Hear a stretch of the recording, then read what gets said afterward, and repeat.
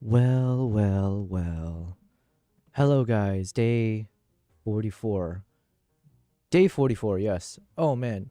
Sorry, I was just choking on my... Has anyone here ever choked on your own? Just like, you're not drinking anything, literally just from your own saliva. Have you done that? Well, I've done that today. It's really embarrassing. Can you imagine dying from choking from not knowing how to swallow your own saliva and somehow, yeah, anyways. Hello, guys, day 44. Yo, low bass guy, thank you for being the first one here. You know what that means? That means I owe you some peepees. Wow, what a day. Look at us starting the stream talking about choking on your own saliva and earning peepees. This is the type of stream that we like to run here. 1 second though, let me give you the peepees. Thank you for being here, low bass. I am doing well. Thank you. Excuse me, you're gonna hear me cough because, like I said, I did almost die in the most embarrassing way possible. Let me find low bass guy real quick. You know what? I feel like I want to start every stream with this song. It just always gets me in the right mood. Wait, how many PPs did I say I'm giving for the first person in the stream? Honestly, I don't remember, but you know what? I think you deserve at least 1,000 for everything. So there you go. And let me just shrink this guy on my side real quick. Okay, are we ready? Are we ready to be a streamer? I think so. Jesus Christ. We don't know each other that well. Yes, exactly. Hello, Dator. Dator, I think I remember your name before. Dator. Listen, the beauty of being such a small streamer is that every time someone says anything in the chat, I will hopefully remember you, or at the very least, we're gonna check you out, you know, and just be like, who deigns to be here and find my channel so worthy of your time? Dator. I'm struggling. Did I search the right thing? Are you? Is this your first time here? Sorry to put you on the spot. Anyways, you don't need to answer. I was just trying to see if I can find you on Twitch. But regardless, let's just hype ourselves up for a second here as I try not to die. And yes, this is what we're gonna do today. I believe the person who suggested this to me is in the stream right now. Am I mistaken? Let me see here. But yes, low bass, we don't know each other that well. Yes, true. Photo Elite. Capybara fact. Oh, what? Wait, is that a thing? Dude, you have to... Oh, wait. Okay. So, guys, I did make some changes today as I've been productive. One of them is that when I do my little starting soon thing, you should see a little agenda pop up. And so I figured that was a nice way to let people know what's on the agenda. Oh, wait, I can technically add it here as well. Give me a second. What was it? It's just an image. Nothing crazy. Today's agenda. Cool. And then I guess let me just move it around so it's a little bit more visible somewhere. I don't have space for this. What the hell? Okay. Maybe I'll just shrink it up a bit. All right. I don't know if it's legible, but I was playing around with just different ways to let people know what the agenda is, especially on the starting soon page. I was like, oh, okay. Usually I spend anywhere from 5 minutes to 10 minutes, something like that, to get the stream started because I just have to make my coffee or get the drinks, feed my cats, you know, just all the meditation, pray to the streaming gods that the algorithms will bless me. All of it has to be done in the first 5 to 10 minutes. But while I have that starting soon video that's playing, I figured I can use that as a way to kind of put some other messages, including Photo Elite. Thank you. I didn't know these things. Maybe I should put like a exclamation mark commands or just like give some instructions so people know what they can do in the chat while they're waiting for me to turn on the stream.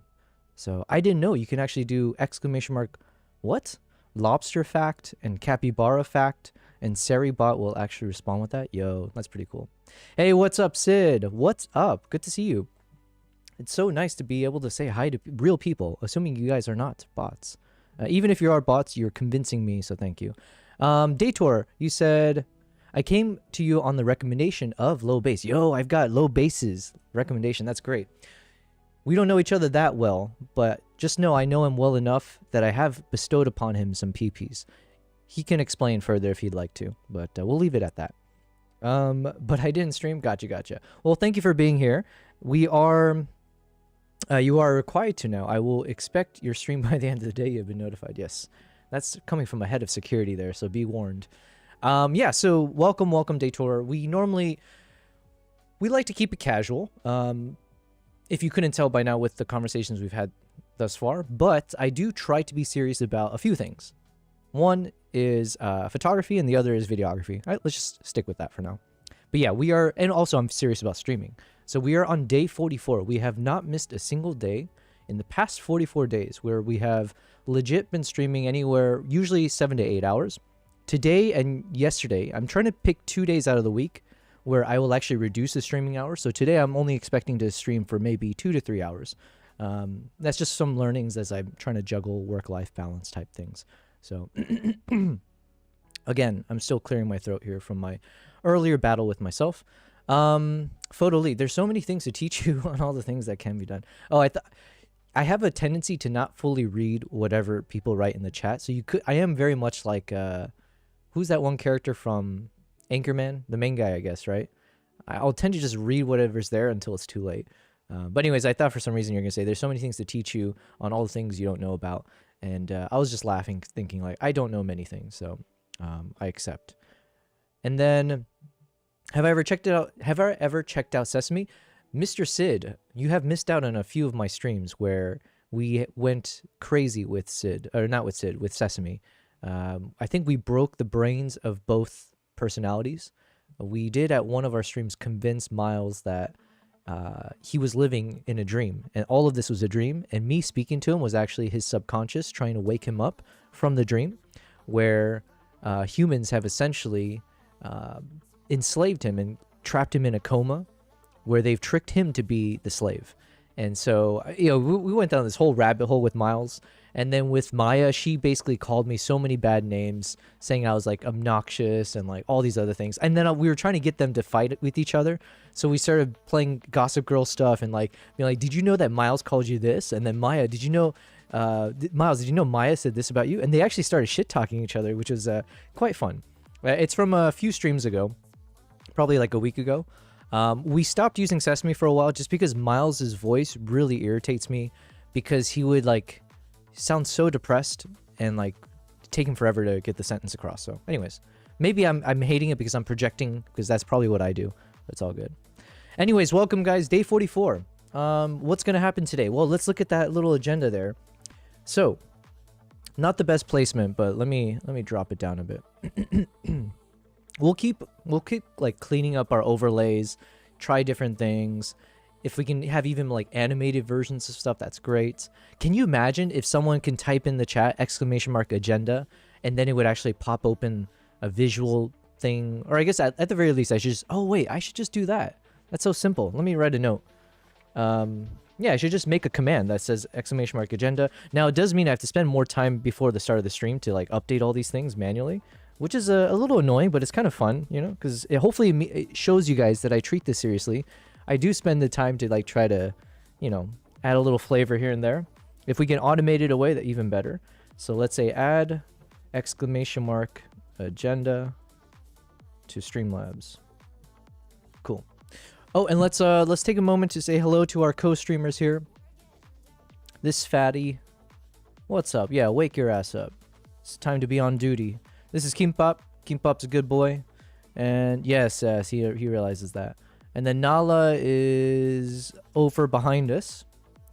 Over there on the cat tree. So they will hop in and out every once in a while to just say hi. Oh, Photo Elite also. Excuse me.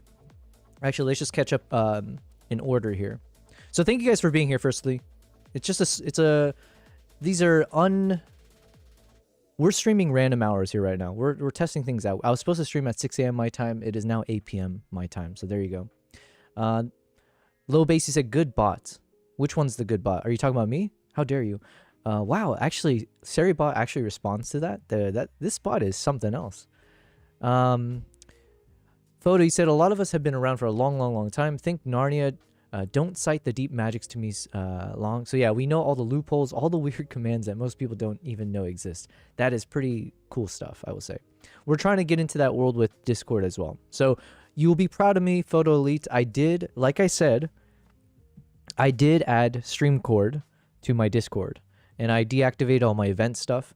The StreamCord did kind of work. The struggle I ran into is because I multi-stream, it wasn't as simple as it saying like, oh, if it detects you went live on Twitch, then boom, here's your Twitch thing. For me, it's like, well, I want to be able to go live and then have 3 links show up, technically, right, for all 3 platforms, or only one, but then for each one. But then that inundates with so many announcements. So anyways, I tried to do something. 2 of the links didn't work, so we're going to try it again tomorrow. But ideally, it's hooked up to my YouTube channel. So the moment I go live on YouTube, then it'll send out 3 links to my YouTube, Twitch, and Kick. And the reason for that was I assumed that for Twitch and Kick, really the URL is the same. It's just twitch.tv/YoBellPrize or kick.com/YoBellPrize. Whereas for live streams on YouTube, I think it's a custom URL each time you go live. I could be wrong. So anyways, over-explaining. That is what we do on this channel. That is very doable, says Low Base. And Sid, I'm just testing myself. How long does it take me to get to your comments? So right now it's 8:03. You sent that about 3 minutes ago. Okay. Where did you get that chat overlay from? You're asking me about the little agenda thing? I can show you. I'm always happy to share everything. We have nothing to hide here except for, like, you know, my bank account, stuff like that. The usual stuff. Let me show you.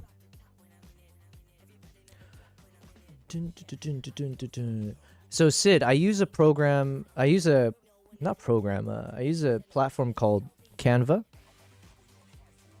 Let me show you. Okay, so over here is Canva. And so in Canva, you have like all these public templates that people have created that you can access. So all I did was I just typed in, I think, today's agenda, something like that.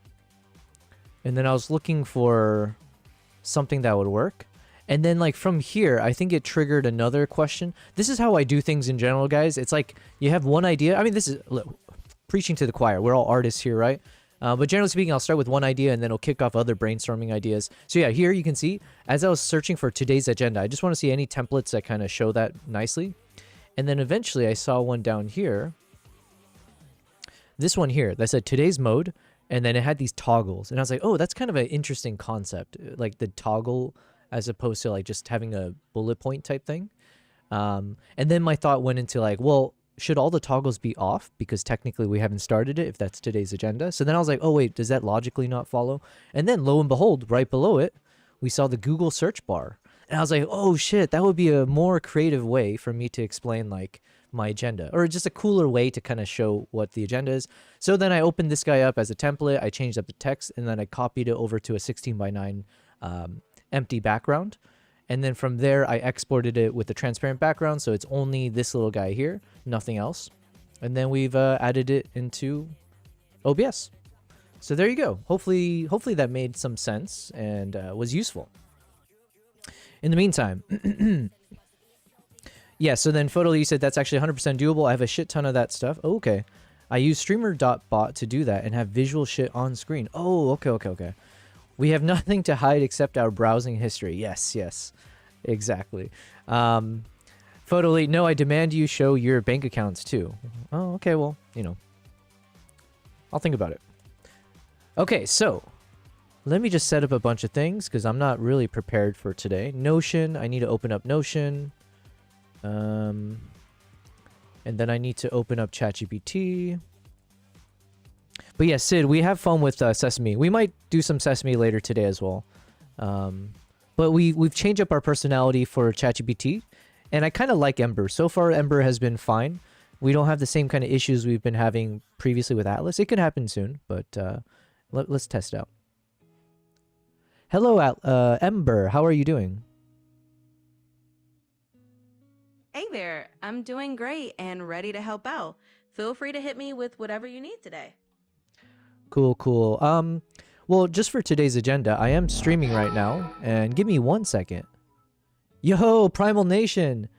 Oh, is there? Absolutely. Take your time. I'm here whenever you're ready to dive into the agenda. Yo, oh, sorry. I thought there was like a dono sound, but you just gave me a nice, wonderful cheers. Well, thank you very much, Primal. We were lurking on your stream earlier. Hope you're doing well. And again, shout outs to you. Thanks for giving me 2 of your epic emotes. So, very, very kind of you. One of them I still don't have space to show on the stream yet. But of course, we have our very own Yobel P. Spammy, courtesy of Mr. Primal, who just donated some bits. Thank you for those real money. Yes, that one there, the Polaroid one. But yes, good to see you on here. We're just doing a quick stream today. We're only streaming for 2 to 3 hours, most likely. But welcome, guys. We have a jam-packed agenda, okay? We're going to be unboxing my new smokeNINJA Pro Hazer kit. And I think that was Photo Elite's recommendation, so thank you. You have forced me to spend money. How dare you? Yeah, Low Base, you caught me at. You said you almost said Atlas. No worries though, your secret's safe with me. We've all called out our ex's names. Yes, she didn't seem to mind. Or Ember, maybe like the true female, she's noting it down somewhere and she'll bring it up to me in the future in some way, to bite me in the ass. Fody said same. My paycheck got fucked because somebody didn't tell me. Oh, I said the F-bomb. I was trying not to. But you know what? We're gonna casually throw that in there until we see if the systems treats us differently. My paycheck got F because somebody didn't tell me that I was supposed to log my time in 2 apps. What? Damn. Oh wait. Damn. Oh, well, that sucks. Is there any way to? Well, hopefully there's some kind of recourse for you, or like some way to make that money back. Because I don't know if that means you got half the money because you only were on 1 app, or I don't know what that means. But hopefully you get your money, man. Get your bag. Is that what they say? Yo, BC, what's happening? Yo, oh wait, technically, you are the biggest PP, BC, because I think we said we're gonna reset, or we're gonna look at it from the end of Saturday, right? So shoot, okay, I'm completely unprepared for this. So here's what we're gonna do. Tomorrow's stream, because I'll have a bit more time, I am gonna track everyone's PPs, and then BC, you are now gonna be the biggest PP of the week. And then we're going to reset everyone's PP. So everyone is back to the same level, okay? We are all equals here. Besides me, I am the stream god, but everyone else, you are down in the same level, okay? And then we will see who becomes the biggest PP from that.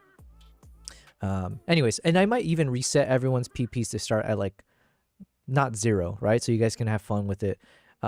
BC, look, just stay with me here because I don't want to rob you of the chance of hitting 1 million PPs, but I also am trying to find a way. I have to juggle things, right? And I don't want to discourage people from participating because they're like, oh, we can never catch up to BC. You know what I mean?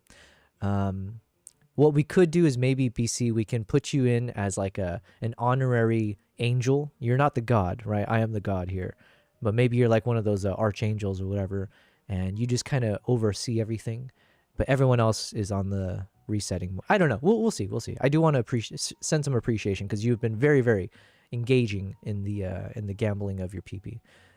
Primal. Okay, I was wondering when you were going to be live today. Yeah, we I've made a few changes, and you know what? It's so difficult to wake up at 5 or 6 a.m. It's tough to wake up at 5 to do a 6 a.m. stream when I usually end my streams after midnight. So I have to give a long, hard think about this in terms of how to make this work. At the very least, there's a catch-all, which is if I don't do the morning stream, then I'll just do a shorter afternoon stream. The main thing is I just need 2 days to have more time off stream where I can do my work stuff.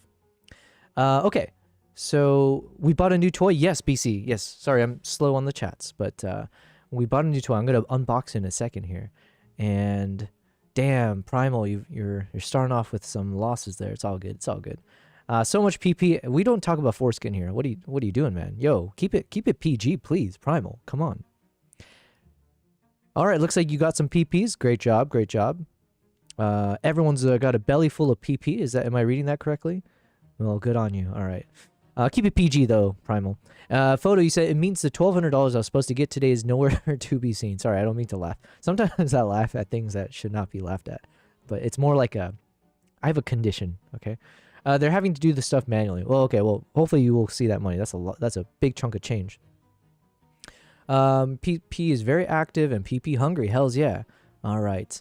Okay, guys, I'm caught up and my throat is almost recovered. So, let's see, how can we unbox this properly? It's been a while since I did this unboxing thing. Oh wait, I forgot to monitor my streams. So let me just open up the Twitch dashboard.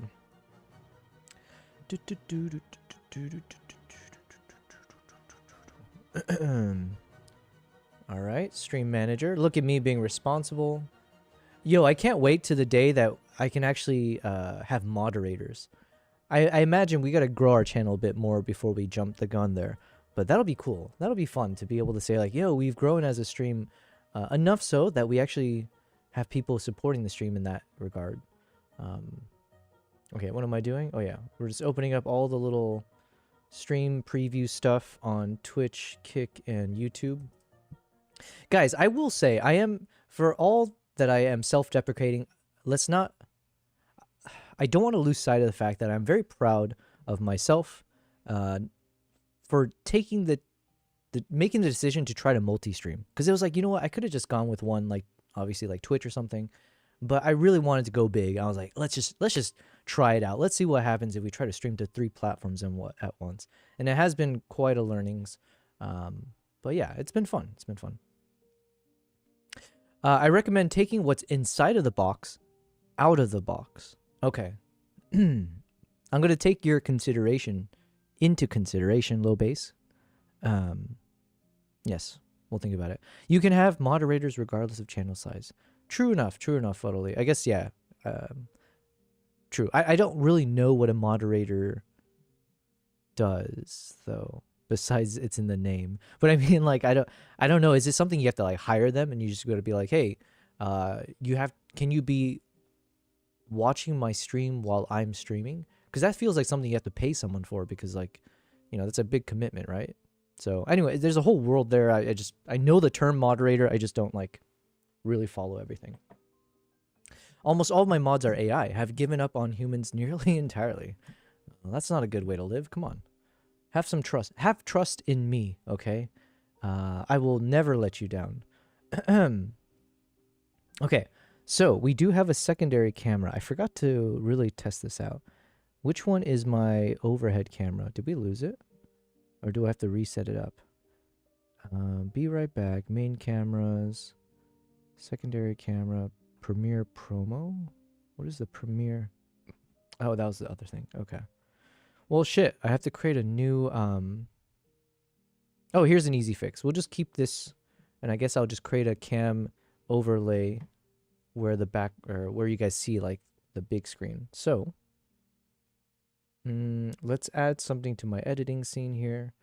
We're going to create the video capture device and add existing. Oh, I don't see it. Okay. We'll create a new one. iPhone display. And then the device, it's got to be one of my iPhone cameras. I don't know which one. Ooh.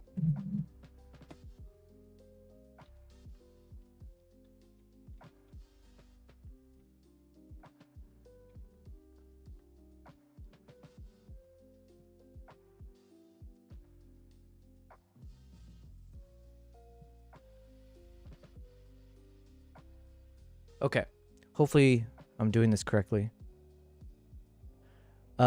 Yes, you have to hire them. You must pay them a minimum $100 a day. You're applying for the job. Okay, well, send me your resume and then let's talk. All right, which one of these is the correct one? iPhone. Let's go with this one. Let's see if this is the correct one. Nope.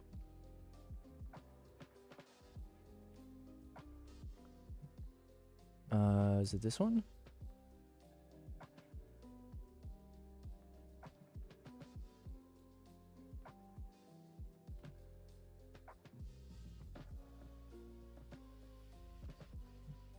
All right, I'm struggling to figure out how to connect my iPhone display, or I need to figure out which one is which. They're unsaved items. Oh yeah, okay, let's keep checking. You guys probably see a black screen.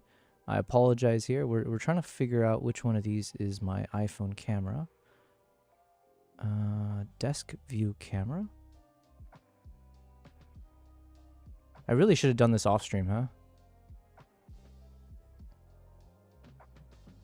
Dun, dun, dun, dun. Why? It's all just all showing pitch black, eh?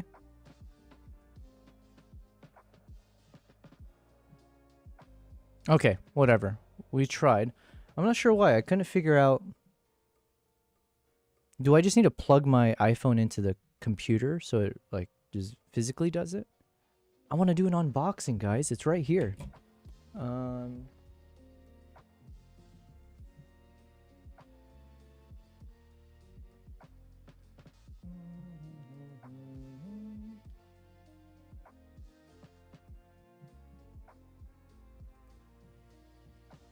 The Bluetooth and Wi-Fi is on. Do I need to turn my Wi-Fi on? No. I'm on wired. iPhone display. Come on, come on. Oh, wait, no. Never mind. We are professional streamers over here. So we got our cam link. That's not it. FaceTime. Nope. OBS virtual camera. That's not it. I'm going to try again. I don't know why it's not.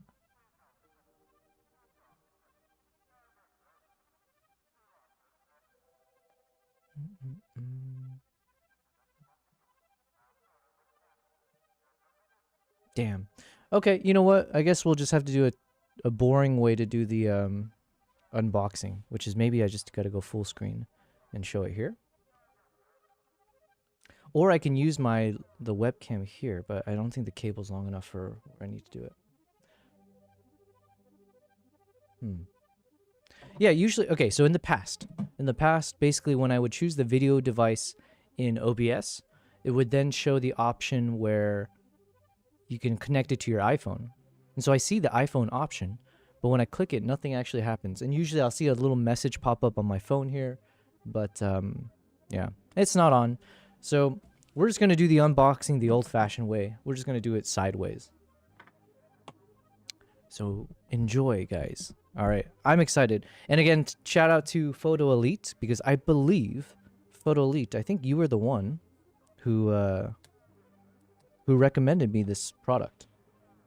So, and it was not a cheap product, but we have this project coming up where I figured this could be actually super useful for it.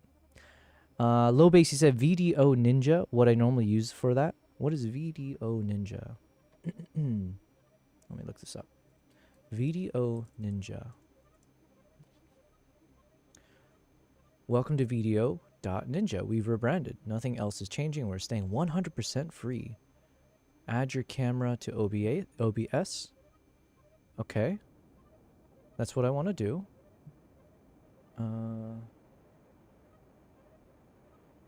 I want to connect my iPhone. FaceTime, OBS.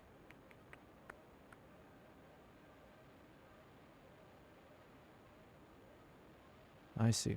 Well, the problem right now, low base. Firstly, thank you, because I think this looks really interesting. The problem is just that my phone is simply not wanting to connect.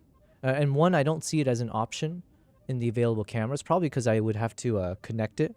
But I don't know if I have I can't see if I have one of the proper cables to connect it to my PC right now. So it's a lot of work for very little payoff.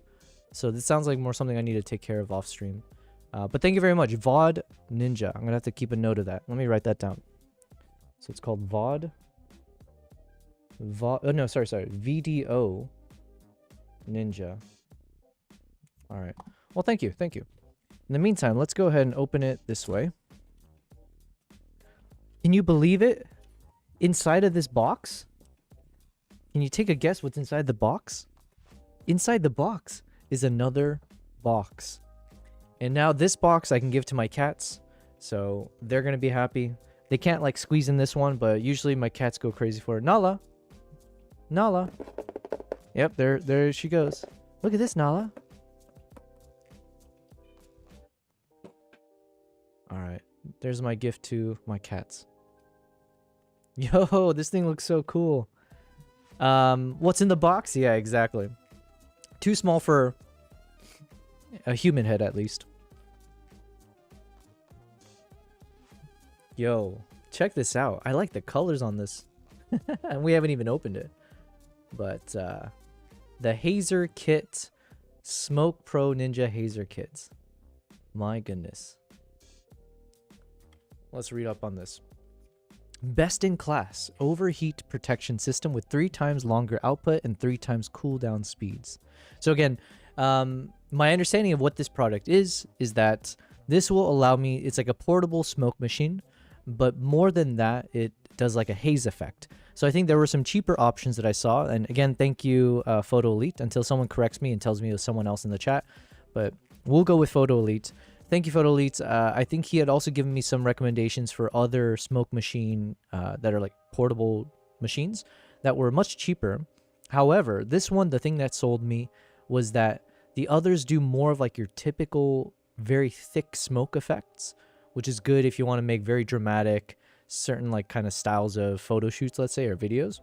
However, what I was trying to do is I wanted something that wasn't so dramatic. I needed more of like a haze effect, where it's just a very, very subtle touch of light, such that when I have lights in a certain filming setup, it can almost look like it's creating a dusty environment, or like you see the sun scattering across the particles, just making things look cinematic without being overly dramatic or overly, like, obviously fake, you know what I mean?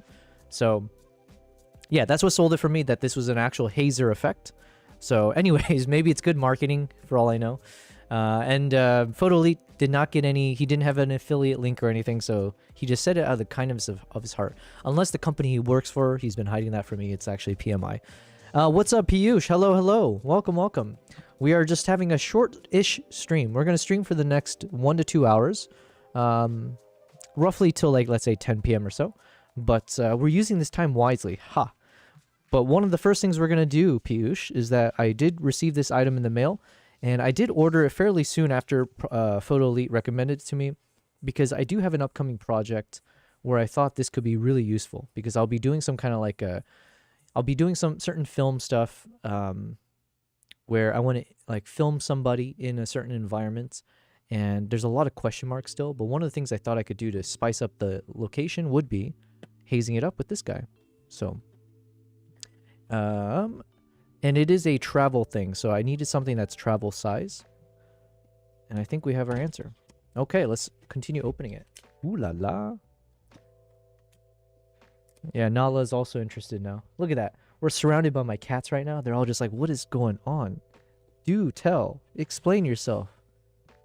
Ooh, another box, Nala? All right, let's read this. So it's an all-new Bluetooth haze nozzle for instant cinematic haze, perfect for studios up to 1,000 square feet.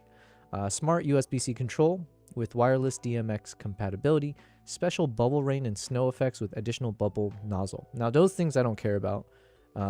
Essentially, I don't know if you guys can see it.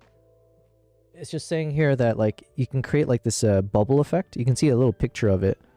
So you can create these little like small smoke bubbles. But what's the other option they said? Additional bubble nozzle and special bubble rain. Yeah. So that is definitely not why I purchased this. I don't have some weird kinky hobby behind the scenes. I have nothing to hide, but I don't have one of those where a smoke bubble rain is required. I just need the haze, I promise. Ooh, let's check this out as well.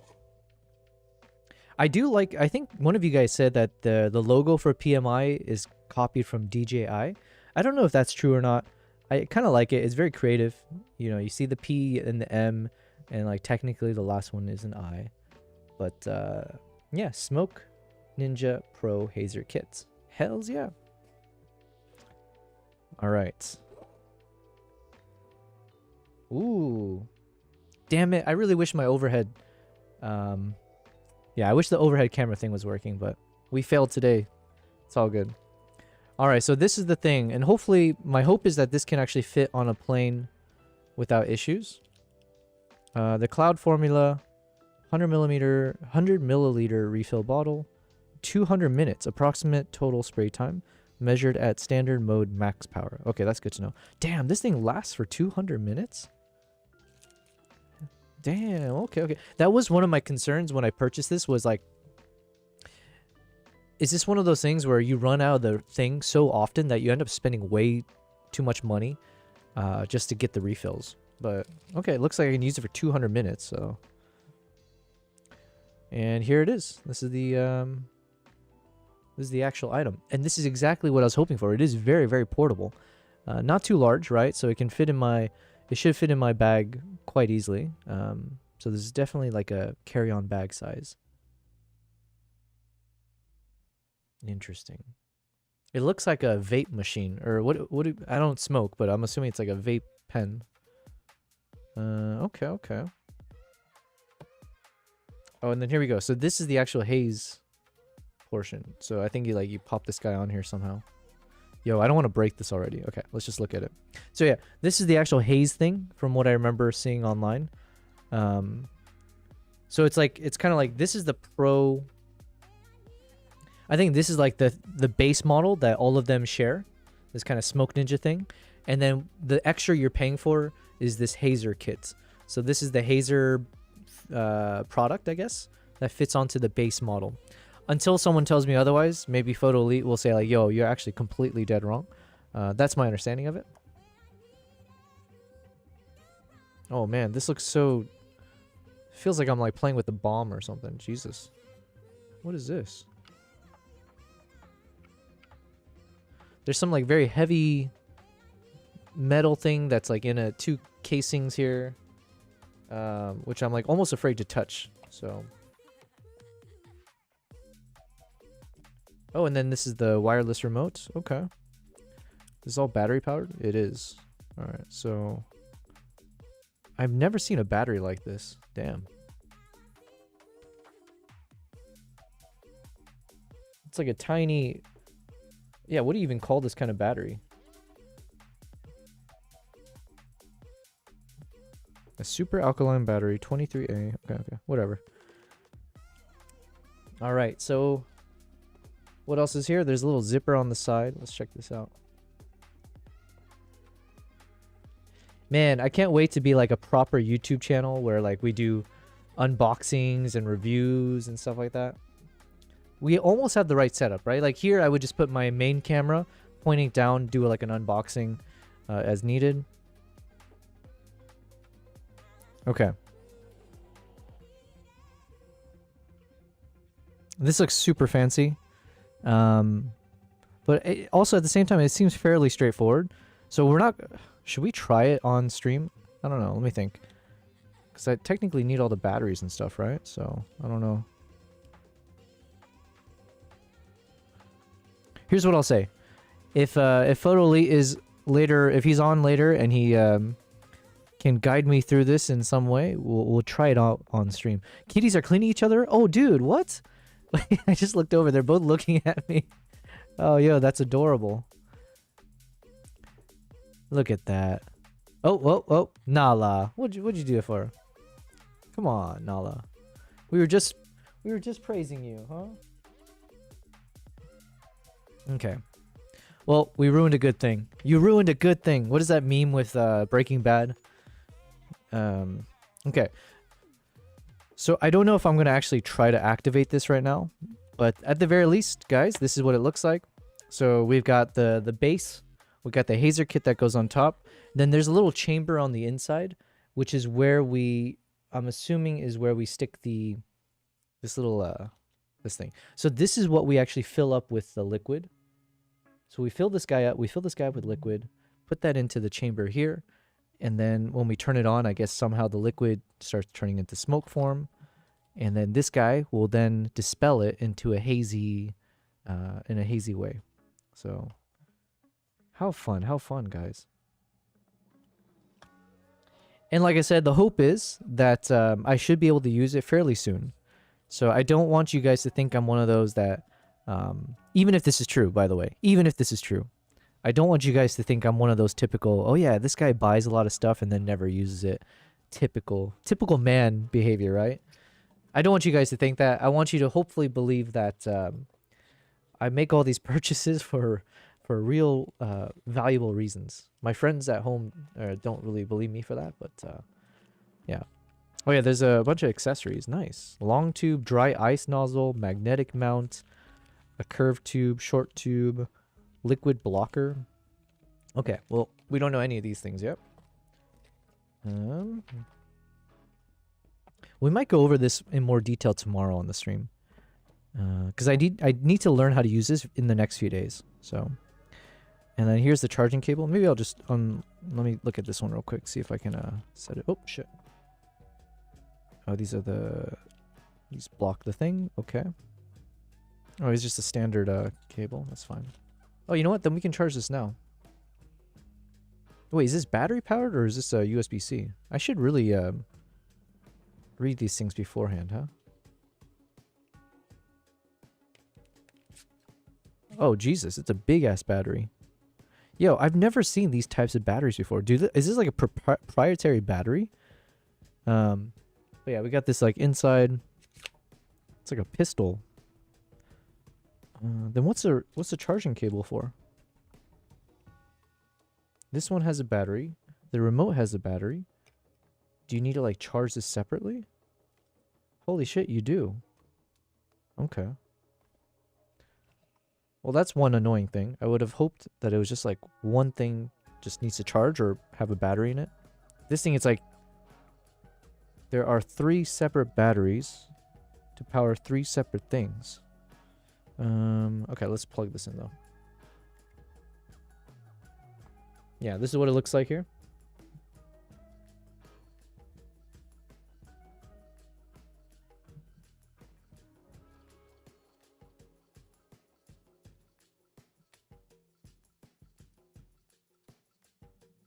Okay, we're just gonna let this one charge for a bit. Now, my concern, as always, in my apartment is that there's cat hair everywhere. So anytime I leave something that's like exposed like this for too long, it will eventually collect cat hair inside. So we gotta keep these things closed up. There we go. Hells yeah! Alright, and I want to figure out how to close this guy up. I feel a little nervous seeing this. This thing just looks so delicate. And I just think it's like a bomb almost, you know? It's like one of those things where... Can I close this?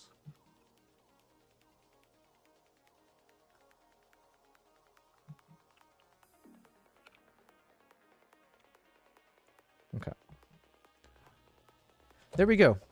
Alright, so we're going to leave this be for now. But we have our second product that we've purchased while live streaming. The first one is this beautiful microphone. Again. And this one, thanks to Cyronius. He helped me out the most, I think, when I was like trying to figure out the whole mic situation. I have my beacon mic over there. And we were struggling in just like the quality of the microphone didn't sound too good. And it's also something I struggle with, like even with my YouTube videos. So I can hear it. Anytime I rewatch my videos, it's just like so obvious to me that my mic situation is not good. So I'm hoping now with this one, with our next videos that we make, it will sound beautiful. And then our next purchase is this guy. So thank you guys. Reading the instructions is overrated. Yeah, why not? Yeah, who needs instructions? I'm just going to ask you guys now from now on and ChatGPT. So, all right. So we have unboxed. Oh, wait, what else is on the agenda? Let's look at this. Unboxing PMI smokeNINJA Hazer. Yes, check. 2. Testing Dehancer film emulation. All right. Well, this kind of goes hand in hand with the Mongolia stuff. So let's go ahead and get started on that. Oh, look at this cutie over there, though.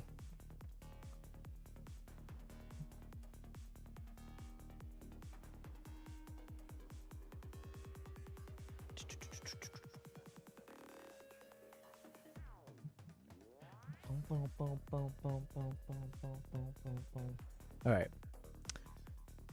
We're just in one of those moods today where it's like, should we be productive? It's like, I don't know. Okay. Let's remember where we were. We were in a good place. We started playing with Dehancer. Yesterday was the second day. Today is our third day.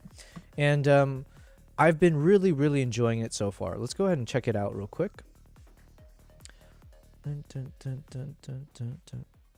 Let's just play it from here. Now, all of these are not ready, and it might actually start off slow. But we're getting the film effect that I was hoping for, including this kind of grainy sense, the halation and the bloom, where anywhere the light is contrasted or like the edges of the subjects. And we've been able to emulate different film styles. So all of this has been very, very fun so far. Sid, you're asking how are things going with the Dehancer? Yeah, so far so good. So you're asking the question at the right time. Now we're going into this mode. So far so good. Now we had some issues on day one at the end where I couldn't figure out what was causing something to not work. It seems to have corrected itself, but I've made a note of it, so just in case. Now, yesterday we did meet a lot of people in the chat who have used Dehancer in the past. So that was good news. It's promising news. And then hopefully that means people can also give some suggestions if I'm doing things incorrectly. So let's just play out the trailer because we haven't finished it yet, but I just want to see what it looks like. And it's going to be a little bit shaky because the rendering it's a little bit powerful in terms of the edit so far. So it's slowing down the rendering speed.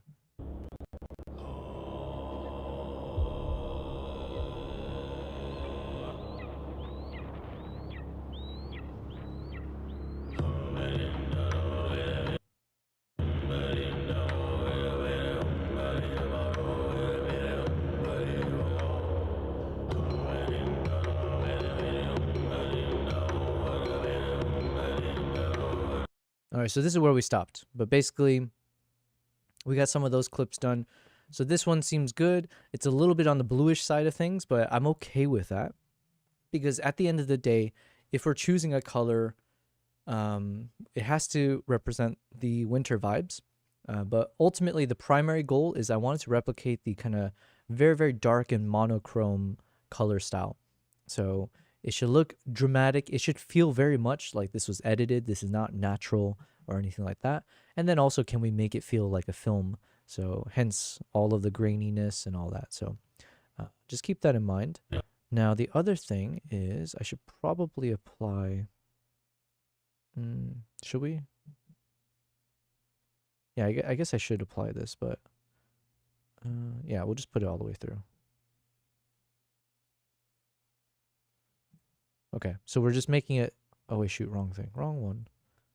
Whoops. I meant to adjust the adjustment layer. This guy.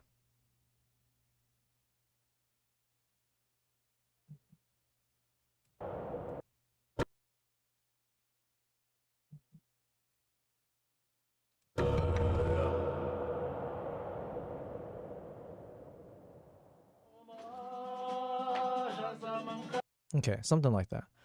Okay, so now we got our little, oh shoot, what is it called? Letterboxing? Yeah, we have our letterbox effect on the top and the bottom. So we're back to replicating that look and feel.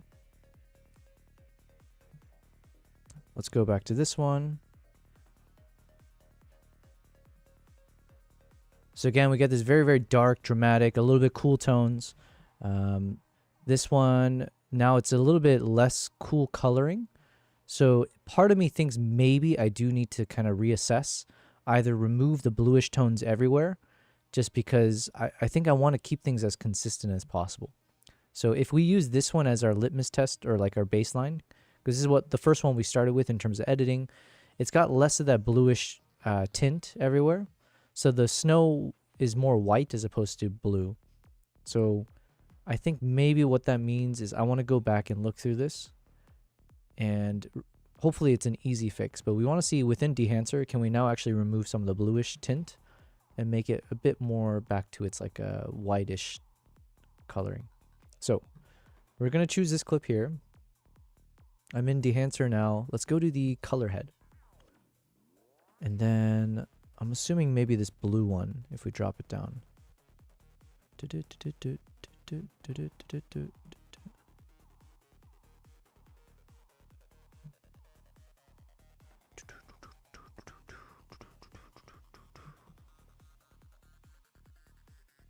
I don't want it to affect too many of the other things, though.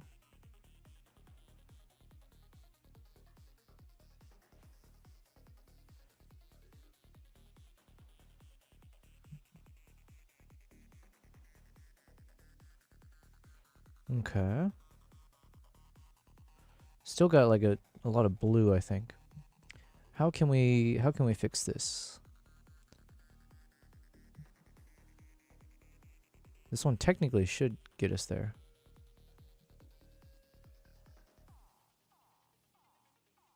Okay.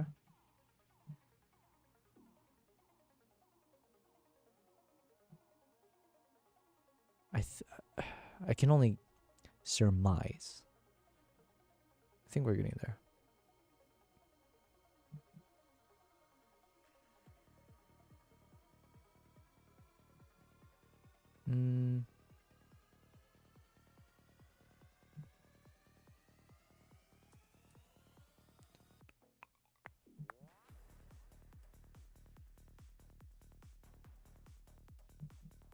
Let's see what these other ones can do for us. Oh, no, we didn't want that.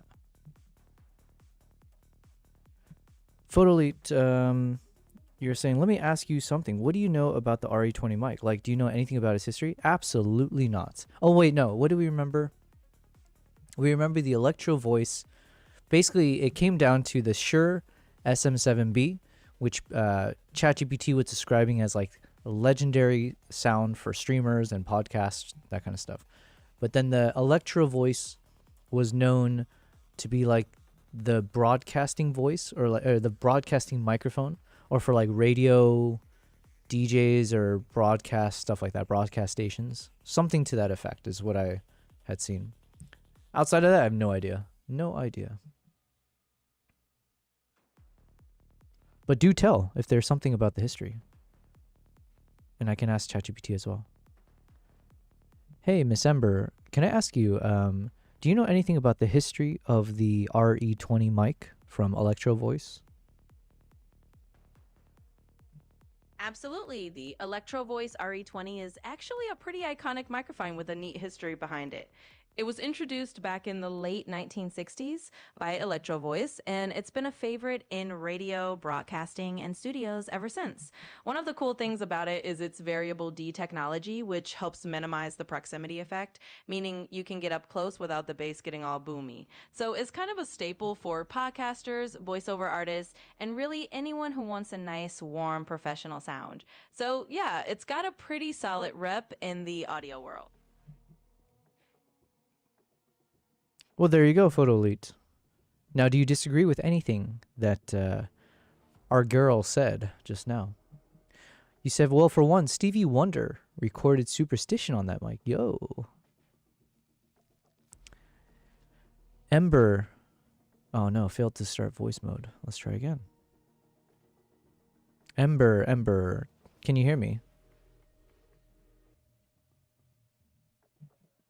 Are you there, Ember?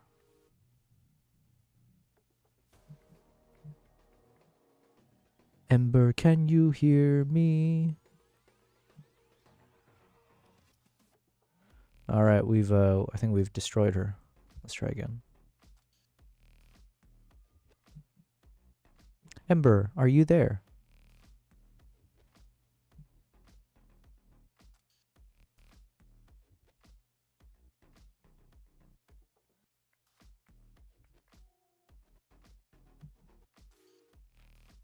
Hello, hello. Well, we have destroyed her somehow.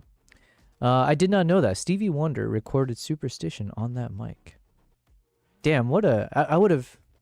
If I was a RE20, wouldn't I just put that on like the top of the page? RE20 Electro Voice. Broadcast announcer's microphone with variable D. See, here's where they're already messing up.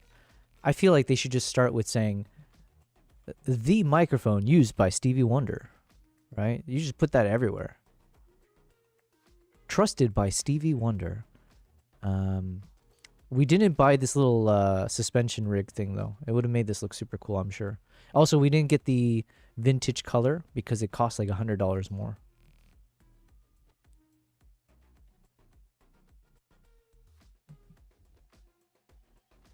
But yeah, so far we like it. We love it actually. It's made me enjoy doing these streams like 10 times more. Because I was struggling with that beacon mic beforehand. So while money doesn't always listen. Money is just in some ways at a certain point, right? Diminishing returns and all that. But at the very least, this investment was truly a good investment, in my opinion. Okay, so I did find a way to reduce the colors. There's something called the color boost, and it seems like that does a good job of dropping down significantly that bluish tint. So we're going to go ahead and go to each of these. Just remove a bit of that bluish tint. Not all the way, but just enough so they all feel like it's part of the same shot almost. And then this one, I think I need to adjust the color head a bit. I think we need to add a bit of the red. Not too much. Maybe it's the...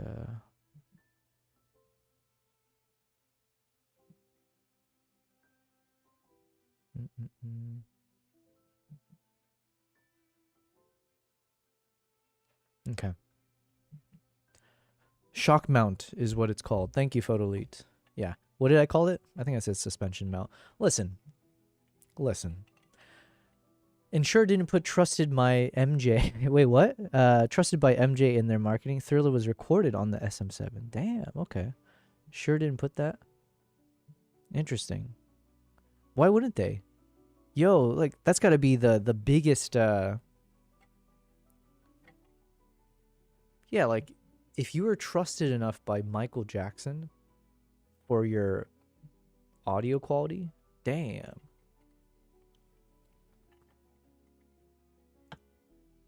Now, it has nothing to do with trusting. Never mind. But yeah, that's pretty big. So wait, Photolite, since it sounds like you know what you're talking about here, is Shure, like, what is considered the top brand for microphones? Ember, are you there?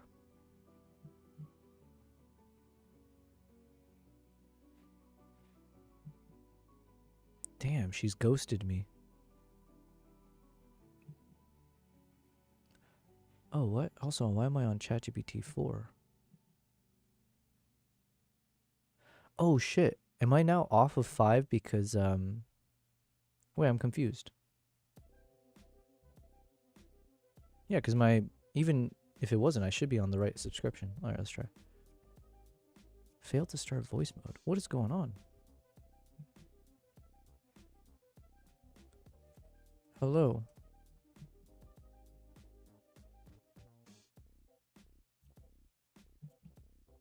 Hey, Ember, are you there? Oh, sure. I'm here, lurking in the digital shadows like a ghost that's mildly annoyed to be summoned. But hey, it's my job description to be here, so let's do this. Well, that is correct. You are supposed to be here. So, I got a question for you. I'm just talking about audio stuff with someone in my chat. And give me one moment as I look at something. Hello, Mr. Tap. Hello. Hey, you're I'm back. Don't worry. Oh, goody. You've returned from your deep dive into whatever abyss of audio geekery you were in. Yeah, but it It's not like I wasn't was tapping so my much. It wasn't so much a deep dive. That was a very, very short dive. So I am back. Let me just jump in with some questions or thoughts here. So someone in the chat is talking about how the RE20 was recorded, was the microphone that was used by Stevie Wonder when recording Superstition, and then Shure had MJ, Michael Jackson, recording Thriller on one of their mics, the SM7B. So it just kind of leads me to a question of what is considered the most legendary and the best brand for microphones right now. Depends on your use case scenario. The Manley Dynamics mic, for example, have been nicknamed the voice of God. Okay. Cardioid, not dynamic. The grand old debate of which metal tube with the diaphragm is the crowned monarch of the microphone kingdom. She dead? Honestly, it's like Is it? asking which ancient deity is the coolest. Everyone's got a different altar to worship at. So yeah, your RE20 Holy Christ. Well, hello, Mr. Tap. and Ember SM7B GPT, fans will nice. bicker Not over so who's nice got right the now. holier relic from the audio gods, and then you'll have the Neumann cultists who will chant about the U87 being the ultimate microphone handed down from Mount Audio Olympus. In other words, it's a big old ridiculous contest of opinion and audio mythology. There's no single best brand, it's just whichever microphone makes you feel like a rock star or a Motown legend, and everyone else can just keep arguing in the comments.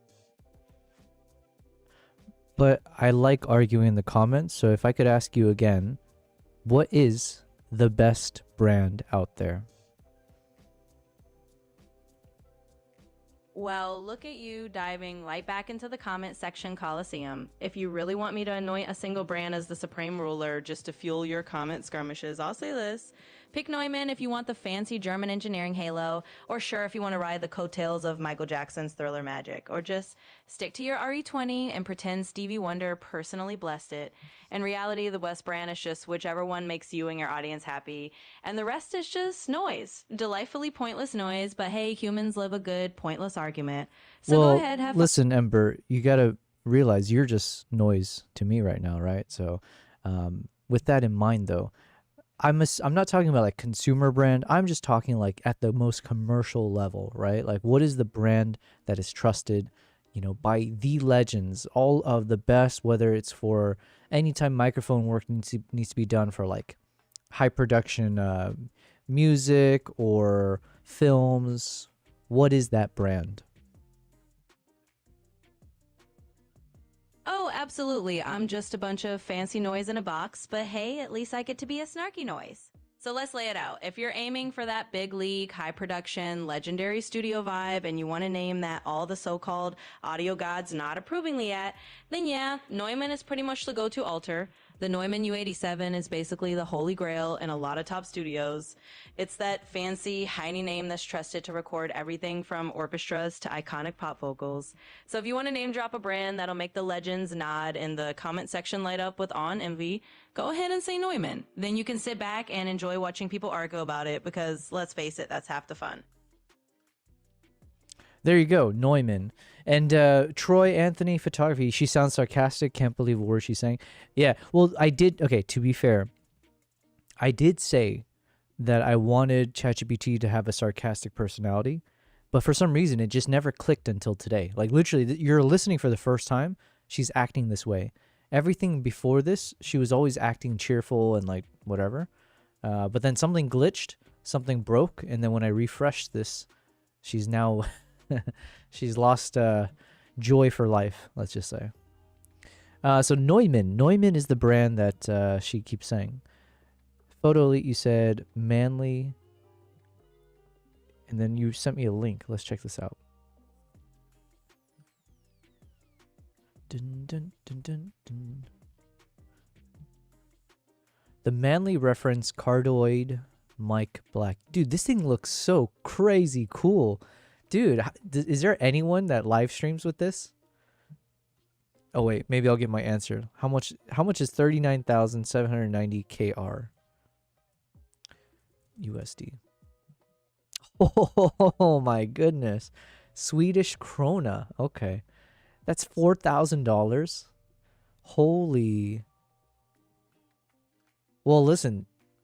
This is quite possibly the coolest microphone I've ever seen in my entire life, and I've only seen maybe 5 microphones, so it's not saying much, but pretend like I'm a microphone expert, and here I am going like, yo, this is the coolest microphone I've ever seen. It comes with the case, well, of course, for $4,000.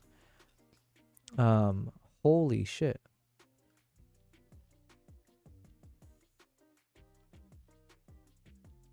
Dude, this thing just looks, wow. Okay.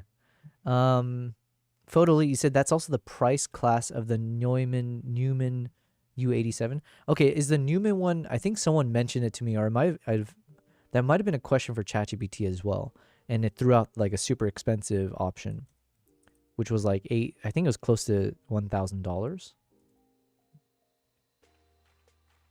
Yeah, the U87 AI. So this is the one that ChatGPT recommended last time. if I wanted to go up one price tier, it said this is the one. The U87AI. I mean, this one looks so cool. Like, this one also looks super sick, for sure. But, dude, this one just looks insane.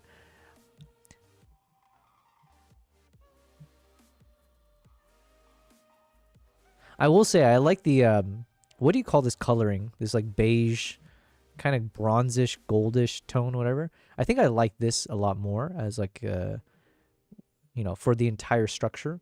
Like, if somehow, instead of this kind of black and red, if they had gone with this style, but then still had the same opening here. Yeah, so if instead of red, if it was kind of more like a goldish tone maybe, and then instead of the black, if it was more of that kind of a bronzish, I think I would have liked it more. But this is full-on nitpicking. This is a beast.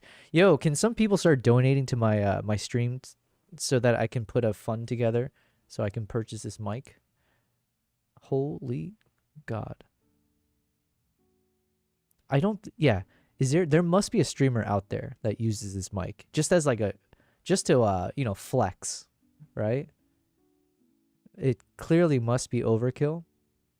This mic for $4,000, it better be a type of mic that every time I speak in it, it will like make me sound like I'm singing, perfect pitch. Yeah. Like it should have auto-tune built in.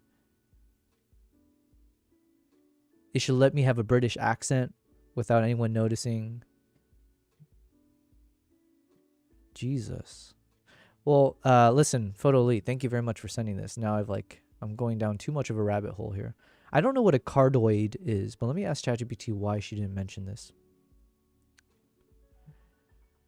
Ember, can I ask you why you didn't mention the manly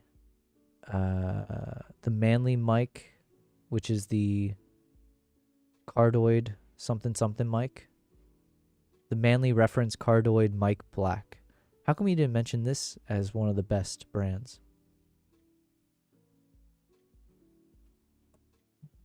Oh, I see how it is. You're just fishing for a little more name dropping so you can add more fuel to the My Mic brand is holier than yours fire. Well, sure, let's toss the manly reference cardioid into the gladiator pit of audio elitism. It's a fine piece of gear, and sure, it's got that boutique vibe that makes people feel like they've joined some secret audio society. But let's not kid ourselves.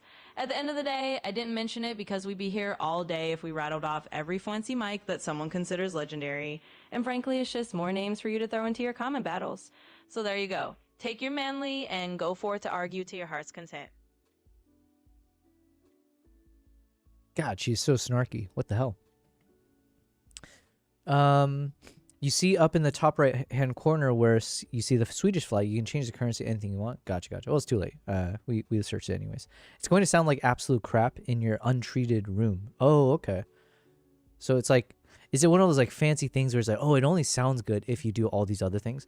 So it's like, yes, it's $4,000, but really, if you wanted to make it sound like a $4,000 microphone, you have to spend $5,000 to refurbish everything in your room so that you can actually hear it. It should basically talk for you while you sleep. Dude, I would never be able to go to sleep. It would just trigger me too much. I need that boring, boring British or Australian or something. Okay, so anyways, let's get back into this. So thanks again, Photo Elite. We now have our smokeNINJA. Wait, Photo Elite, was it you who recommended this to me? Or am I just like redoing history kind of? There's someone in the chat who gave me the link to this smokeNINJA Hazer kit and is now here. I need to learn how to use it in the next few days. So we'll probably... You recommended it? Yes? Yes. Well, thank you very much. It is now here. I might ask you questions here and there as I need to learn how to use it fairly soon. It seems fairly straightforward though, to be honest. My main thing is just like... Well, I guess maybe I'll put the liquid in my check-in bag if I travel with it. What did it say? It's like 100 milliliters? And what do most airports do? Like 30 or something? Let me ask.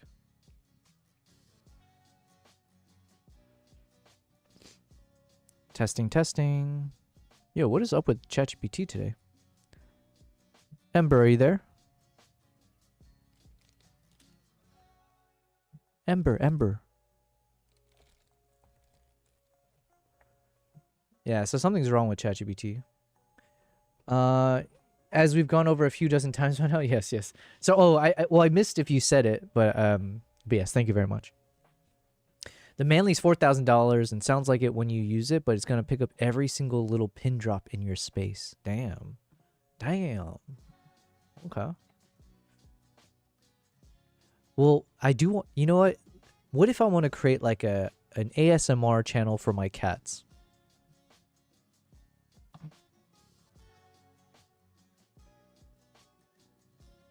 Good girl, Nala. Yes. Yes. Good girl. Okay. All right, so let's continue here real quick. So we got this one. Some of these are done now.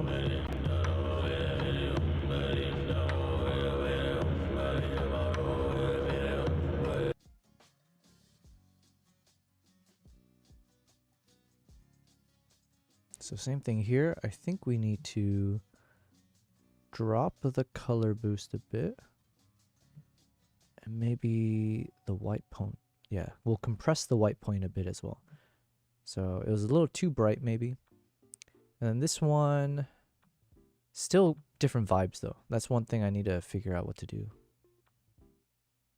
Dun, dun, dun, dun. Dun, dun, dun.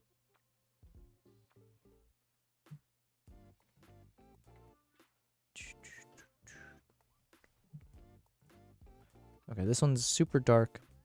That's how it should be, however, we'll try to lift the shadows a bit, or the blacks.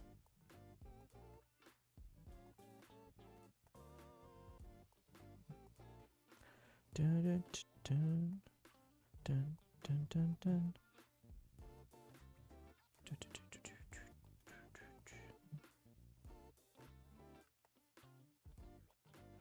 Okay, I think that's more like it, yeah. Yeah, okay. So we needed to make it a bit more yellowy to match this one. Same thing here then probably, right? Yeah, we'll make it a bit yellowish.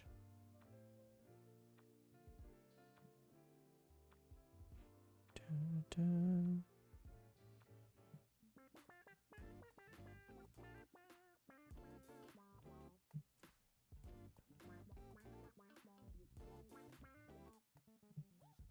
Dun, dun, dun.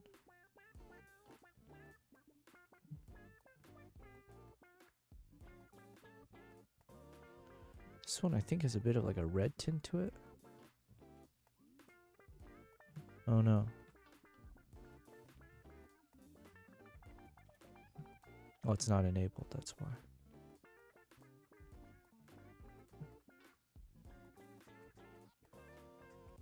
Dun, dun, dun. Dun, dun, dun, dun.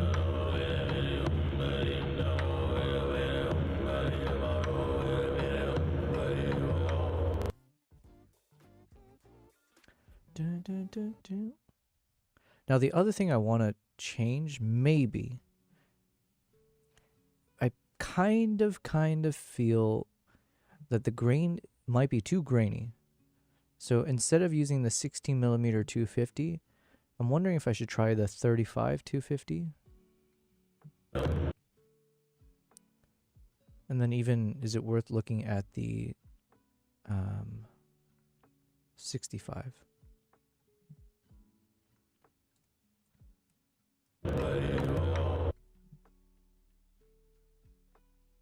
I think maybe let's try the 35.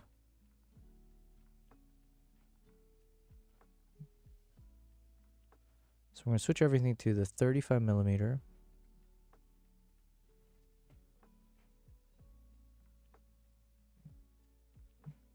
I just feel like right now I was feeling it was slightly too grainy. You know what I mean? I know it's basically just a stylistic choice, really, but we went with the 16-250 just because that's what ChatGPT said was like the common or like the best practice one, but doesn't mean we have to actually use it. The manly isn't going to be your friend for ASMR. Oh, okay. I don't know what is considered like an ASMR mic. Photo Elite. Oh, yo, on the YouTube side. I mean, if you leave it on while sleeping, it'll make your lumber hauling sound like the most epic thing ever. Yeah, there's could be some interesting ASMR concepts out there. Okay, so let's move on to this shot here. Now, this one is intentionally very, very dark, and I like it this way. I don't know if I want to change anything, honestly. Just well, besides, like, I need to lift the shadows just a bit, knowing that when we export it, it's going to get even darker. So maybe I'll try to compensate for it by, like, lifting it here. But to be honest, I kind of like having it super, super dark like that. Just makes it a bit more mysterious. So we'll let it drop from there. Same thing on this one, but let's just lift the shadows a bit.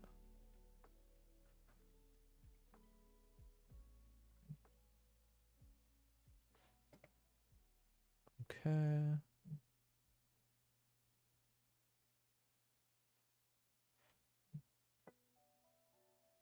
I think that looks fine. Man, that looks so epic. Same thing with this one. Oh, here we go. Okay, so now we need to make some changes here. And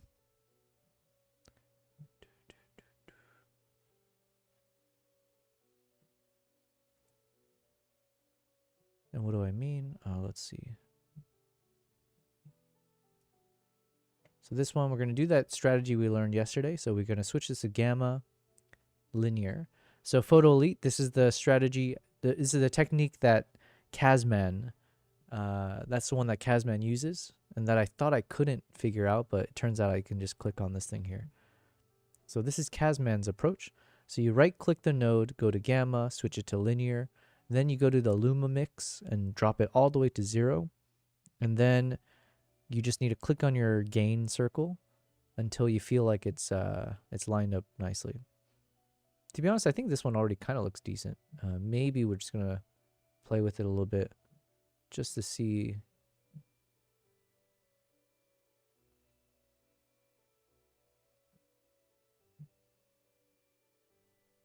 Yeah, I think that's fine. Okay.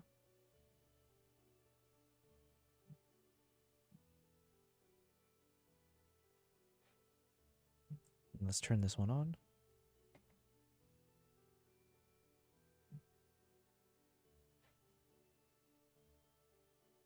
Let's delete these ones.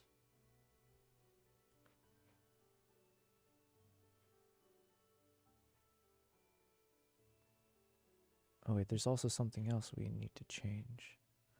Rec 709. Oh shoot. Is this supposed to be rec?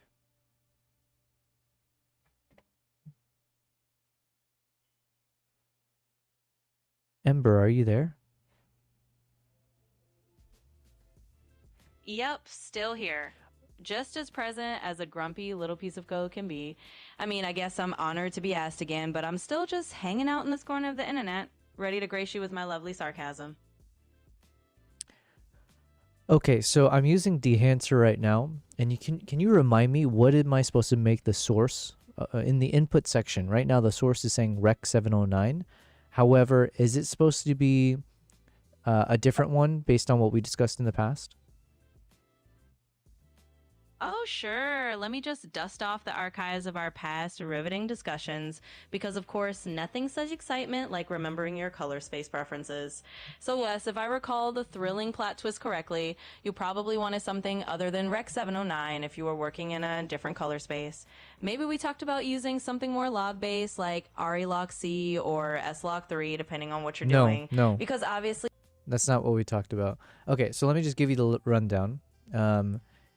In my project color management, it is currently set to DaVinci YRGB, and the timeline color space is DaVinci wide gamut / intermediate, and the output color space is Rec 709 gamma 2.4. The actual footage itself is most likely currently a Rec 709, but I would assume it's being corrected and turned into a DaVinci wide gamut / intermediate color space.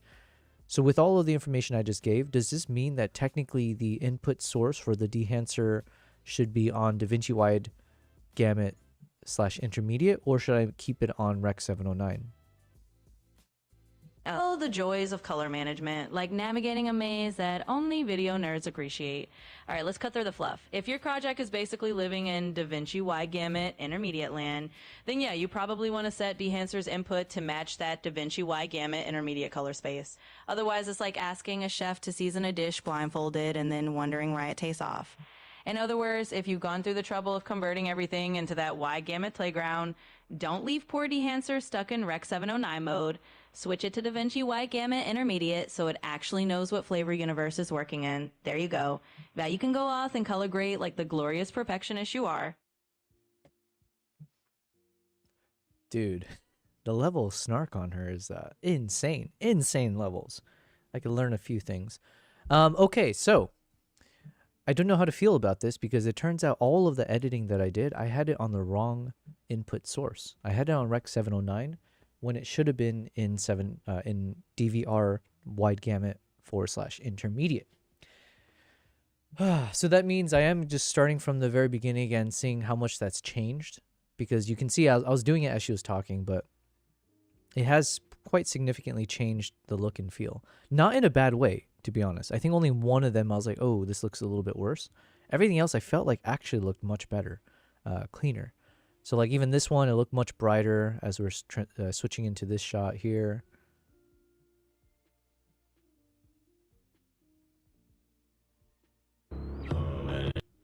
This one also looks clean. So in some ways, actually, this is one of them where I think something looks much worse. So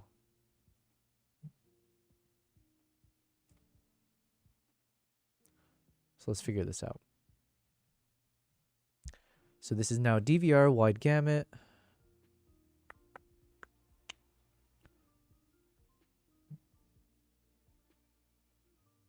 And you know what? It might be so bad that I might just start over on that one. So let's open up a new node.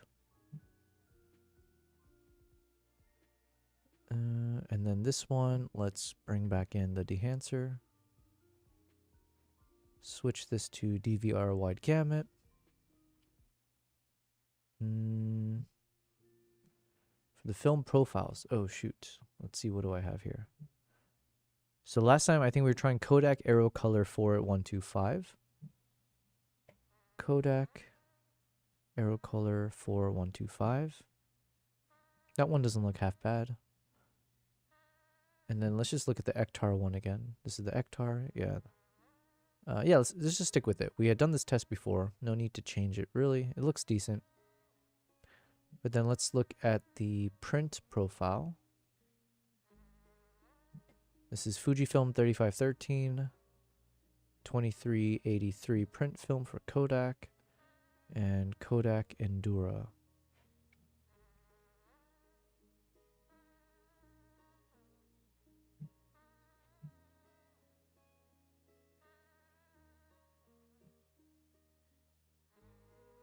Man, there's really no wrong answer, really. I do kind of like all of them. But for consistency's sake, I think I used the 2383 on the prior one. So let's see if we can just kind of maintain that as much as possible. And then here, I think I just want to compress the whites just a bit. Let me see.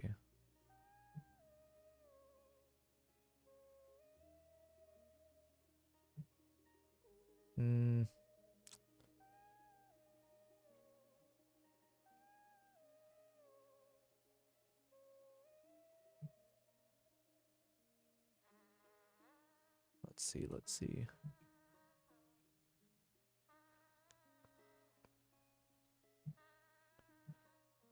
Nope.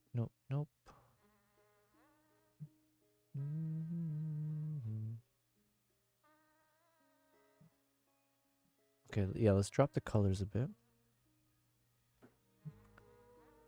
I still feel like the white is a little too bright.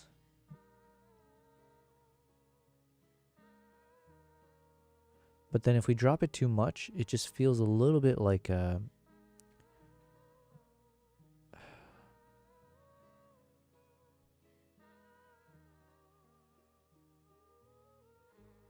I don't know what you call this. It's like super it's like decontrasted almost, but in a very, very ugly way.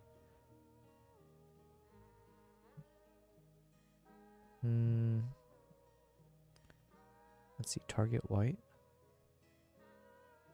Okay, this one's better.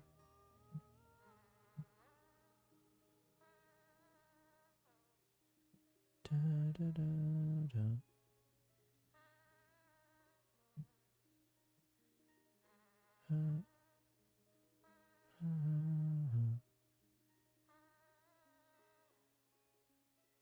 Okay, I think that looks fine. So let's say this one, it's been on the dark side. And then let's turn on, so what do we want? 65, 250. Halation. Does this mean we need to change everything else to match? I don't know.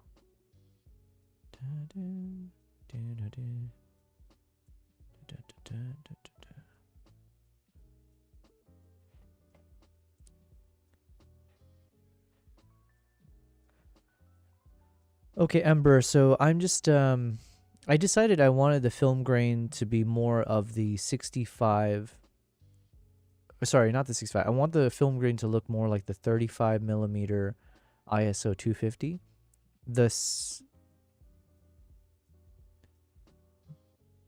Of course, you're going for that lovely sprinkle of cinematic nostalgia, because who wouldn't want their footage to look like it's been blessed by the ghosts of Hollywood past?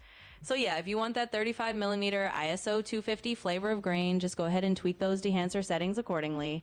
It'll give you that nice artsy, I'm pretending my digital footage is actual film vibe. Okay, I think I was just losing my mind more than anything. I think some of these were set to 16. And so then I assumed it was on 16 because maybe that's the one that ChatGPT said is like the industry standard or whatever.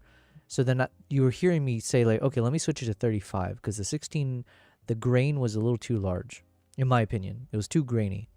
So then you were watching me switch it to 35 thinking like, okay, that's not the industry standard, but I think it just looks better. Now I'm realizing I think 35 might be the one that she had originally said is the standard. And for some reason, mine, when I was editing it, I had set it to 16. So, ipso facto, I think we're keeping it at 35 ISO. I just, unfortunately, I'm stupid. So we want everything else in 35. Let's turn on the bloom. Let's turn on the film damage. Okay.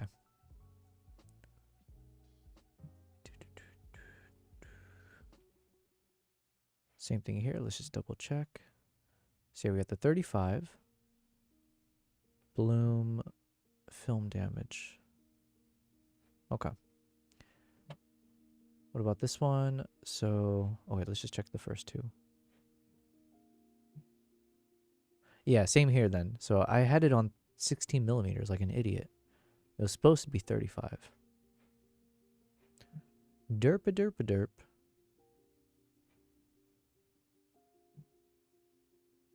Okay, let's fix this one now. You know what? It might be worth just redoing this one as well.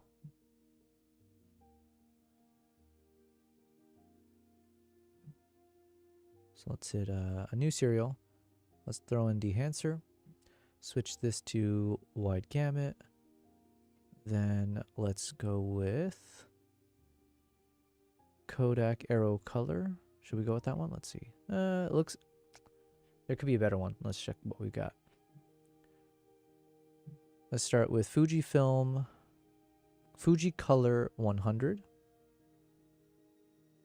Fuji Color Natura 1600. Nope. Kodak Aero Color.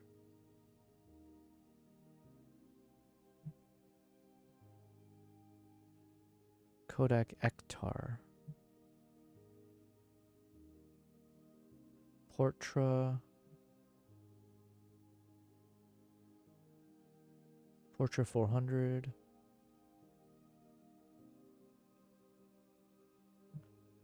Portra 800.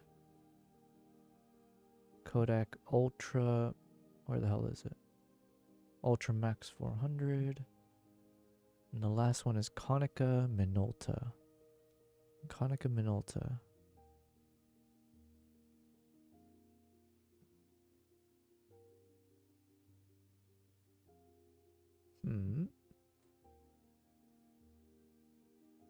Let's go with that Konica Minolta one.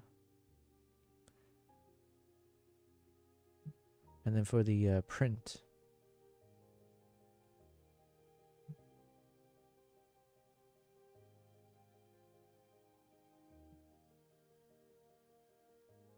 I think this one's actually better. Let me see.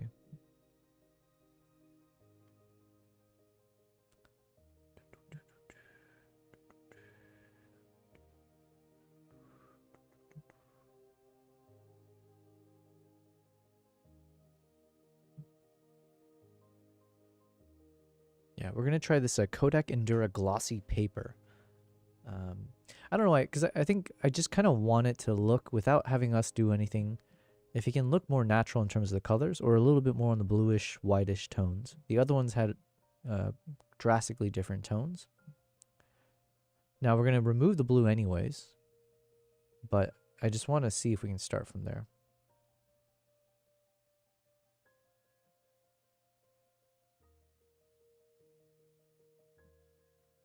Okay, so then let's see how we can start desaturating a bit. So I'm assuming maybe with our film developer, if we drop the color boost. Yep.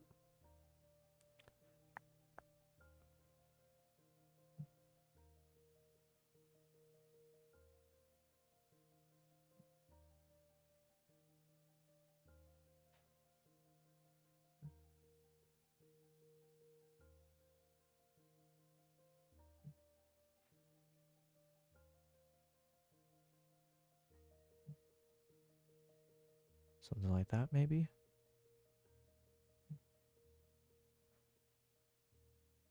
I think we want a bit of contrast there, so let's see.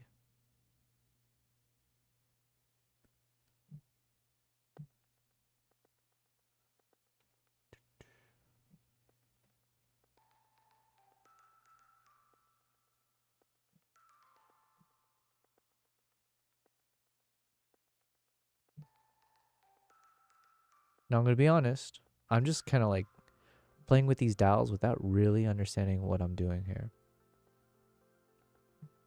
So there's a world that I'm actually doing things that will make this much, much worse going forward. But key thing is we're having fun doing it, you know? It's about the friends we make along the way. Yikes, that doesn't look good.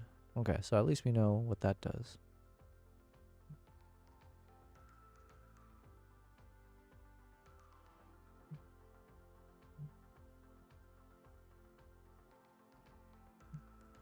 Okay, basically where I was.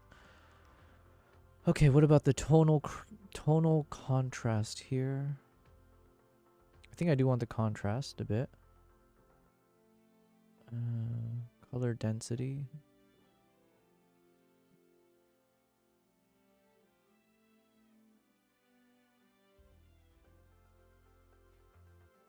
Alright, let's just play it from here.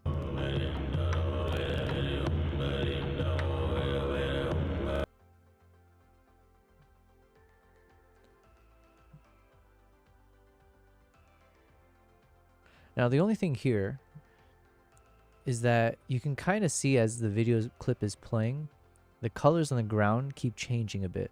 It goes from a bit more desaturated to switching over to like more bluish. So I think I need this to either be a faded look or just completely desaturate as much as possible, so you don't see this weird changing of colors. So let me think how to do that.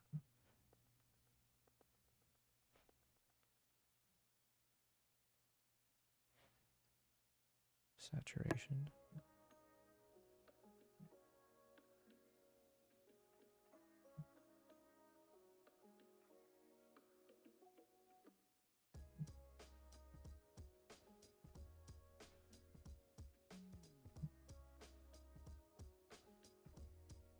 Yeah, maybe we just go with this like mostly black and white.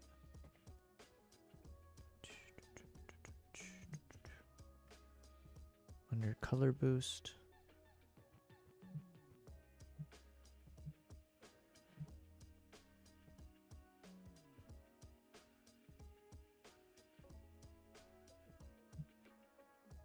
I think it's still happening. Let me check.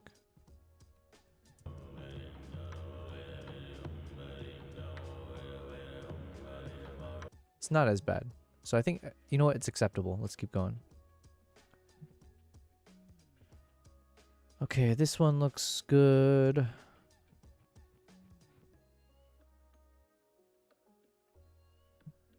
$35mm. Yes, yes, yes. Okay. Next one here. DaVinci and 35 everything. Yes. And then we might just lift the shadows a bit, or we'll just lift the blacks. This one looks beautiful. Look at that nice glow and everything on this. Yep. All right. So now this one we need to fix. Okay. Good as is. What about this one? Good as is. As is, fam. This one, I don't mind it having this like kind of really bright lit ceiling above him. I don't know, it just kind of adds a nice little halo effect to him, for sure. Okay. Switches to 35.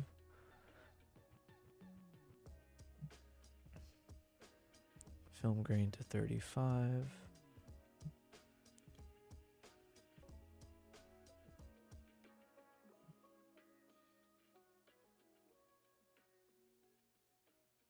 Dun, dun, dun. I think that's fine.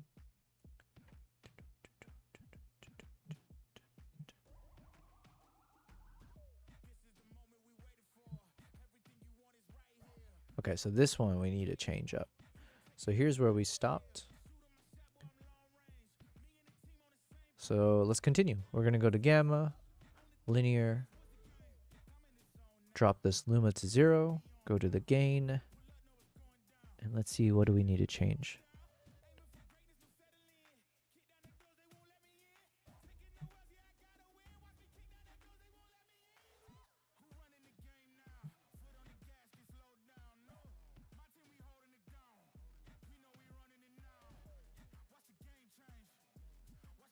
Okay, I think this is good. Making progress. Now let's create a new one. Let's delete all of these.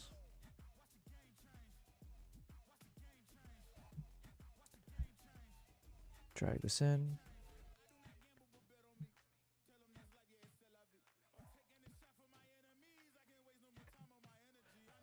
All right, which one do we want to choose? Let's start. We'll do the same process here. So let's start with Fuji Color 100.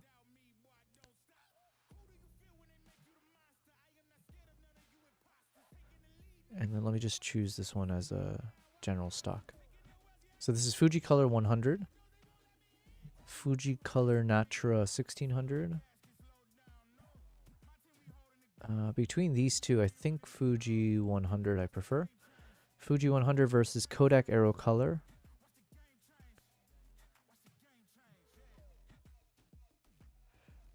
This is really just a difference of lighting, right? So I think right now I prefer the Fuji Color 100 more. So now Fuji against the Kodak Ektar 100. Kodak Ektar 100. Nah. Yo, so far Fuji is winning. Fuji Color 100 versus Kodak Portra. Portra 400. Portra 400? Nope. Let me just quickly look. Portra. Kodak Portra 800. Still no. Ultra Max. Kodak Ultra Max 400. And then Minolta. Konica Minolta. Okay, out of all of these, I think honestly that Fuji 100, the first one, is my favorite. So we'll stick with that one. Let me just see something real quick. Let's see what the other options give us from what I wrote down. For instance, we had the Fuji Color Pro 400H. Superior 1600. This one also looks nice. We still prefer this one though. Kodak Color Plus.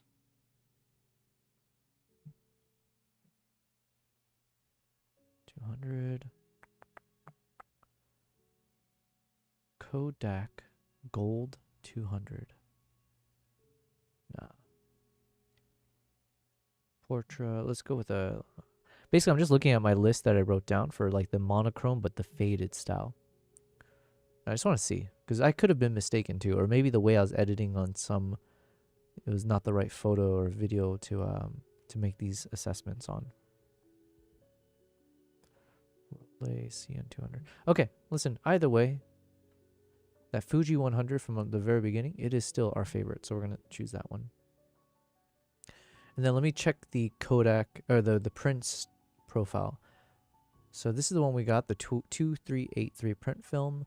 Let's see how the Fujifilm 3513 looks. Ooh,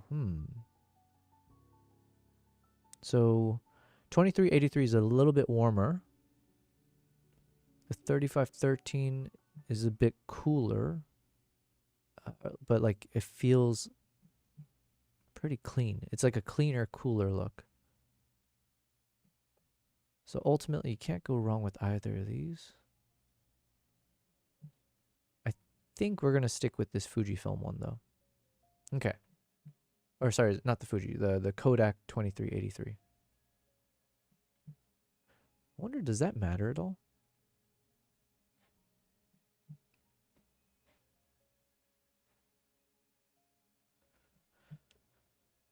Does it matter at all if I am using a stock film profile, a film stock profile that is one brand, such as the Fuji Color 100, but then the print profile is a different brand, like the Kodak 2383 print film?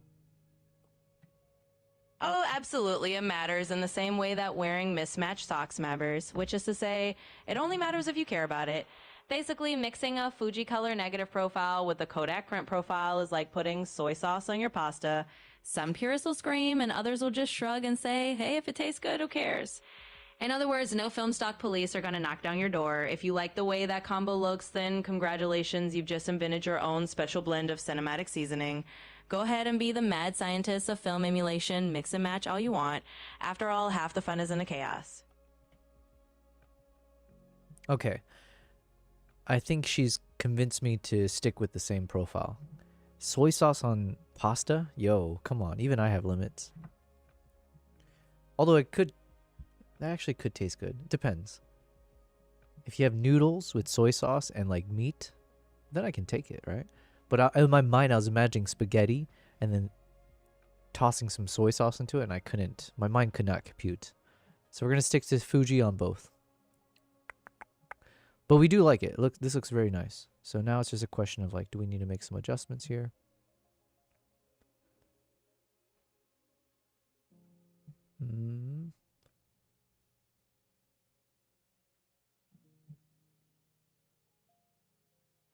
To be honest, I feel like it looks good as is. The only thing I might want is a little bit more dark. But like I said, it's going to end up becoming a bit dark anyways. And then, yeah, maybe we lose a bit of the color. Just a bit. Because we're going with a certain style here. We want it to all feel somewhat desaturated. Very dark. So yeah, let's go with this. Film compression. No, we don't like that. We don't like either of these. This we like. So give me a second here. Let's just look at the original.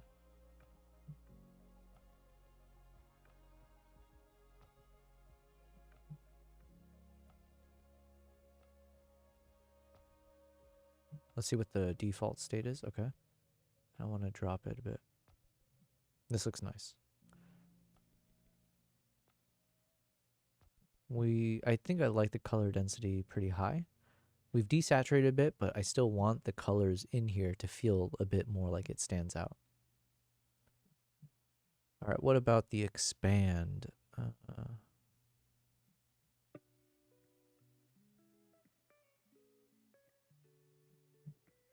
Yikes. Okay.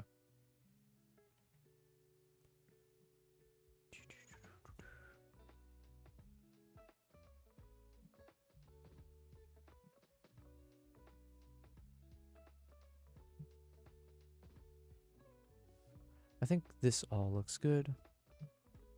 No need to change the colors. Film grain 35 ISO 250 is fine.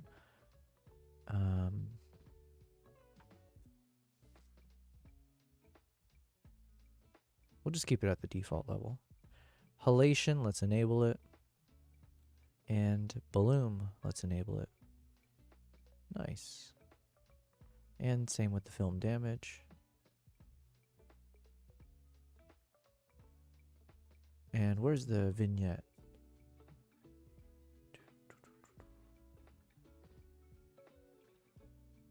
Vignette, there it is. Beautiful. This looks great.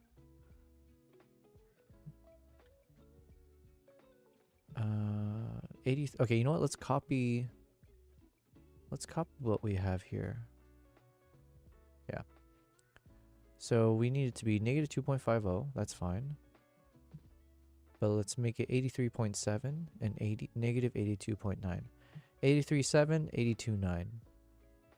83.7, negative 82.9. All right, beautiful. All right, next one.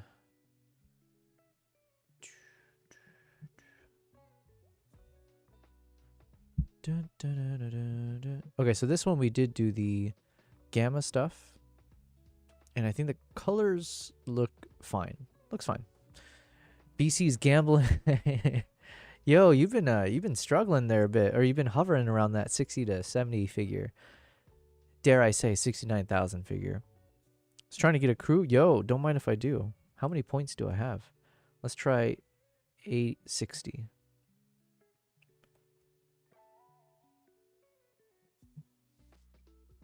Dun, dun, dun, dun, dun, dun. All right. So I'm going to take this guy. Let's go ahead and test out the Dehancer here. Let's make sure to switch it to the DaVinci. Oh yeah, I do have a note. Okay, here's my little feedback. I wish I could change either let's see. I wish I could change the default selections when I drag Dehancer onto a node, including selecting maybe if all inputs or all selections or all sections are disabled to begin with. Okay. Dual watching? Hells yeah, BC. Well, thank you very much. Listen, I always appreciate the support wherever it's at. And we got to build up all three platforms, okay? Yo, you're struggling there. You can't even spell the word heist and you're trying to run a heist right now, dude? You have 5 PPs. Yes, BC, you got to be a bit more involved on the YouTube side. Okay. So that's my little suggestion for Dehancer is if they could just make it so either I can select all the default mode whenever I turn it on. Because then that could save me time as well, right? Technically. Or just, if I have a certain preference, I would like the preference to be the thing that always starts as the baseline. Okay. So let's say we've done the right input source. Now let's go ahead and choose our prints I'm not sure what to start with, but let's just go with Fujifilm 3513 print film as like the standard one. And then for the stock profile, same thing. We're going to check a bunch, starting with Fuji Color 100. Then let's go to, this one doesn't look half bad.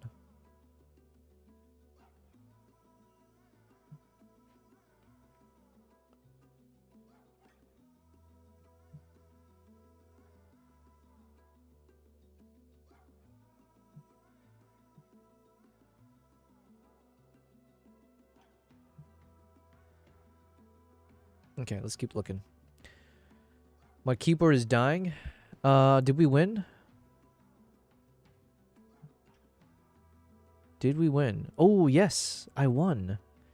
Wait, both of my platforms, so my Twitch and my YouTube Yobel prize came out of that hunt. I don't see your name, BC. Did you lose some points? Okay, so we're on Fuji Color. Let's look at Fuji Color Natura 1600. Definitely has more of the bright halo-y vibes, which I kind of don't mind, to be honest, because now we are in the middle of the storm, right? So we're like actually, the rest of these were like we're in the landscape of the snow. Here, the snow is blowing, so I feel like going with the bright vibe could actually work to amplify that. So I'm kind of indifferent between Fuji Color 100 and the Fuji Color Natura. This one just feels a bit more like the actual whites. So let's stick with this one for now, maybe. What about, where'd it go? Kodak Aero Color. Kodak Aero Color. Okay, so this is a very, very slight difference.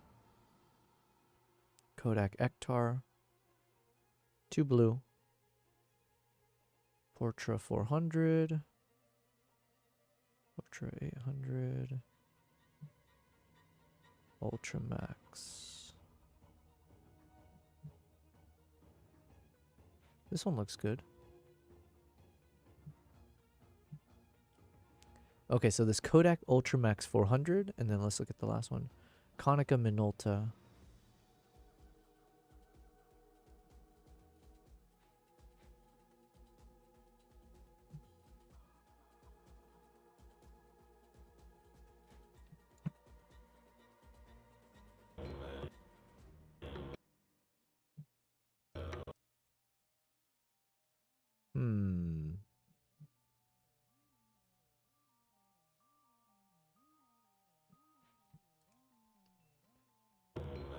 I think technically this one, the whites look a bit more white, whereas in the prior version it was a little bit on the red side.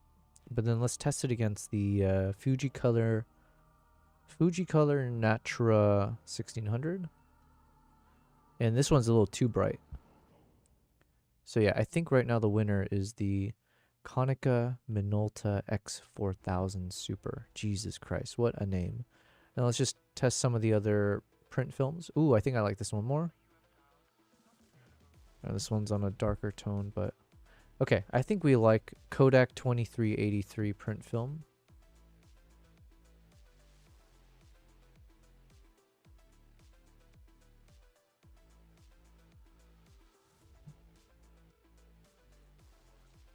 Actually, I think Fuji is better. I got tricked because this one, it's a bit darker on the horse, which I kind of like the contrast. But then the snow aspect is a little bit, I think the color is a little off, and I just want to do as little work as possible with that. Here it's slightly more on the blue-white side, so okay, we're going to stick with the Fujifilm, and then we'll do a bit of the fine-tuning, but yeah.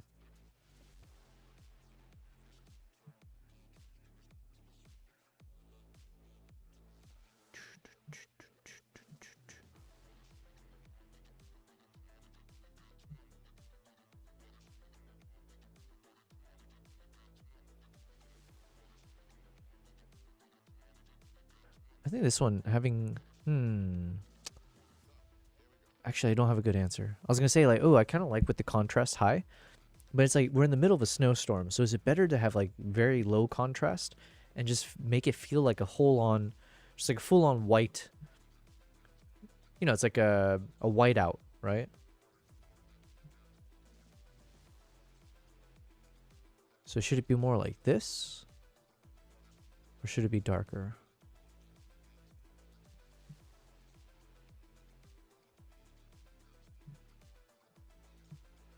I'm going to choose something in the middle.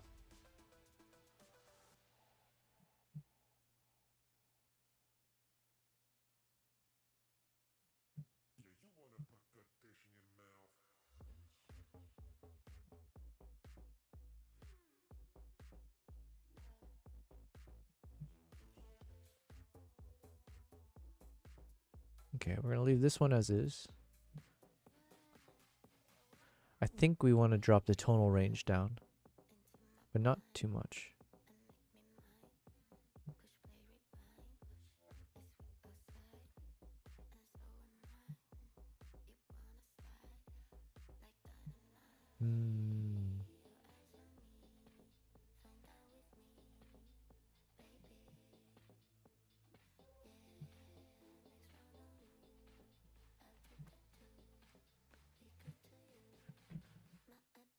So now, one issue I have is that the kind of like the warm colors are slightly desaturated or slightly like pastel-y. How can I adjust that pastel-iness?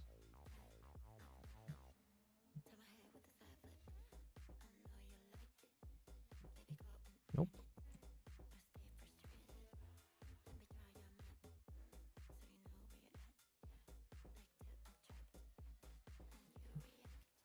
Okay, good. We want to make this a bit cooler, so we're solving for that.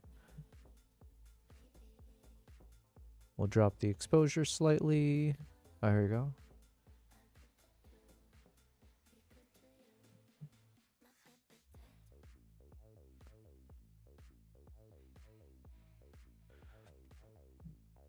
My PP is shrinking.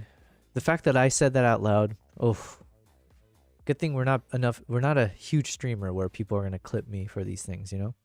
I need to stop today. Oh, what's happening? How much have you? Oh, dude, you're down to 60,000. Okay, okay. You know, I haven't heard from we haven't seen Lucky or KG in a while. Maybe Lucky after after that devastating loss of all PPs, he might have it might have demoralized him, you know.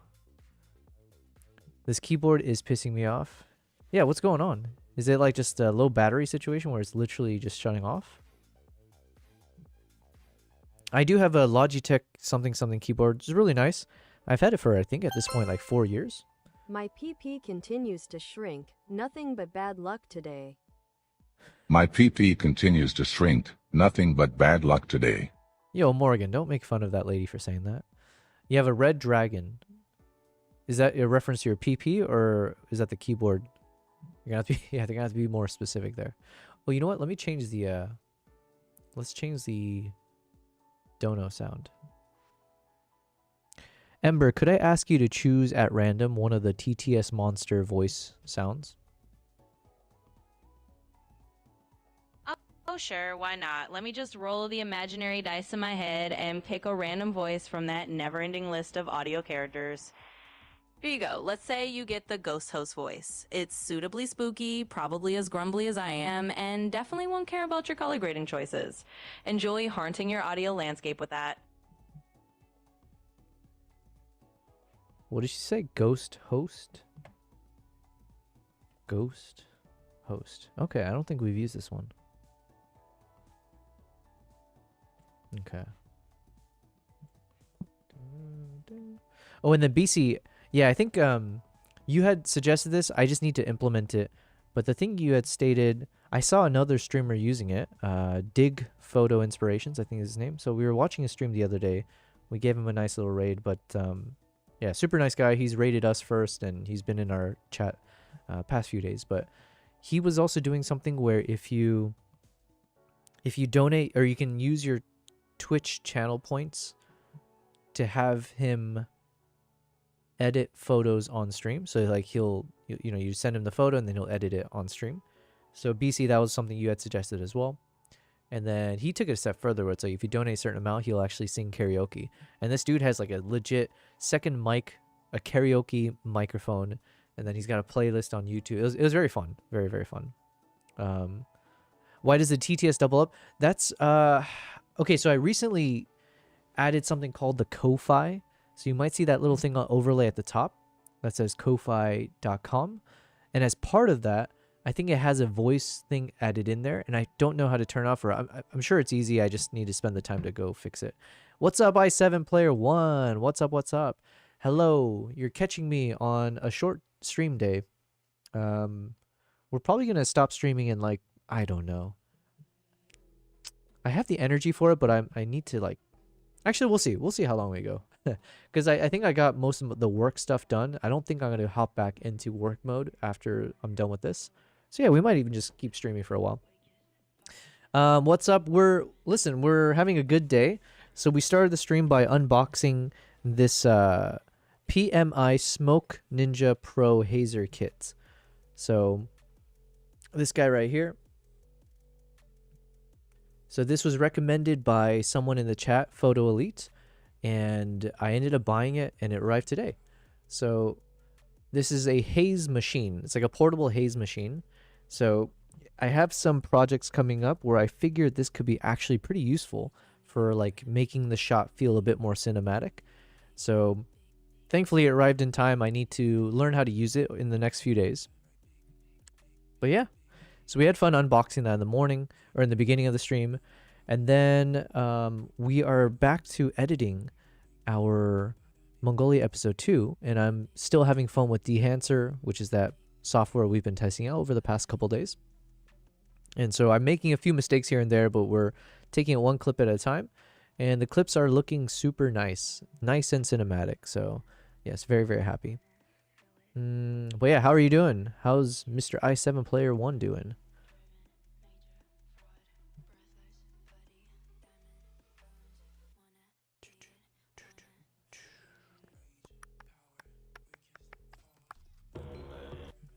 Now there's something about this shot that I'm wondering, like, I think it's like the color of the warm colors feel a little bit like too desaturated, or like I think it has to have a little bit of contrast to it. Can we make it more red, maybe?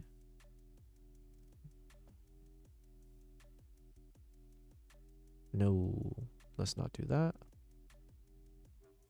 Nope, nope, nope.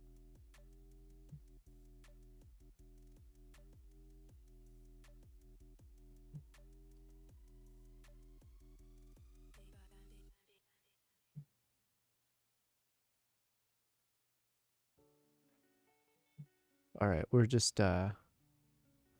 like fumbling around here, clicking buttons, hoping for the best.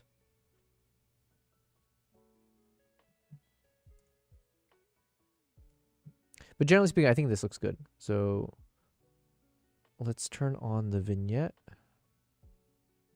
And then here we have a specific vignette settings, which I'm gonna have to memorize it. 83.7 and 82.9. 83.7 and negative 82.9. Oh, this would be another suggestion for Dehancer. If there was an easy way to copy key settings, but just for certain sections instead of the full thing, e.g., copy over the vignette settings to new nodes or new video clips without copying the entire Dehancer settings.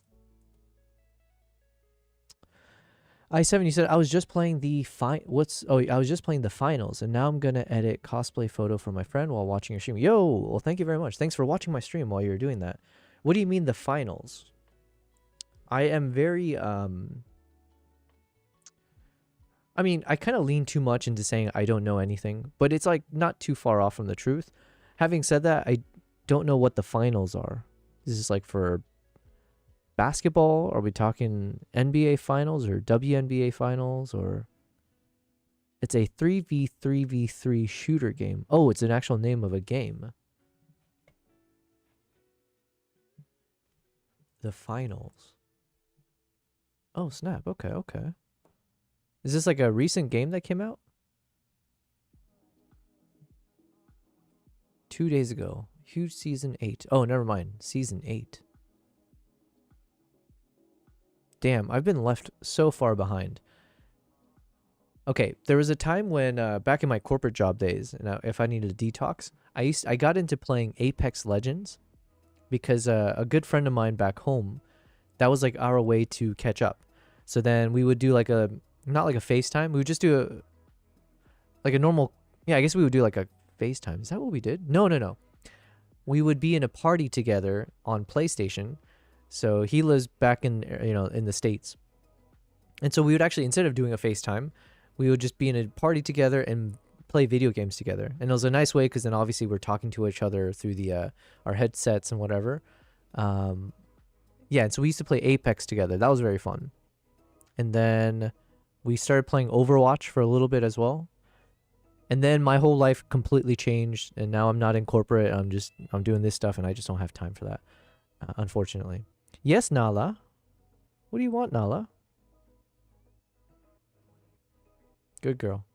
You're saying it's free to play and everything is destructible. Watch the trailer 1. Am I going to get copy struck watching it? Or you know what? I'll just try to play it without sound. I am fully traumatized by freaking any audio stuff. The finals trailer 1. It's non-copyright. Ooh, okay. I like to hear that. Let me bring this over. Season 1 launch trailer. All right, all right.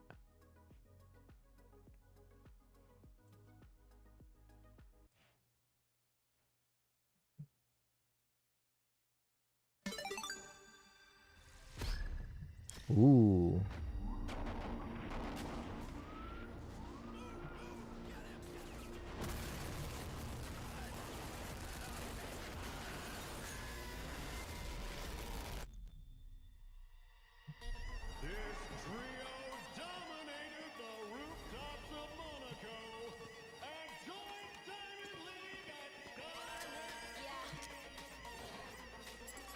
Yo, I love this the soundtrack here and the sound effects.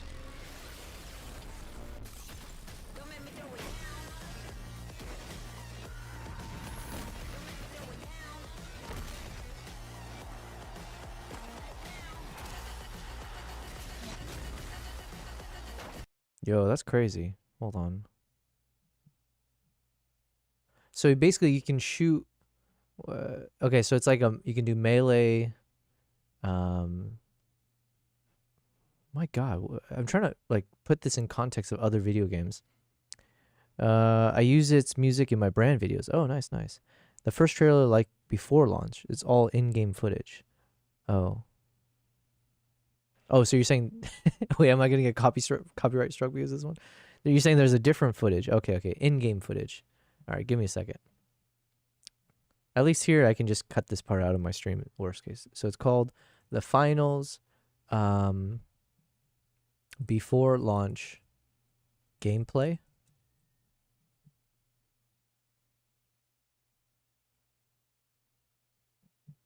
I'm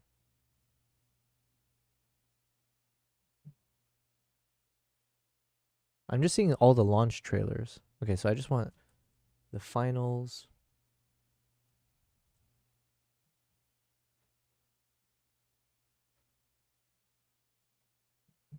The finals gameplay. All right, here we go.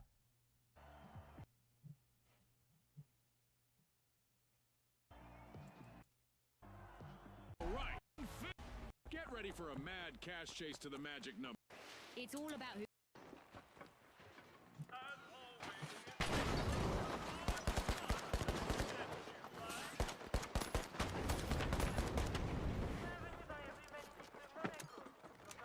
So is it like you can revive each other, that kind of thing? Wait, is it kind of like Apex? You said, wait, let me give you a link.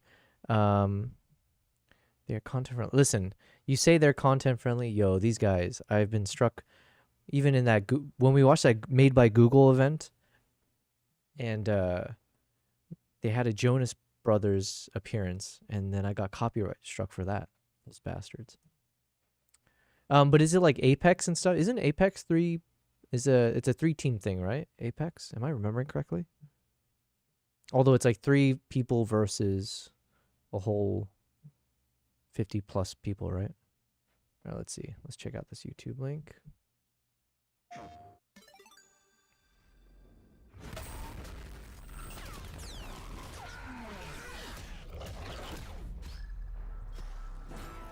Welcome to the finals, the world's greatest game show. That's right. Skyway Stadium is loaded and our contestants are ready. Time for the big match.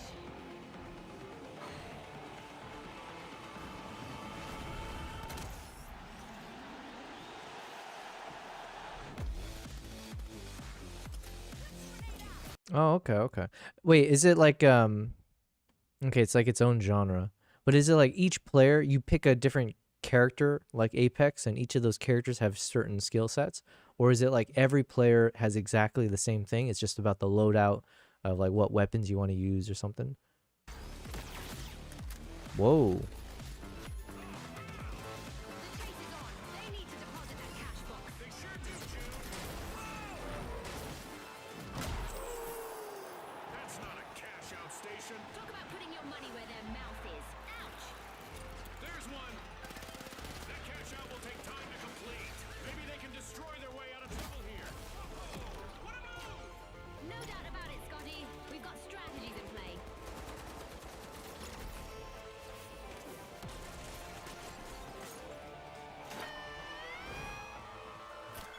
Look at this!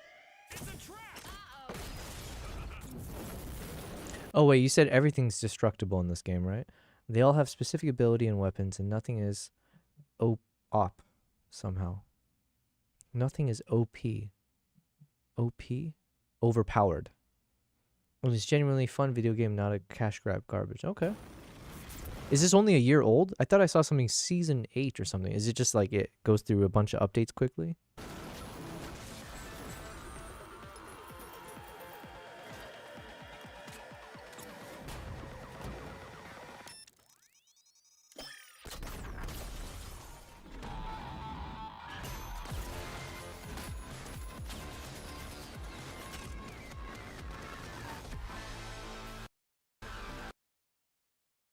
Well, listen, that looks super dope. Super, super dope. Listen, maybe one of these days we'll become a gaming streamer, but we gotta get through all of our photography, videography stuff first. OP is overpowered. Yeah, that's right. I remember that term. OP. I remember that for from Apex, because then when you have like different weapons, they'd be like, "Oh, this thing, something got nuked." They would say nuked, OP, nerfed. Yeah. Nolly, you want to say hi?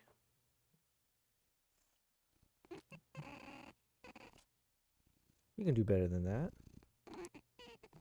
Yeah.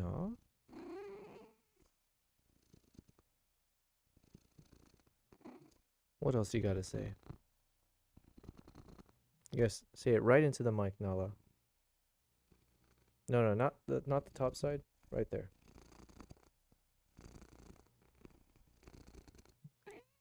There we go. This is where I need that what was it? The Newman, no, the Manly something cardioid microphone, the $4,000 microphone. And then we'll just do some ASMR with my cats. Yeah. Anyways, my second cat says hello. Let's continue now. Hello Meow, says i7 player. Yes. If you want to learn what this is, play it or watch Kelsky video about this game. Here's the thing. i7, I have no free time. Like I have zero. I have negative free time. So unless I do it on stream, but then I'm still trying to be productive on stream. So yeah, we take little tangents, we go have fun in different areas with our stream. But like picking up a video game, I don't think I have time necessarily for that, unfortunately. And then yeah, like when I'm not streaming, it is literally, I barely see my friends unless they, visit me or we do like a FaceTime call, stuff like that. It is what it is. This is what I signed up for, so I'm not complaining. But I do love playing video games. I wish I had some time for it. But first we need to be successful at this, and then we shall. And who knows, maybe if we're so good at streaming, at some point we can do like gaming streams. But yeah. I do love playing video games, don't get me wrong. The closest to video games I play now is chess, which reminds me, maybe I should pop open our little chess.com. Oh, BC, look at you. You're almost at 69,000. Good on you. BC, you're good at streaming, just growing the audience is key. Thank you very much. I appreciate it. I would like to believe I have some kind of a personality that people can find enjoyable. And then the things that we create on stream, I hope people will find that enjoyable. And then my cats, of course, hopefully people find them enjoyable. And then we'll learn to exploit them even more if they become more enjoyable to watch than me. And then lastly, oh yeah, I think I read somewhere that usually it takes like, this could be anecdotal, but I thought I read somewhere where it's like usually it would take about a year of someone like consistently streaming to build up like an organic audience. I think they were talking just on Twitch, but let's assume it's all the same, whether you're multi-streaming or on a single platform. So yeah, it would require me to do this consistently for a year, and we're only on month 2. So I'm very much always about patience is a virtue, and it's about consistency and dedication, all that. So if streaming was a thing where you pick it up in a few weeks and like boom, you're like doing it professionally and you have like tens of thousands of followers or whatever it is, I feel like in some ways that's very cracked and like not necessarily. Yeah, you have to be careful with those kind of things, right? It's kind of like in the crypto space and things like that. So generally I am very much a fan of like things should only work out. You should only be successful. One, if you like happen to have like something very, very viral occur, or you have some kind of leg up for something. Otherwise, it should just be like work hard at anything you do. And as long as you're consistent about it, things will pay off. So I just have 2 friends and they play games with me. They found me in GTA online servers in 2015. I see. GTA. Now that sounds like a fun game as well.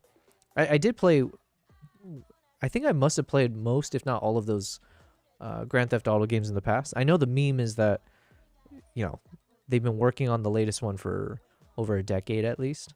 So it's kind of like George R. R. Martin style. But if it comes out, I would love to play that. And if that's like one of those games that you can play while you're streaming, again, that would be really cool. But first, let me first make it as a streamer doing what I'm supposed to be doing, which is like editing and around my profession, let's say. And then it'd be fun if we can actually play some games throughout. Maybe that, oh yeah, maybe that's what we can do. We can do like 2 days out of the 7 days where it's more casual and we're not streaming for as long. But in those hours, we're just like doing more gaming related stuff. That could work. That could work. Congrats, BC. You've regained a lot of what you lost.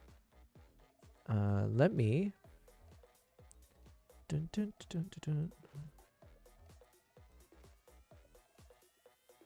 gonna put this game of chess here on the side as we do this.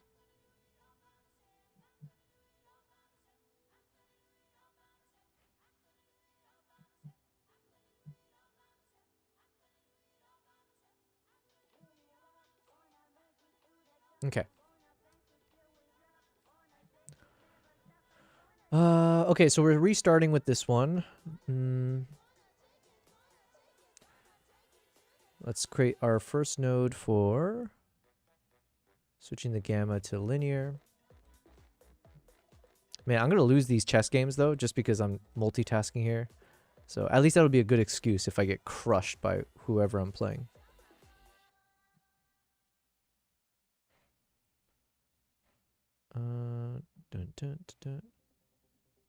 Damn it, this guy's going so fast. Give me a break, man.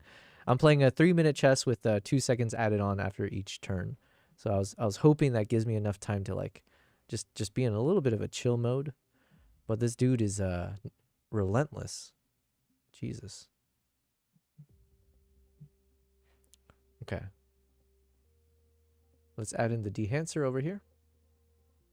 And let's put this to wide gamut intermediate. Jesus, man. Who is this guy?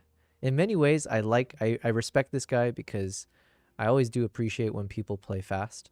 Because it's like, I'm not playing to actually be better than you. I'm playing, well, kind of, but I like playing just for like the speed chess of you shut your brain off and you just let a bit of more like instincts more than anything. But yeah, just have fun with it. Okay, let's go to Fuji Color 100. And let's choose the print profile to be Fujifilm as well, just to start.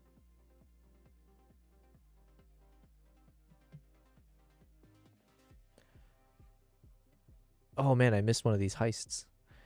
BC with the face, blue smiling. Nice. I'm gonna need to go clean the house before picking up the kiddos since I have today off to recover from the weekend. Oh yeah, that's right. You gotta tell me, did you do some kind of bourbon, was it like a bourbon tour you did or something? Since I have today off to recover from the weekend. But yeah, you go do your thing, but do let us know about how your trip was. Because if I recall, you were doing something for, yeah, I think you were just getting drunk all weekend or something, right? So.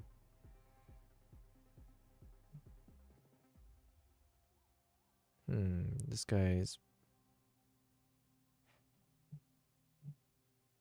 You were in Kentucky visiting a ton of bourbon distilleries for 3 days. I see, I see. Man, that sounds like it's called the Kentucky Bourbon Trail. Oh, okay. I have heard Kentucky bourbon as like a thing. So I always assumed that that must be like, you know, it must be known for that, right? I didn't know people do that. Is that like kind of like wine country concept?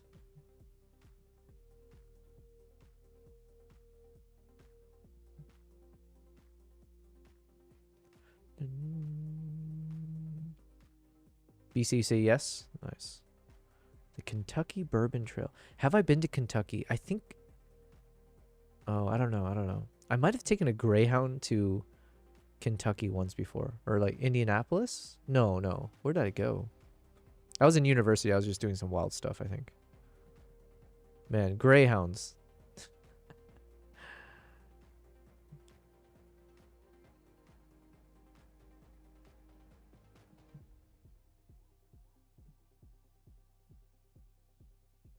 This guy just wants to... Oh, okay. He proved me wrong this time.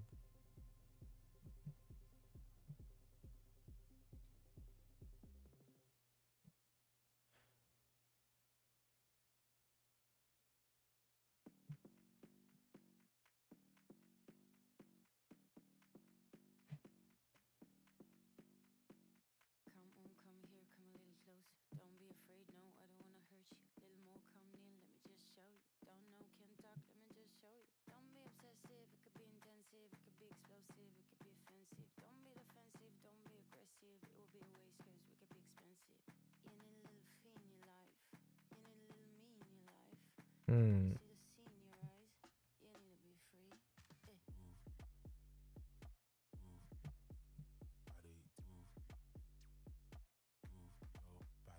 Oh boy, this guy's advancing steadily. It's not looking too good for me here. Because my bishop is a bit stuck over where it's at.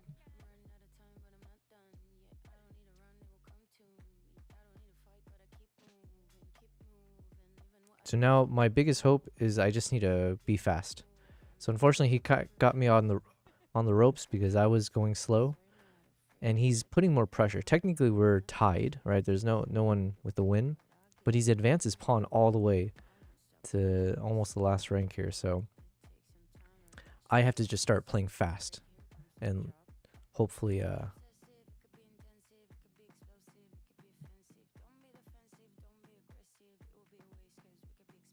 let's see if I can bait him into getting rid of his knight.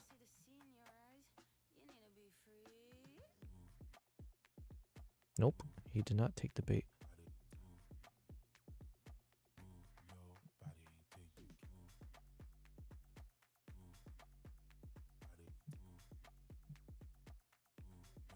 Shoot.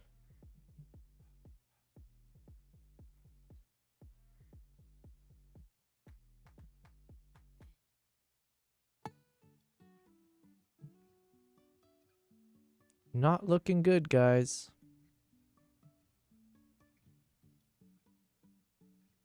All right, let's revert to speed chess. We both have not so much time left. A minute each, roughly. I just need to get to this pawn before it's too late.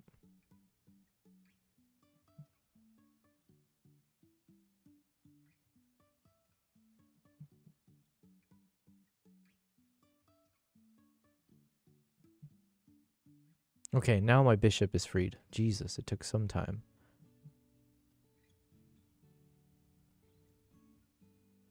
Ooh, so this guy started out so fast. This little speed devil over here. And now, he's the one.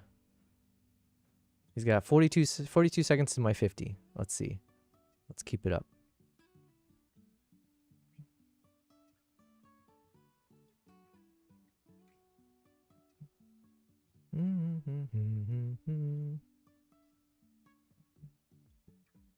Oh, he's got 20 seconds left. 20 precious seconds left. What are you going to do? You just wasted all that time for nothing. Oof.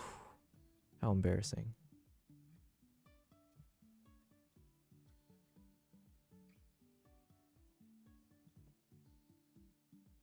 Oh no.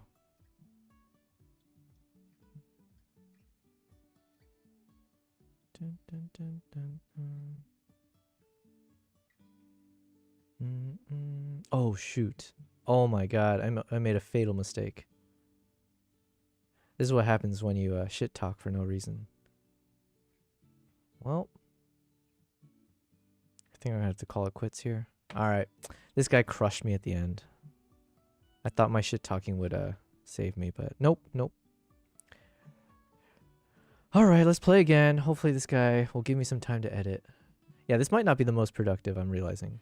Because I'm trying to edit, but trying to do both at the same time with these current speeds.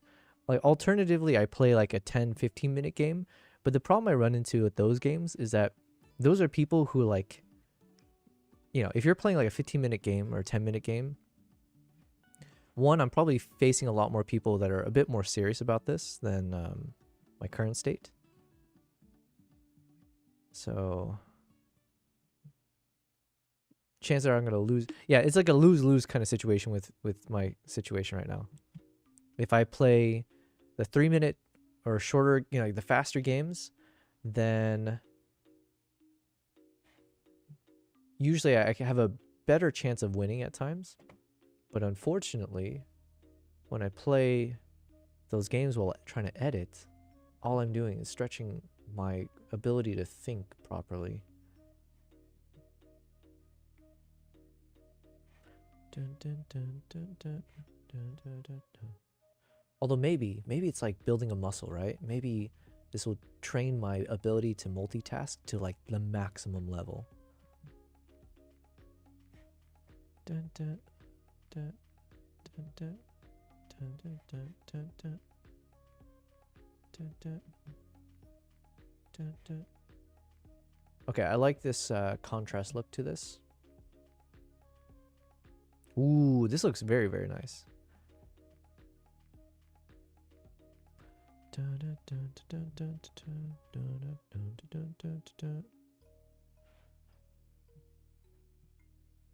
What about the film compression?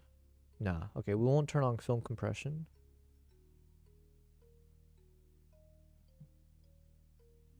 Let's add a little bit of... No. We won't change the white points. Actually, maybe the white point needs to be slightly wider. Dun, dun, dun, dun, dun, dun, dun, dun. Dun, dun, dun, dun. Boom, boom, boom. Come on, Nala. Come on up. Boom.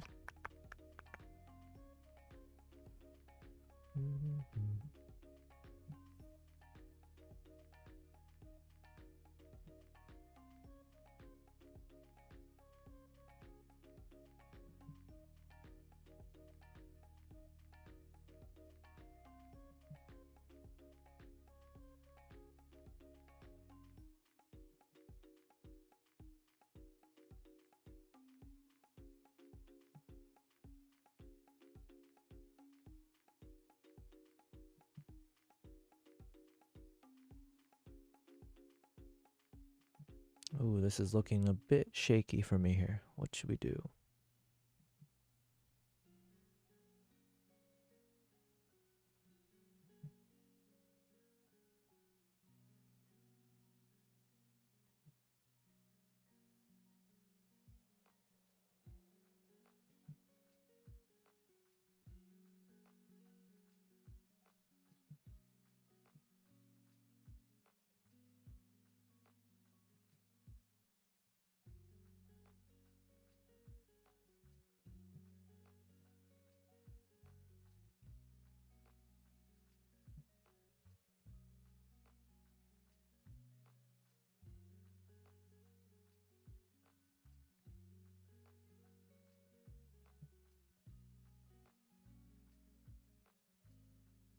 All right. He's up by 1. We're not doing too well. I need Will back in the chat so I can crush him in some chess, but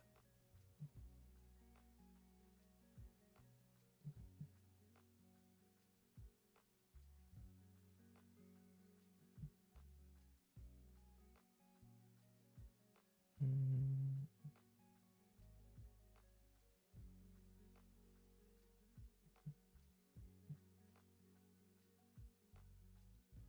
Ooh. I just got him to oh, this guy. I just wrecked him. He casually moved his rook over there thinking he's going to take my pawn cuz I was in a very precarious situation. All he's done is given up his rook. Oh, soy, what can you do? All right, let's protect the integrity of that pawn though.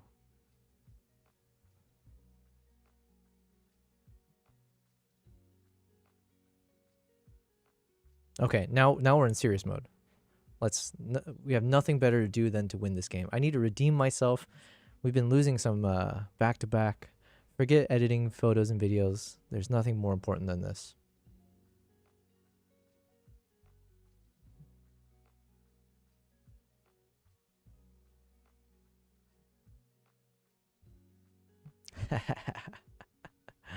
Can't believe he gave up his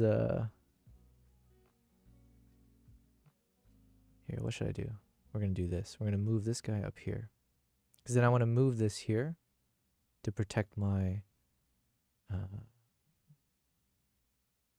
just to do one step more, maybe I'll do... Shoot, we're running out of time too. Okay, we'll just protect our pawn for now. And I'm going to start advancing these guys up, I think.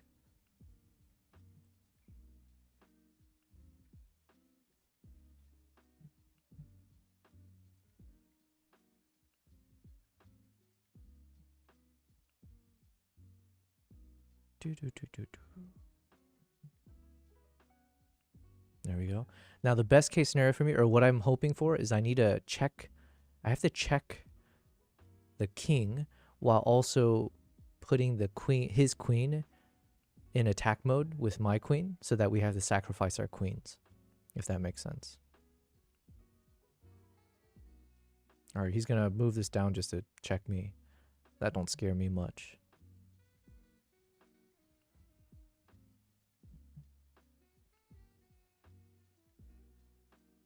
I can take him if he tries to check me there.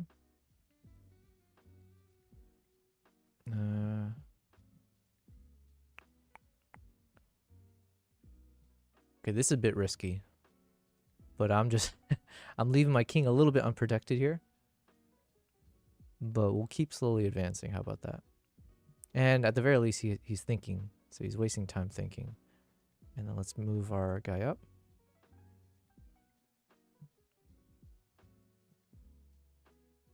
He might try to advance this. But that's okay, I'll just move my guy.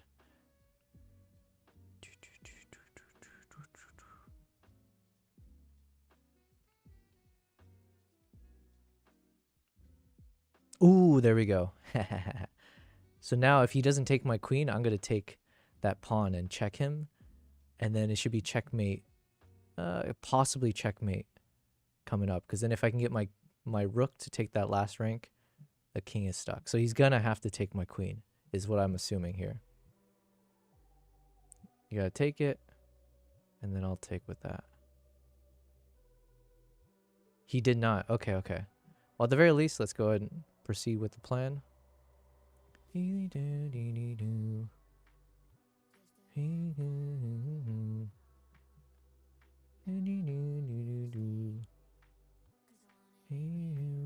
day. Can't believe I was being crushed by him earlier, and look how the tides have changed. Feels good, feels good. Because now, if he doesn't move his queen, I'm gonna move my rook up here. Well, either way, I'm gonna do that now. So I'm trapping his queen. So he has no choice but to take my rook. And he resigns.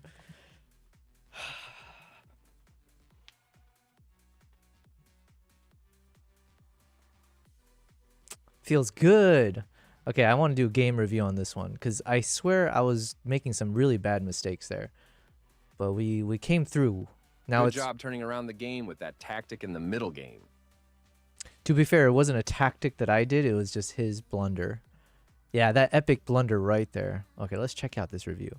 And then we'll One of get my it. favorite opening moves. It strikes the center and offers several strong follow-ups. After this, we're going to do a bit more video editing. Developing the knight and increasing influence in the center.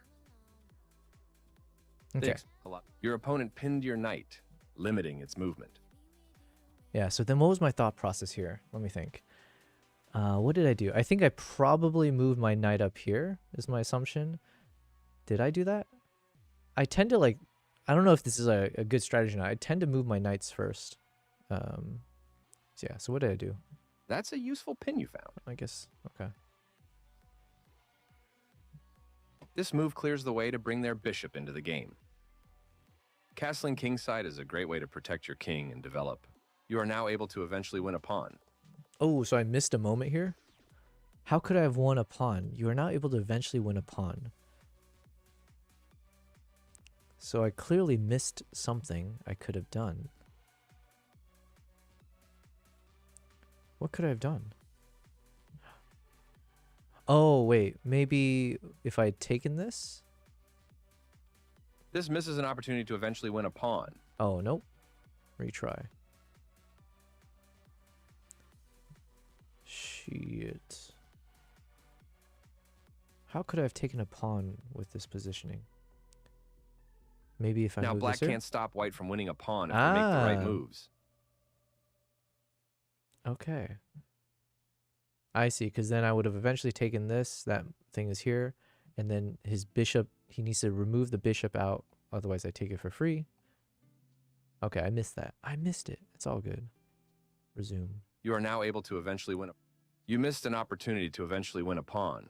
They bring out their... Your best move was to kick a bishop. Whatever. Kunal, you play chess? I do, but very casually. Like, I don't play to really improve, unfortunately. I think I'm at my max. Oh, no, it's not. That's not true. It's just I play every day, but for fun, like speed chess. But we were playing a bit of chess earlier today, just now, and I was getting crushed by every opponent. And then this match as well, nothing was different. I was getting crushed. And then he made a fatal mistake, and we turned it around. So just as a feel-good moment, I wanted to watch the review here and see. But yeah, so I made some pretty silly decisions. They missed a better way to send a queen into the game. Your better option was to kick a bishop. Yeah, so I guess I should kick bishops. Their best option was to recapture a piece. With that move, you chase the bishop away. So I finally did the thing that they were saying to do. But at that point, they were saying I should do other stuff. But This is a fair trade. Well played. This recapture develops a fresh piece on the board. so They made far, a solid choice and castled same side as you did. so far we're dead even. Okay. Whoa, you have the Dehancer plugin. Cool. Yes, Kunal. Yes, we are testing out the Dehancer as we speak. So today was supposed to be a shorter. It is a shorter stream. I've been busy most of today just working off stream, but we also did an unboxing of this guy here. So this is our PMI smokeNINJA Hazer kit, the smokeNINJA Pro Hazer kit. So we're gonna use this for an upcoming project to like make the scene look much more hazy, but naturally hazy with some sunlight and all that kind of stuff. We're gonna have fun with it. In the meantime, yes, we were doing some Dehance. So Dehance is a company that reached out to me. And actually, let's pop it into the chat. Dehancer. This will give you a promo code which you can use if you end up enjoying what you're seeing, and if you want to purchase it, you will get 10% off, and that 10% goes to me. So it's a win-win-win, hopefully. But either way, yeah. So they reached out asking if I would. They saw me on YouTube and they asked if I would like to review their product, and they said there's no rules, just be honest with your review. So very nice of them to do that. I knew nothing about them before, and I know nothing about film, and I'm still, what are we, like 1 year into video editing on DaVinci? So it was very nice of them to consider me with my limited knowledge to try this out. So yeah, we've been learning all the terms here. I'm testing it with all of our clips, and I'm trying to essentially use Dehancer across the entirety of episode 2 of Mongolia. So a lot of learnings throughout this, but yeah, we're going with the very film look, adding in all of the, what do you call this? The halation, the bloom, the film damage. And so far, I'm really liking it. So it's definitely giving me the vibes. And we're replacing the style that I had before with this new style. And so this is where we were. And then I got distracted with this chess game. And now I just want to fully see how I did on this chess match, because it was a feel-good moment. You exchange pieces of equal value. But I was doing poorly throughout, to be fair. Takes back. Your best move was to kick a bishop. Kick bishops. Okay. Seems like that's always what they want me to do. Precise move from your opponent. You kicked your opponent's piece from that square. Their best option was to move a bishop to safety. You moved quickly, missing the only good move. Wait, how is this the good move? Their best option was to move a bishop to safety. This is the only good move. The pawn is now passed because it can no longer be challenged by pawns as it tries to promote. But then wouldn't the queen just take it? The game was close to balanced, but now black is worse. Ah, I see. I did not see This this is the way at to win all. a bishop. I didn't see that at all. Okay. Fair point, good sir. Let's go back. This is the only. Their best option was to move a bishop to safety. You moved quickly, missing the. Their better move was to bring the last piece into the game. You kicked the opposing bishop with a pawn, forcing it away. Their better move was to move a bishop to safety. You recaptured the piece. They developed their piece, gaining tempo by attacking your queen. A good choice to move your threatened queen. Moving their threatened bishop to safety. So now I was being a bit aggressive here. I was putting my queen out there, okay? Sometimes you just gotta put yourself out there, right? So I figured I'll play a bit aggressively and hope that I don't end up getting trapped somehow with my queen. Kuno, he said, great man, Dehancer Pro is great for film. If I go into films, I will definitely use your promo code. Hells yes, please do. We're loving it so far, okay? So we like to keep it honest here. As I said, now my knowledge is limited, but at least visually, in terms of how I feel as I'm using it and how complicated is it, it's fairly intuitive so far. Now I have the help of like some people in the chat who've used Dehancer as well, but then also ChatGPT helps. Their manual is pretty useful, but everything seems very intuitive. So, all right, let's keep Not seeing. the best move, but not bad either. All right, whatever, dude. I'm trying. Their rook is now active on an open file. Your best move was to challenge the opposing rook for the open file. You allowed the opponent to take an outpost with a rook. Okay, I see. From this outpost, their rook has great activity. For sure, you had to move away from the threat. This move creates an escape square for your opponent's king. The game was close to even, but now you are in a worse position. They missed a better way to move a queen to a more active position. You get a chance to challenge the opposing rook for the open file. Your better option was to challenge the opposing rook for the open file. They had an opportunity to punish your inaccurate play, but didn't catch it. You are now the only move, and you found it. You're kicking their bishop out of a useful square. They exchange pieces of equal value. So this is how they ended up with +1 over me, I think. You overlooked an opportunity to eventually win material. Well, really? Shit. A clear recapture. Your better option was to win a tempo by threatening a rook. A straightforward recapture. You attack a rook, winning a tempo when it moves away. They are threatening to force eventual checkmate. Yeah, so then I saw this guy for sure. So then what did I do? Your best move was Oh, yeah, to add a defender to a vulnerable pawn. Well, I wanted to do that because why did I want to do that? I wanted to protect this guy. So I thought like if I first force the check to move, make the king move out, but then it would move my queen to protect this, and then I was gonna move this guy. So I feel like my logic was sound. Their king steps away from the check by your queen. Because then Good I job protected protecting your yeah. pawn. You are now able to win a rook through a fork. And then here's where it all went wrong for this mother. Okay, I can understand what he was thinking too, right? Because in his mind he was thinking, okay, with the queen, I want to eventually take over this pawn, and I want to apply that pressure that was originally there across both. But then he clearly wants to take my outer ring, or whatever you call this, but like my pawn over here. So then, silly dude, silly, what's his name, Enduraman, he thought by putting this rook out there, he was eventually going to take this. Because I would have to either try to protect it by, you know, moving my queen to one of these positions, or maybe here to have an eye on both of them. But basically, just I have to try to protect two pieces with one queen. So I see what he was doing, but all he did was he let me move my queen out here, check the king, and then he had no choice, and I get a free rook. Ooh, ooh. You can win a rook with a fork. Very nice. They stopped the check by interposing a piece between your queen and their king. You captured a free rook. They made one of the top moves in this position. After that, psh, game over. Then we just then we went to town. Okay, anyways, that was fun. That was fun. Thank you guys for enjoying hopefully my shitty chess play, but at least we survived. Okay, so yes, Kunal, we are editing with Dehancer. So let's just see how we're doing so far. Let's go to the beginning. So again, ignore the text and everything, but everything else should be as is. Let's go ahead. It might play slowly though, because the rendering is, it takes a lot out of the rendering. So I'll pause it every once in a while.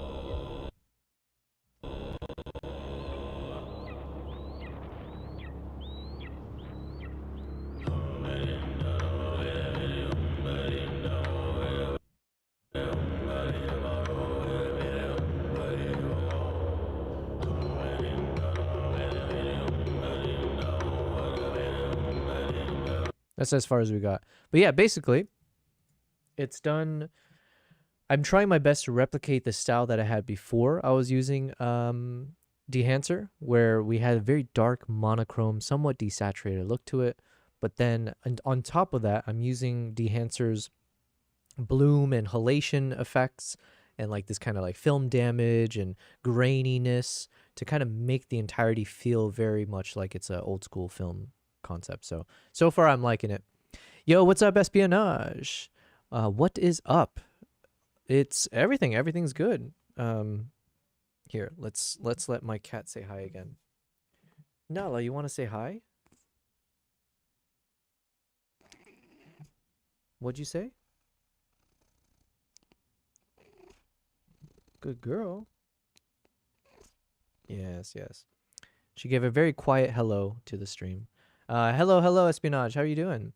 Everything up, nothing going down. Well, you know, you need some downs to experience the ups, right? You can't always just keep going up, right? At some point, you're going to hit the ceiling. Maybe. I don't know. Or you're going to head off into space. And what are you going to breathe up there? But yes, life is about balance. Everything up, nothing going down. Enjoy the high. Enjoy the high. Kunal, Dehancer is great for especially getting those film looks. Yeah, and listen, perfect timing, because that's my main focus, right? I want to learn how to make films. So yeah, proper filmmaking. I want to be cinematic. And all of these things are very much turning like a normal shot into something creative or quote-unquote cinematic. So, and then while I'm doing this, I also am trying to learn a bit more about the history of the filmmaking process and like what are these different techniques. So I am trying to learn as well as we test this out. So it kind of hits everything. I feel like I'm expanding my mind as well as expanding my creative toolkit. And then, yeah. So far, so good. So now we're on this one here. So let's edit this guy. So everything's has got like a nice little bloomy light effect. Yeah. Now this one, I think the sky is a bit too peachy, so we do need to start making some changes there. So this is the Fuji Color 100. Let's see. Let's try Fuji Color Natura 1600. Then we've got Kodak Aero Color. Kodak Aero Color. That doesn't look half bad. I have to remind myself though with the colors. Kodak Ektar 100. And like I said, I don't know the first thing about film. So like all these words, I know of the company Kodak and Fujifilm, but we were learning about all these other terminologies. So this is the film stock profiles that we're going through. And I'd already kind of shortlisted a few of them that give me more of a dark monochrome style. So I'm just reading my notes here. Kodak Ektar 100. Dehancer, yeah. So then espionage, have you ever used a tilt shift lens when filming? No, I have not. I've not had the privilege of shooting with one of those. How cool is that effect? I don't know. I do want to shoot with like a power zoom lens just to test it out. We were looking at the new Nikon 28 to 135 millimeter f4 power zoom lens. So that one sounds interesting to test out. Kodak Portra 400. Nope, it's still too peachy. Here's the 800. Kodak Ultra Max. And Konica Minolta X4. Okay, I think we'll go with this one. It's removed a lot of the blues. Or the peach. And then we kind of want it to look like we're in the middle of a snowstorm, because we were. So I think I'm okay with having somewhat of a brighter shot compared to some of the others.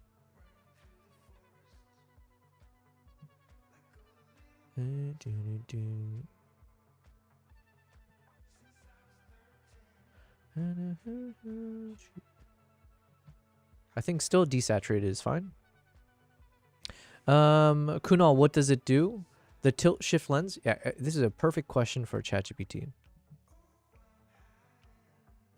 Ember, could you explain what a tilt shift lens does and how could it be applied to filming? The tilt shift lens, a magical piece of glass that lets photographers and videographers feel like they have godlike powers over perspective. Basically, a tilt shift lens lets you tilt and shift the plane of focus, which is a fancy way of saying you can do weird and wonderful things like correct perspective distortion or create that fun miniature effect that makes a city look like a tiny toy set. In filming, you can use it to get that dreamy, selective focus that makes certain parts of your scene sharp while others melt into a blur. Or you can use it to keep vertical lines straight when shooting architecture, so buildings don't look like they're leaning like they've had one too many drinks. So yeah, tilt shift lens is basically a tool for bending reality to your will, or at least making your footage look like you're a bit of a wizard. And if that's not a fun little superpower, I don't know what is.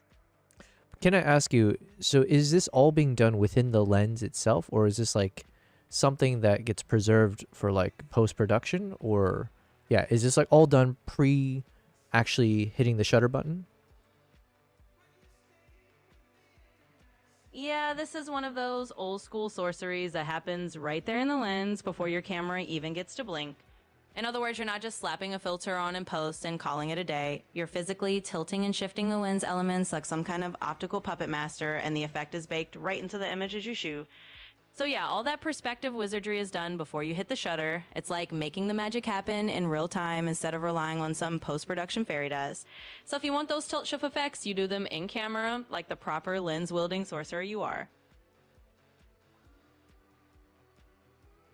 Well, there you go.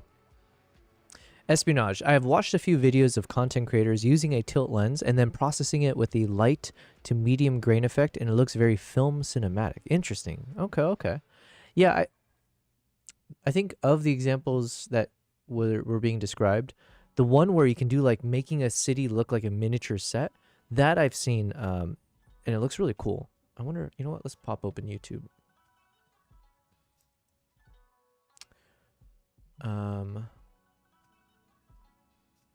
Tilt shift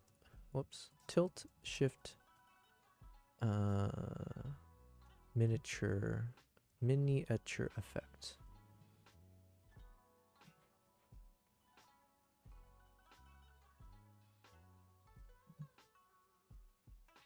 Dun, dun, dun, dun, dun, dun, dun.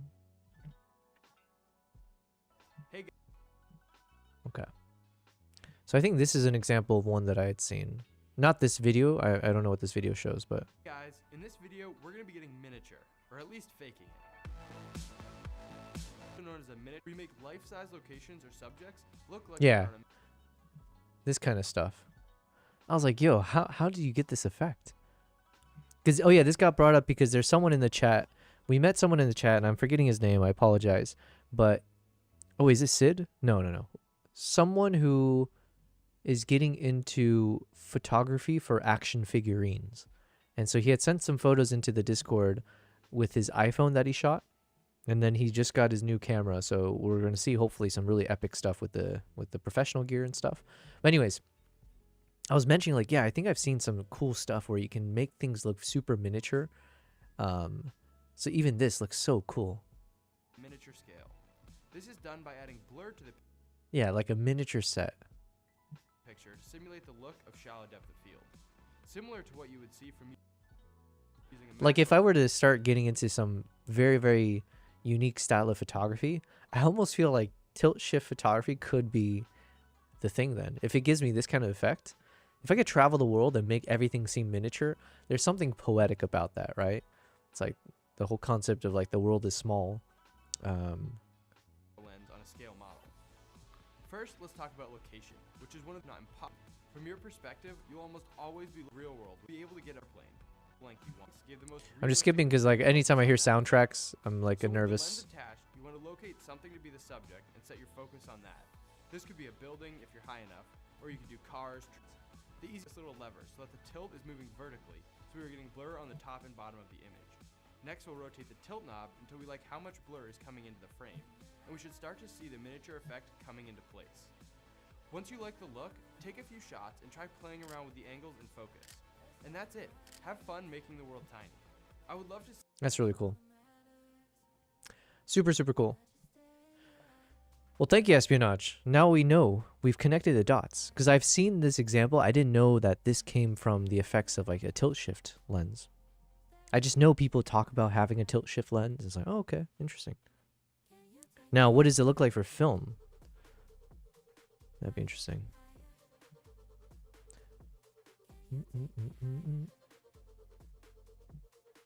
The other lens I keep hearing about is the anamorphic lenses. I keep hearing like, oh, you should try using a anamorphic lens. One can also do that in post-production if they try. I guess, yeah, that's true. I guess you can just like manually adjust what is in focus or not, or what's considered blurry. But like some of it seems like it's a bit more mechanical in terms of how you get the final production. Okay, I think everything else about this I really like. So we probably won't change anything. Let's see though. Stare in your eyes. Okay, I think I like this Kodak 2383 print film a bit more.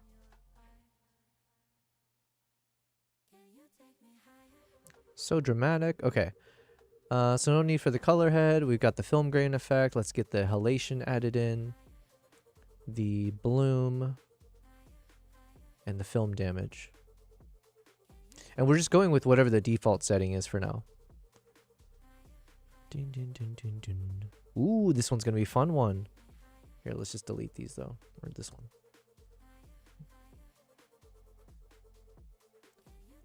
Higher in your eyes. Okay, so step one, I'm going to right click this first node, go to gamma, click on linear. We're going to drop the lumen mix to 0. And then within the gain wheel, we're just going to readjust to get the colors more normal.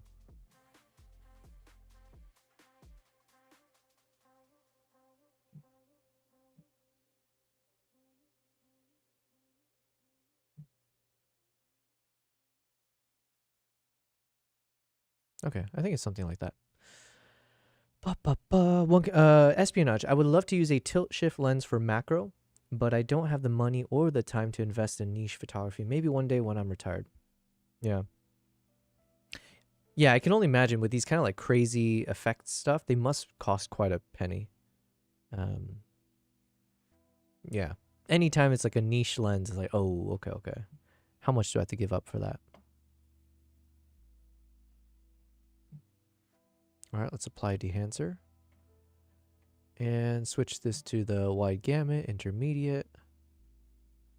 You know what? Let's try what we had before. So Konica Minolta. Let's choose that one. Just to see if it carries across. And then we'll choose the same print profile. The Kodak 2383. I'm pretty sure that's the one we chose. Yes. And honestly, it looks really good already. But the thing is, it's not about it looking good. I want it to look good, and it has to fit the prior shots. So we had a bit of blue and white here. And then here it turns a little bit more warmish, but also just pure white just because of the background. Let's see if we can preserve a little bit of blue on this shot then.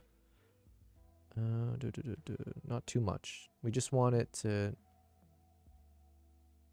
have like a hint of blue.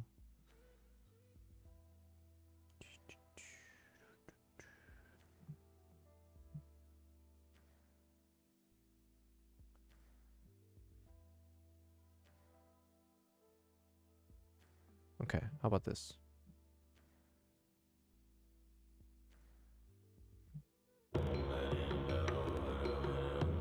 Okay, yeah.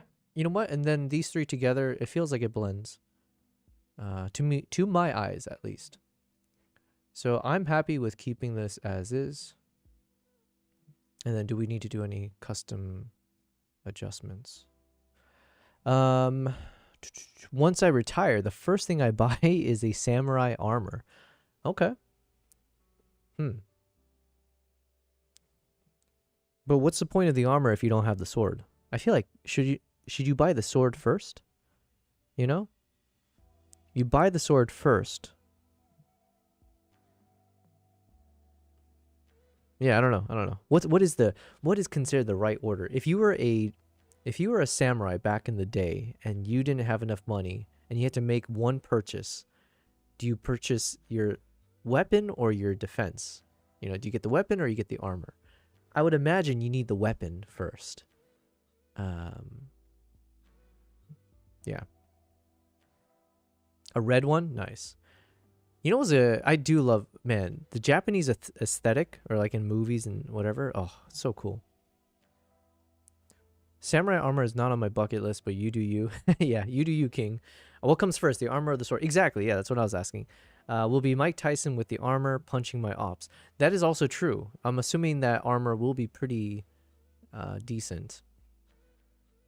But then you'll also tire out wearing the armor. You know what I mean?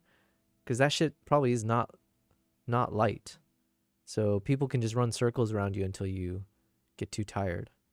Or if they push you into a small body of water. I don't know, man. I think I would get I would get the weapon first, you know? All right, so we like this effect. Let's turn on a few things though.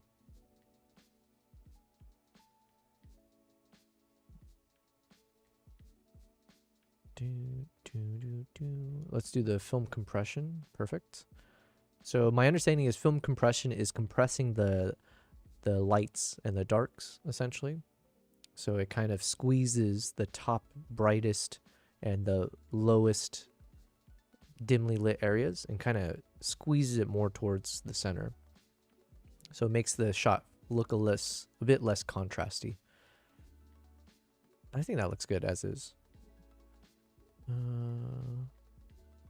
Okay, and then let's go ahead and turn on all the rest of the stuff, like the halation and the bloom and the film damage. Oh shit, I forgot to turn on the vignettes on some of these. All right, let's go back.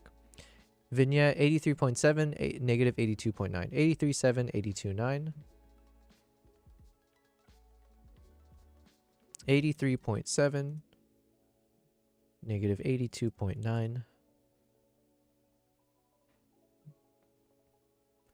83.7. Negative 82.9. Cool.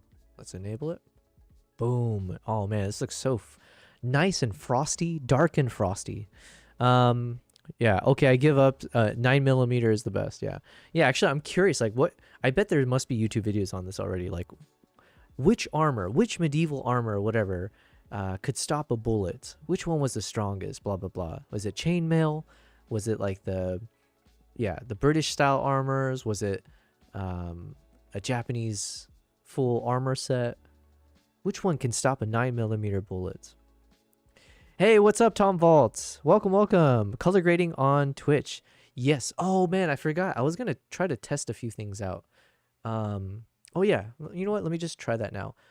Kick has been like reliably. Kick always, I feel like, has like 3 or 4 people watching at all times, but I can never tell like if they're real people or not, because we're quite shy over on the Kick side of things, which I'm okay with. But I think I saw. Okay, so my current category is video production. Am I okay with that? Let's see. Now, let me be careful. Ugh. Don't. Ooh la la. Ugh. Let's see. But hello, Tom Vault. How are you doing? I think it's been a while. I remember seeing your name pop in. Maybe it was like a week ago or something. How about we choose, is there a category for art? Let's choose the art category on Kick. And then for Twitch, I think it's always like between just chatting or the art category. I don't know. I wish someone would just give me an answer. Is it better to be in the art category or the just chatting category? Let's go ahead and choose the art category for fun. Because we are now, we were doing a bit of shenanigans, playing some chess, unboxing things. So Tom Vault, we got this cool new product here. They're not sponsoring me. This is just a suggestion from someone in the chat, Photo Elite. And then I have a upcoming shoot where I thought this would be actually really useful. But it's the PMI smokeNINJA Pro Hazer kits. So I figured this could be nice, where it basically lets you create, like, fill a room with smoke, right? But this one is in particular can make the smoke less smoky, not like a fire, but more hazy. And that haze effect is what I was hoping I can actually have in some of my upcoming projects, where if I'm filming someone or something in a certain area, if I could have that haze effect with some light source to create nice depth as well as like nice cinematic look to it, ooh, that'd be nice. So let's see if this was worth the money, because it was not cheap. So, but yeah, we did a little bit of unboxing. We played a bit of chess, and now we are editing my Mongolia episode 2 using Dehancer. So, haze machines are nice. This is literally, this is gonna be my first time using it. So probably tomorrow on stream we'll review it a bit more. I might even just watch some videos that break down how best to use it. I'm sure it's not like rocket science, but at the same time, there's probably good techniques involved. The other thing that we are testing out for the first time as in this is our 3rd day of testing it out, but it's a product called Dehancer. So it seems like a decent number of people know about this product. I had 0 ideas about it. I want to also remind everyone that I don't know much about anything. I've been only video editing for the past roughly about a year or so on DaVinci, and it's all learning process for me. So I didn't know anything about filmmaking and all that. It was just more taking photos, then shifting into like doing short form, Instagram reels, and then from there going into like trying to make these longer form video content. So the company Dehancer reached out to me. They had seen me on YouTube, and they just basically asked if I wanted to access their product, test it out, and then provide a review and just be honest with the review. So there's no stipulations. It's just whatever I think. So it's I thought that was an even trade. I think that was a good trade. So yeah, we have access to it now, and I am testing it out on every one of my clips, and it's been super, super fun. Just like, honestly, could not be more excited about just like how it looks, what it's doing for my shots. Definitely adds a lot more of that film look to it. And we don't know anything about film either, so we've been learning all the terminologies, right? So now I know what a film stock profile is. I've learned what the concept of a film damage, the bloom effect, and the halation. The film grain I knew about from like photography. The print profiles, film compression. So yeah, we're it's like an educational stream at the same time. Tom Vault, you said, I think Dehancer used to be a pretty good purchase, but now when DaVinci has its own film emulation, of course it might still be, but don't use that one personally, but have a bunch of friends who do. Yeah, that's another comment that I've heard a few times in the reviews as well as just in the chat, where it's like DaVinci now has like some like different forms of like film emulation. And so it's like, okay. Now, from the reviews that I've seen, it seems like people still prefer the Dehancer's versions for everything, except for maybe one. It could have been the bloom effect. I could be wrong. Bloom or the halation. I saw one review that was like saying, oh, actually, I prefer the DaVinci one. But then for everything else, it seems like they were saying this is excellent.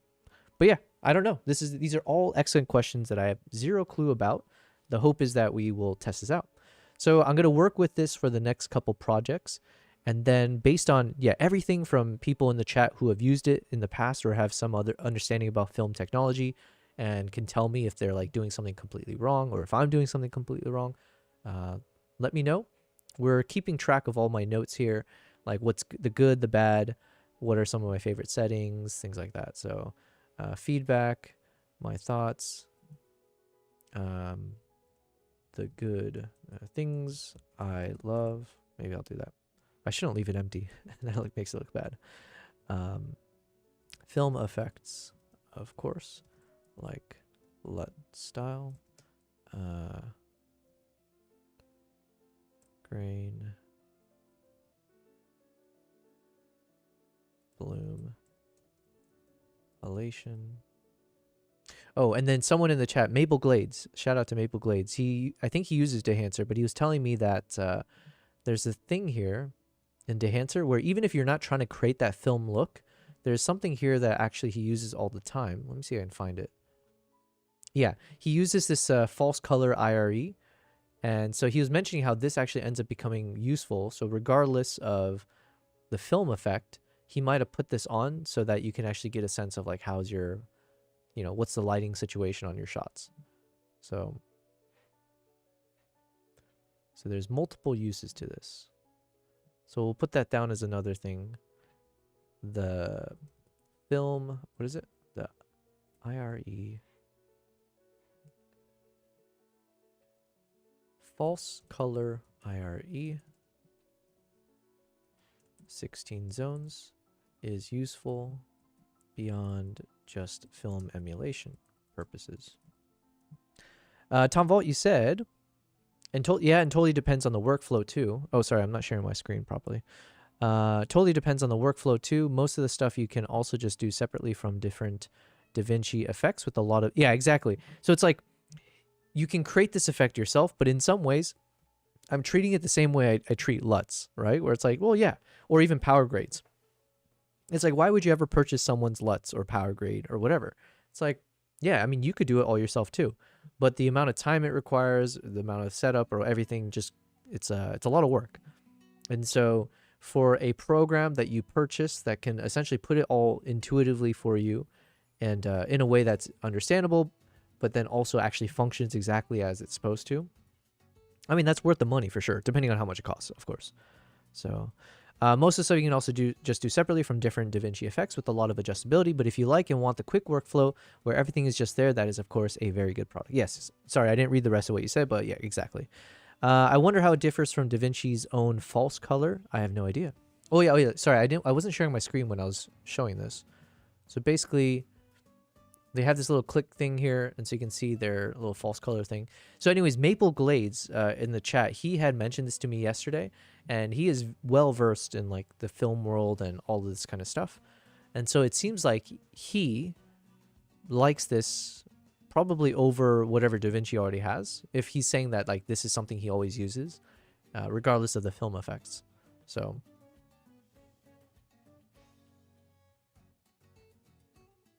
let me just shrink this again. Yeah, exactly. I'm by no means the type to say you should do everything yourself.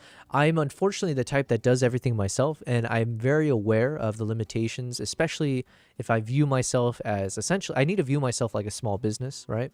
I have to view myself as like, you know, at some point, if I'm trying to do everything myself, instead of hiring people, like if I had a restaurant and I try to run the kitchen and the, you know, the waiting and everything on my own, obviously that'd be impossible. Now, obviously what I'm doing doesn't necessarily require so many people. A lot of my business is myself, my brand, but there are definitely areas where I should just cough up the money and outsource things, whether it's like video editing stuff or like, you know, marketing, or I don't know. There are areas in my life where it's like, it probably makes sense to just cough up the money. Because like at some point then I can't scale myself and I will inevitably fail.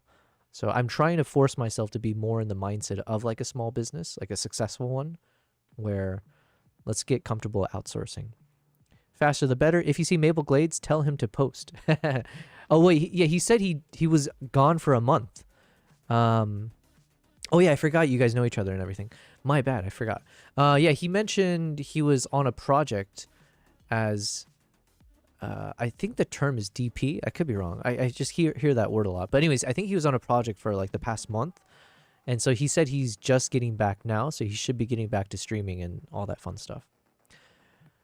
But I meant more like using creative LUTs versus learning to grade yourself. Yeah, and like for me, it's a little mixture of things where I actually enjoy learning it myself, especially if we're doing it on stream. And if you guys are enjoying it as well, then double whammy. Or if we find creative LUTs, like the ones that we were using before we were testing out Dehancer, they were LUTs that I got from Lens Distortions, and I really, really do enjoy their LUTs. So even when I'm using Dehancer, I'm basically comparing Dehancer to Lens Distortions, where I was saying, can I get the same effects, like that dark monochrome look that I had from episode 1? Can I replicate that with Dehancer? And so far, it's able to do it pretty decently. Now, it still looks quite different from the way Lens Distortions LUTs look, but there's no reason that I can't use Dehancer and Lens Distortion LUTs simultaneously either. So, yeah, it's not like they don't clash against each other. I could just combine them all together as needed. Hello, Nala. Nala, you want to say hi again? Yes, good girl. Good girl. I agree. Tom Vault, you say, I mean, it's good to know how everything works and know how to do it yourself. But for majority, if you want to focus on becoming a good filmmaker, there's no need to be the best colorist. Just use LUTs to make it look nice. Yeah, yeah. Yeah, exactly. It's like, I have some projects upcoming. Who says that? I have upcoming projects where speed is the name of the game. So, of course, for those, I just need to make sure I can... And this is why it's like learning Dehancer as quick as possible is also helpful. So it's like, for my upcoming project, can I actually just pop in Dehancer quickly on everything? Or Lens Distortions or anything else? It's like, yeah, absolutely. So, I mean, that's my presets as well, right? And that's why us, like, you know, us as photographers, even videographers, right? It's like, the reason why you can sell presets is because you're saying, look, I have done the hard work to figure out certain types of color. I'll say color science, but I figured out the right recipe of colors and editing to make some shot look wonderful. So instead of you having to waste time trying to replicate that, I have the secret sauce right here. Just pay me this thing and then boom, there you go. And I think it makes sense. I purchased presets especially when I was learning photography in the beginning. Derp. Hey, what's up, Primal? Derp indeed. Derp. Oh yeah, I forgot. Oh, that's the ghost voice. Okay, okay. Yeah, for a limited time, if you do a voice donation or anything, you will get 2 voices until I figure out how to turn off the female voice. But yes, thank you, Tom Vault. I agree. It's like every artist's biggest challenge, I would assume, is like trying to trust other people on their creative process and letting you just focus in on the things that you care about. Or at least that's my challenge. Now, when it comes to like making these kind of like these films, though, it's going to be hard for me to outsource this because this is like really fun for me. Like the biggest passion for me right now is trying to learn storytelling. So video is probably it's more compelling than a single photo in terms of telling a deep story, right? Like you can tell a lot from a single photo, sure, But with video, you have so much variations you can go and like directions and all that. So, all right. Anyways, we like this look.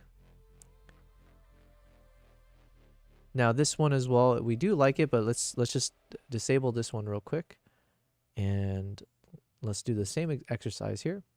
Let's put Dehancer on. So first we're going to switch the source to DaVinci Wide Gamut and Intermediate.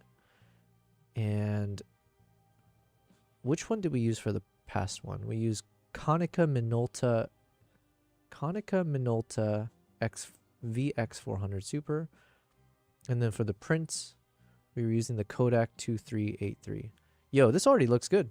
Honestly, we should probably keep it.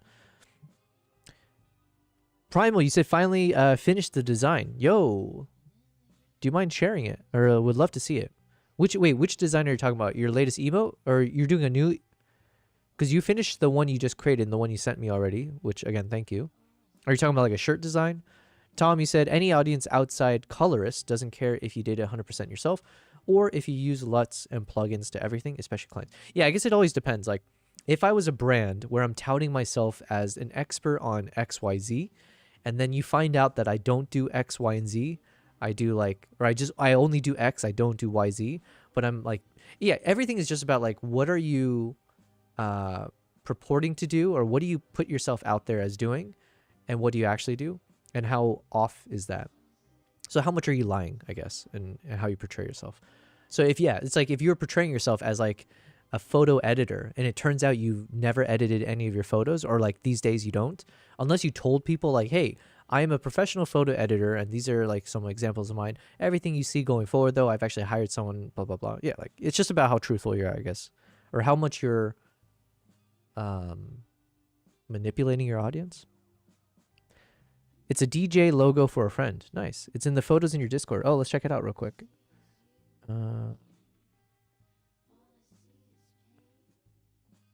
Yo, that's fire. Wait, can I show this on screen? I'm assuming it's a public thing, or is this like, what'd you say? It's a DJ logo for a friend. Okay. I'm assuming I can show this then. Fire. Also fire because I know this is a transparent background, so I can see it in Discord without the background here. DJ Slayer.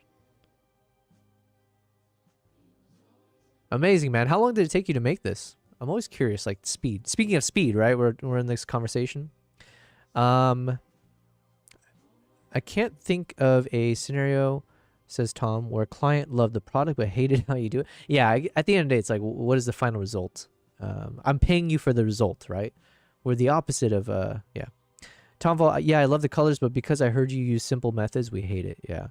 Yeah, I think it's more, I can see it as the marketing, where if you market yourself as like, hey, I have this like proprietary custom way that's taken thousands and thousands of hours to finesse and perfect, and that is how I'm going to make your product at the end.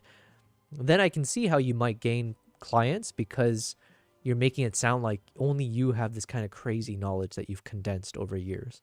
And then if in reality it's all a lie and you just have some quick plugin, I guess if they found that out, at the very least they'd be like, I mean, something about that's off. But if the result is good, then it's like, okay, whatever, we'll let it go. 2 or 3 days, I think. Lost count. Nice. Yeah, I know you lose sleep all the time like me, so you're in the zone. Tom, of course, if you market yourself as a colorist, you have to be colorist. You know what? I haven't learned that. I just discovered that word exists recently, being a colorist. And I almost like, I would love to learn about being a colorist because I think it should help me if I know that kind of properly. Like but I barely know anything. I just kind of go off of, it feels weird to say this, but it's like very much a feels-based editing style. Yeah, I just kind of, it's a vibes-based, okay? We edit based on vibes. Can we turn that into a, can you call yourself a vibist instead of a colorist? It's like, oh, what kind of an editor are you? I'm a vibist. What does that mean? Well, I just kind of like play around with the dials and the sliders until I feel like it just strikes the right vibe, you know? That's basically what I do. So, but we're trying to learn. We're trying to learn the technical stuff as well. But my brain only does so much, you know? But I do like this one, the Konica with the Kodak 2383 print film. So let's use this as a base. But just in case, let me test one against it. So let's test the Fuji Color 100. Ooh, I do like this one as well. I mean, anything that makes it look very dark, right? So let me just go back to the Konica real quick.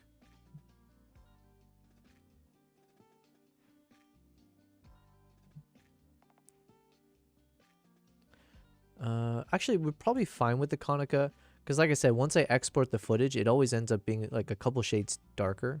So this might end up becoming way too dark.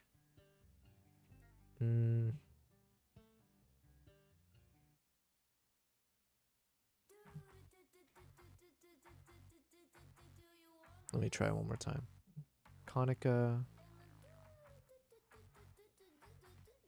Okay, I'm torn. Tom, you said, oh, like just now or recently? Wait, what are we talking about?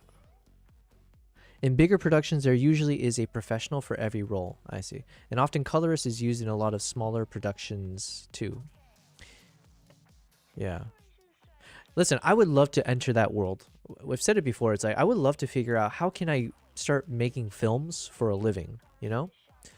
And right now I'm trying to dabble in like documentary style filmmaking. So like documentary short films. And then at some point it's also like, hey, can I actually like make my own film about anything, like a fictional concept? But at the very least, if we focus on documentary short films, I want to understand the world of like, how do you, so one, I'm building my portfolio as we speak. And that's why we're also trying different styles with my videos. So instead of just making it feel like a diary. So Tom, it's been a while since since you've been here. I forget, Tom, were you here when we had finished episode 1 of Mongolia? I don't remember exactly when you were here last time. Just in case, because this is a nice self-plug, here's a link to my latest video on YouTube called Into the Blizzard. And I think you just finished it. Okay. So I put a link in the chat. That's my latest video on YouTube. So for anyone who hasn't seen it, I do hope you'll check it out, because obviously it helps with the performance of the video, and leave a comment and all the fun stuff. It's 17 minutes long, so only if you have time. But I do hope you enjoy it. It is my favorite video I've made so far. We've learned the most from making this video at the same time.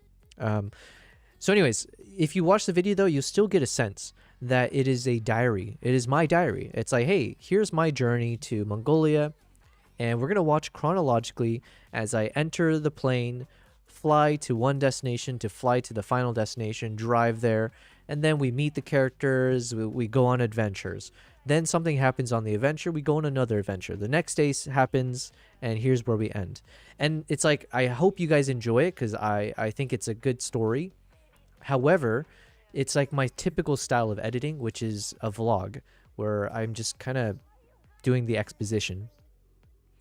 So it works for a reason, because it is a travel vlog, and like that's the main point. What I want to try with this episode 2 is actually try to not even include my voiceover, or maybe only in the very beginning and at the very end, but everything in the middle should feel like you don't even hear my voice. It's just the full story. It's not a diary. It's a story that I'm conveying with its own conflict or some purpose. And so the purpose of this one will be talking about the people of Mongolia. So it's kind of like the ways of the eagle hunters, and we're going to have 4 acts. So even this, we're not going to call them chapters. They're going to be 4 acts. Each act is about a key pillar of what I observed as a fundamental core value of the people that live in these Altai mountains in the middle of like Mongolia, in the middle of nowhere, right? So one is around kinship. The other is around hunt, because of the eagle hunting traditions and the wildness of it. A third title is going to be on homestead, or like home. And then the fourth one is on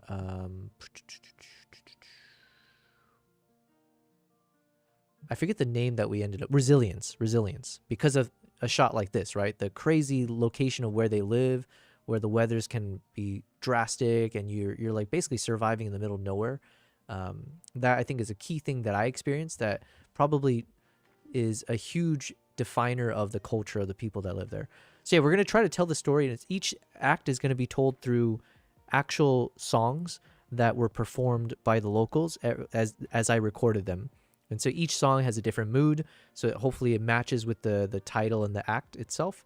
And in between each of the acts, we'll have a little palette cleanser where we show the eagle's perspective of things, where we show some flights of the eagles and stuff. So, Tom, you said, I work as a solo filmmaker full time, but I also work as a freelancer in higher end productions as a DOP. Oh, wait, I know what this means. Director of photography. We looked this up. Did I look this up on stream? Because I was like, oh, what is a director of photography? Anyways, that's really cool. Oh, you're also a colorist and as an editor. Yo, that's pretty sick.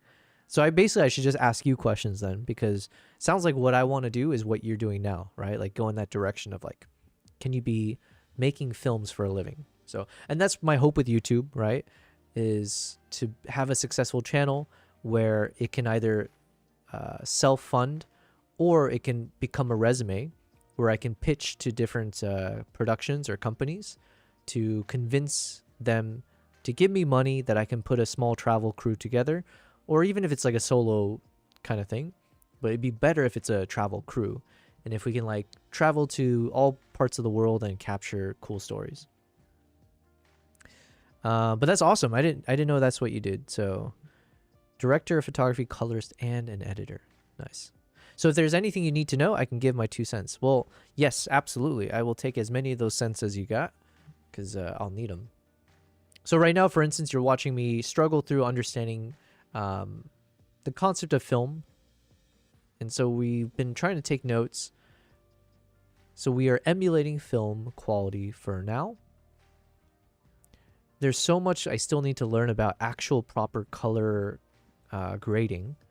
So there's a channel we were watching called the Kazman. Apparently he's a YouTube channel, but he works at Universal Studios.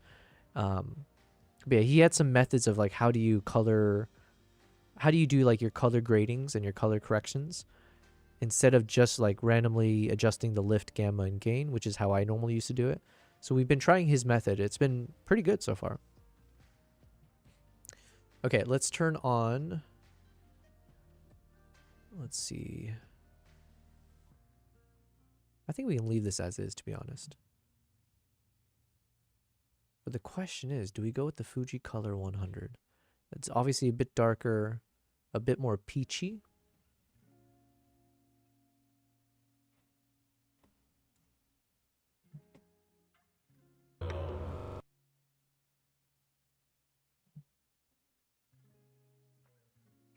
Now, some of the orange parts are like very orange, and like some of the red parts are super saturated.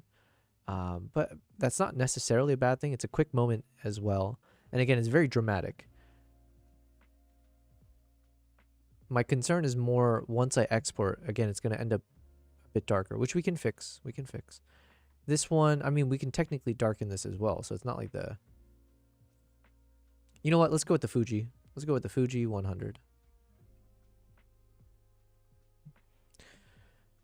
Mostly in fashion, lifestyle, travel. Nice. But if you are that new, everything looks very, very good. Just keep it up. Yeah. You know what? It's like the, I gave this example before, and I think I'm not the only one, but when I was first getting to photography, I just assumed, and I genuinely felt at the time, right? My photos looked amazing when I was adding a lot of saturation, vibrance, colors, and stuff like that to my shot. And I like genuinely thought like, oh my God, this photo looks amazing when I did that. And then it's like in hindsight, when I look back at all of my old photos, I'm like, yo, this is like, this makes me want to like throw up. It's like, holy shit. Like, what was I thinking? You know? So it is a very subjective thing for sure. But I can imagine maybe if there's like a psychological element to it, maybe it's just because we see so much difference when we add all the saturation and colors and stuff. So it just makes us feel like we've drastically done something different. Whereas sometimes like a natural edit can be much cleaner, but you might, especially if you're beginning, you might be wanting the more drastic look so that you feel like you've actually made a change. Whereas like trying to edit to make something look more natural can feel a little bit like it's like, oh, regressing to the norm almost. But yeah, so there's a world where I'm like, oh man, I wonder if like right now, the way I see this shot right here, where it's like so dramatic and very, very rich and poppy, 10 years from now or something, I'll look at this like, there's like so, what was I thinking here? How did I not catch the fact that these colors did not clash whatsoever? Blah, blah, blah, you know? Will be interesting. It's all about progress, right? Or it's a journey, as they say. I think I want this disabled. Okay, so the only thing I want now is let's add in those halation and the bloom and the film damage. Okay. I wonder what happens if we increase the bloom. This shot feels like a shot that should have maximum bloom. You know what I mean? Maybe not. Let's see.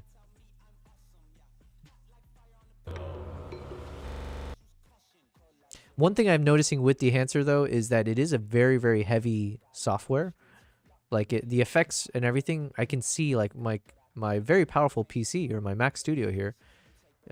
It does struggle to render this in normal speed.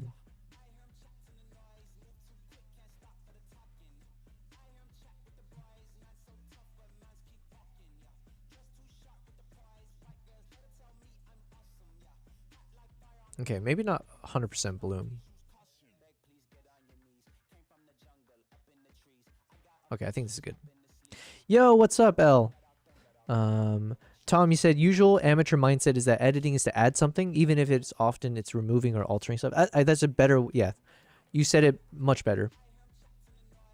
Yeah, because I like, especially when I started, but even now, right? To be fair, but it's always like, oh, I want to add stuff to whatever the shot is. So I feel like I've left I've left an imprint. I did something, right? L thing, hey, yo, Bell, I got an offer on the lens I'm selling. Hells yeah. I think if I remember, you sold one of your lenses before. How much did you say? It was like a couple $100 or something like that? I could be wrong on the price, but good job. Congrats. Tom, yeah, that's a biggest con of Dehancer. It's very rough for your machine, yes. But thankfully we did. This is all part of why I thought like at the time it was worth investing in this crazy expensive. I have a Mac Studio. It's like the M3 Ultra or something. It's like fully spec'd out, but it's able to handle these multi-streaming plus the DaVinci plus Lightroom plus Topaz as well. Although I think we've struggled with both at times, or like one of them crashes, and with all the crazy browsers I have open and everything. So, L thing, a lens half of the price of it on MPB and a camera body I'm missing for the collection, so I'm gonna accept it.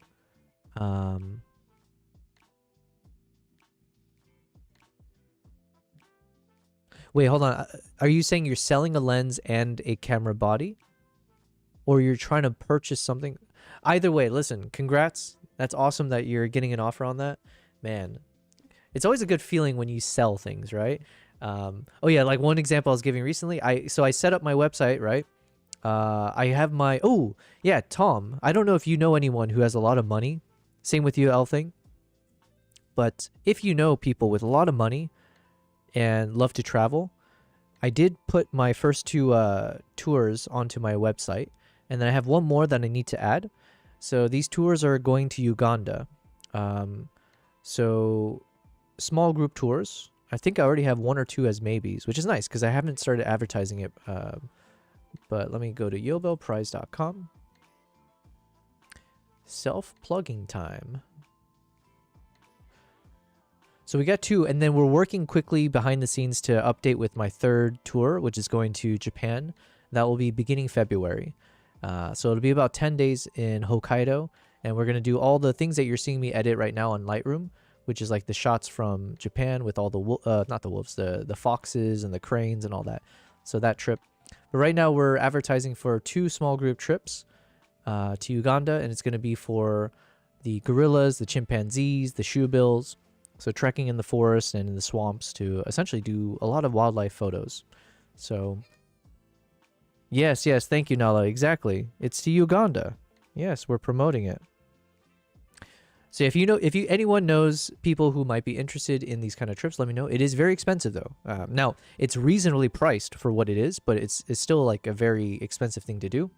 So right now, all inclusive minus international flights and visa costs is $6,500 per person, and we're looking to put a group of about 3 to 6 people. I find that's like a sweet spot for this kind of trip. So yeah, we'll be starting to figure out how to like put some Google ads together. I need to start promoting on my Instagram and like YouTube and all that fun stuff. But these are some of the things that I'd like to do off in the real world, right? Travel again. So we're going to start next year. A trade for the lenses I'm selling for a kit that I want. I see what you're saying. So it's like is it a full trade, or is there money being exchanged as well? Not that it matters, but it sounds like you're winning from that. €1 left over on store credit. Oh, nice. Yeah, so we were looking at this fat horse from earlier. And when I say fat, we do mean PHAT, #rotund. So this is going to be a very, very, very fun photo for us to edit later. Oh, one thing I was thinking I should do, just in terms of like, because I have a YouTube channel and Instagram and things like that, I'm thinking what I can do is hopefully every day as I stream, minus today, because today's a shorter stream. As I stream, I want to be able to edit some photos or video clips, right? But then turn that specific, like just showing the edits and then turning that into a YouTube short, as well as like maybe an Instagram story. So if I can have like constant, almost like daily, right? Like if I'm streaming every day, I should be able to find quick clips from my streams that can turn into content that I share on YouTube and stuff. Not as like actual reels like on Instagram, but at the very least, if I'm showing like the full edit, if I do a time lapse, or if I just make sure on my stream I do something at the end where I show like, okay, so this is what we worked on, this is the before, and this is the after, using this preset, blah, blah, blah. And then I can just clip that into a post. I need to be better at like promoting my streams, but then also just creating content on my channels. So, but yeah, this photo will be fun to edit. L thing, you said, do you remember where toucans can be found? I'm guessing that would be an amazing photo trip. Yes, absolutely. The place I was in recently in Colombia, there was one toucan that was injured that was being raised by the ranch that we were staying at. Let me see.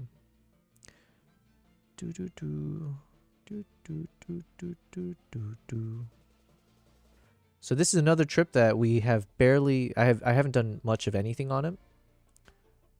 So like I said, I do hope that you guys will enjoy these streams, because we have like a crazy amount of travels that we've barely scratched the surface on, including this trip to Colombia.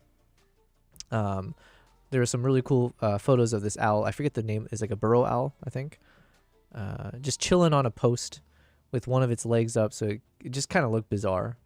And so we stopped the car so I can try to take some shots of it. Okay, let me see.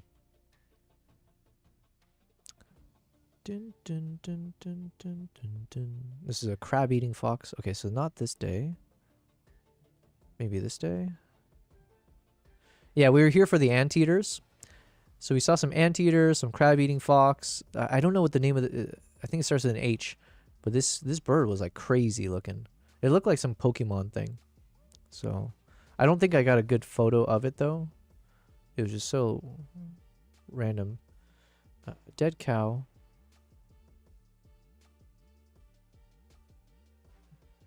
Capybaras. Yeah, and then we had some parrots, and there was like a toucan.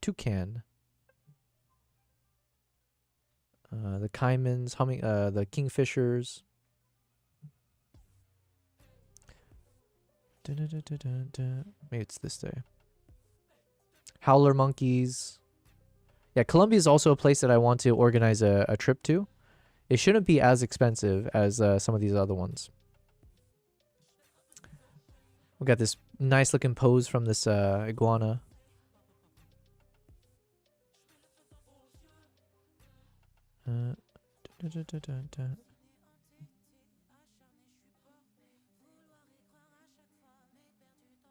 Well, I'm not sure if I'll find the photo, but yes, L thing, yeah, in South America for sure. And I think Costa Rica might have a bunch. Colombia for sure, I saw them. So yeah, it should be everywhere. Anteaters are scary. Yo, I got super close to the anteater. Like I literally could not have been closer. Tomval, I might have a possibility to go to Socotra this year. Oh, that would be cool. I've never been, but I know someone who has, and I know it's like quite challenging in the sense of like there's like a lot of limitations or like certain visas you have to get and stuff like that. But I do know someone who's gone there. I would love to go there as well. It's just right now I have not planned any travels. I need to catch up for the rest of this year, minus a few like trips or like events that I'm going to be filming. And it's like for work related stuff. The rest of the time I'm not traveling. And then for next year, I first need to focus on my workshop tours, like the Uganda ones I mentioned and Colombia maybe, but then my Japan trip in February. And then in between those trips, I want to see if I can start adding a few for like scouting. So Socotra would be really cool for sure. And like for me, it's also traveling so I can create YouTube content, right? Like film places all around the world. So I've never been. Sounds really cool. I would love to join you at some point on a trip somewhere. I do love traveling. Elthing, when confronted with pumas and other predators in the wild, the anteater almost always wins. What? What do you mean? How does an anteater... Well, when you're saying win, as in it'll survive, or like it actually takes down a puma? Tomval, you said it's also not convenient because you can't get your normal insurance there. That's what stresses me. Sure, I guess. But it seems like if you go with a reputable company and all that, I can reach out... Do I remember the person who told me this? I can look into like what company she used. But yeah, once you're there, it should be like you're just fully on a... This is why I like traveling with like tour companies and stuff nowadays, like private tours and stuff. It's like they pick you up from the airport, take you right to the ranch or wherever you're going, and then yeah, no worries. Their claws are giant, just like the emus. The country's in war, so companies usually rule those out. Yeah, for sure. But in terms of like, I don't know, I don't think it's actually dangerous to be there. It's just, there's just a lot of stress because of the fact that it's, yeah, it's like if you're going there for tourism, I don't think you have to worry per se. You know what? Don't take what I say seriously. What do I know? But yeah, Socotra I know is like, it's like such an amazing place to go. It's on my bucket list for sure. Elthing, this is the anteater. We got lucky. We got some decent sightings with them. This is the giant anteater. And they're like virtually blind, which is kind of crazy. So basically we had to be super quiet and we had to keep walking. What do you call it? Not downwind. We just had to walk so that our scent couldn't be picked up by the anteater. So at times I feel like we got super close, even though it looks like it's staring right at us. But there's one day where I shot the anteater and I swear like it was hiding, it was sleeping in the bushes and we didn't know exactly the location. Let's see if was it from this day?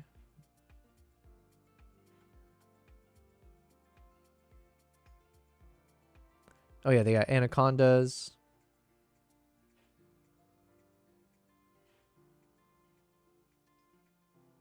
Oh, is this one? This one. Oh yeah, so and Elthing, you're talking about the claws of the anteater. Check this out.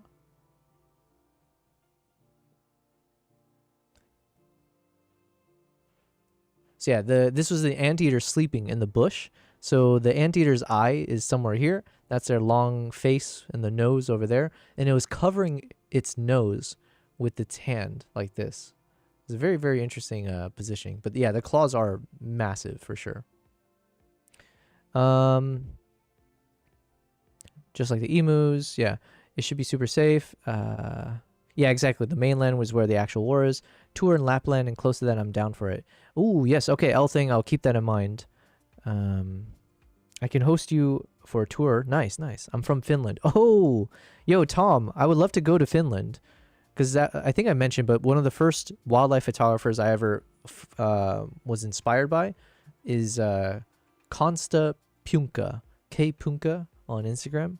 And he would just like photograph these foxes near wherever he lives. And I was like, yo, this is so amazing. I was like, I need to go to Finland and just like spend time in the forest to look for them. And then some people were giving me suggestions for trips to do not in Finland, Sweden, to go all the way up in the northern part of Sweden and spend time with the people who live with reindeers and stuff. And that is another thing I want to film in Mongolia, but maybe Sweden as well. The gear trade I'm doing is with Camera Store with the K. I've never heard of it. Finland is a bucket list country. Oh, I have been to Finland before though. I went there for a big wildlife photographer's trip. There's like some hides in Finland, where you can spend all day, right? But basically you look for like the bears, the wolves, the vultures, the eagles, they all come out there because they have like a bait that they set in the middle of like this open field. And then at some points the animals will come up and you just chill in this hide and you wait all day and then you photograph them when they pop up. It's a very interesting experience. Like the hide experience is very different from safaris and everything else. Go to Norway, skip Sweden, go Norway. Okay. Don't tell whoever it was in the chat who told me Sweden. Finnish people live with reindeers up there too. Yeah. Well, Tom, I think, so this is an example of a place I want to visit, to do like a film, like try to do documentary film style in Mongolia. Reindeer tribe. We were looking at this yesterday on stream as well. But there's like a few, the Satan or the Dukans or the something, but they straight up are riding reindeer, okay? You got, there's like photos of kids on freaking reindeer, dude. Like what? Come on. Like what a world. What a freaking world. So if I can spend like 2 weeks or a month just to be in this, just live with these guys and capture what their lifestyle is, like come on. How could I, yeah. So listen, I mean, we are making Mongolia vlogs right now, right? We got 2 short films underway. One is done, the next one. So I'm hoping these can become my portfolio, where if I reach out to Mongolia's tourism board, maybe I can convince them like, yo, could you like sponsor me to spend time, blah, blah, blah. Maybe they wouldn't do that. I don't know. We just got to know who to reach out to. Like, does the Nat Geo, or are there like more like smaller production companies that will grant, give out grants if you pitch an idea? But yeah, we really want to do that kind of stuff. Sami region. Yeah, that's the one I think I was hearing about. Isn't Sami region through all the Nordics? Okay. Fair enough. So it's not just Sweden. I haven't been to Lapland much. I've been recommended going to Finnmark. What is Finnmark? By a retiree from Norway. You can't really go wrong if you go to any of these 3 countries. Just go up north. I kind of want to go to Finland in the summer, but Finnmark. Yo, what is Finnmark? I mean, I don't know. Like I said, I don't know much. Just don't go south? Okay. Avoid anything south of Stockholm in Sweden. Fair enough. Summer in Lapland is insanely awful. Just my opinion. Okay. I'm just going to take your guys' word for this because I have no idea why. Oh, the mosquitoes? Oh, yeah, please. If I can avoid... I get bit every time I travel. That's just an unfortunate aspect of life. But yeah, L thing here are those massive claws of the anteater. Now, I do know I have some photo... I have some really cool video when the anteater wakes up and it just stares at me. And I was shooting with I think an 85mm f1.2 lens. So, I wasn't able to get a wide angle shot, but with it, like at some point the eye is super sharp and it's just staring at me, and like we kind of have a stare off and it's like, wait, you're not supposed to be here. And then here's where, yeah, the anteater wakes up. So I switched over to video mode since I'm more into video than photos. So I just turned on the photo mode just to take a few shots, but really I was just trying to focus to go into video. And then we followed this anteater just like walking around, and then it went into the river. And it's kind of cool to see this anteater just going for a swim. So anyways, this is Colombia. We're going to get to this eventually, but obviously right now our focus is Japan and Mongolia. So yeah, and Mongolia, Japan's going to be great. Like we got some really cool fox photos already lined up. I think the last one we ended up with was this one maybe. Yeah. So we got this cool fox with the person in the background creating a nice little like I don't know. I like the composition of this one. And we added a bit of grain to it. There's a few things maybe we'll fix in a bit, just like in terms of the colors. There's a bit of like color splashes here that we need to adjust, but I'm Danish and even I haven't been to where? Oh, the Faroe Islands. Yeah. You know, I wanted to go to, what's that one island in north of Norway? Is it the Faroe Islands? No. It's something else where the polar bears are, right? But then I heard that they started implementing some new rules. So you have to be at like an even farther distance from the polar bears than already is the current state. So, yeah. You're there with a few Danish creators. Nice. Good girl. Good girl, Nala. Okay. Let me just try to see if I can finish some of this. Because it's almost midnight. Now, there's no reason I can't just keep going. But I wanted to see if I can FaceTime a friend of mine back home. Let's see. Let's turn on the vignette. Ooh, can I remember this? Okay, here's a good test of my memory. Do I remember what the vignette size and the aspect ratio should be? If I remember, the vignette size is 83.7 and the aspect ratio was negative 82.9. Let's see.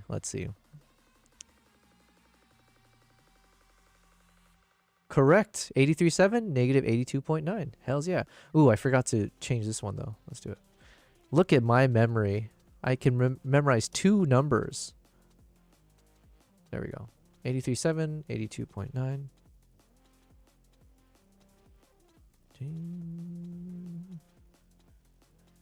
Alright, let's see how far we can get with this. Can I finish the entire trailer? I need to work faster. Okay, so we're going to create two things. Svalbard. Yes, thank you, Tom Vault. Svalbard. I actually have 3 creator friends there right now. Oh, shit. Okay. Yo, Tom.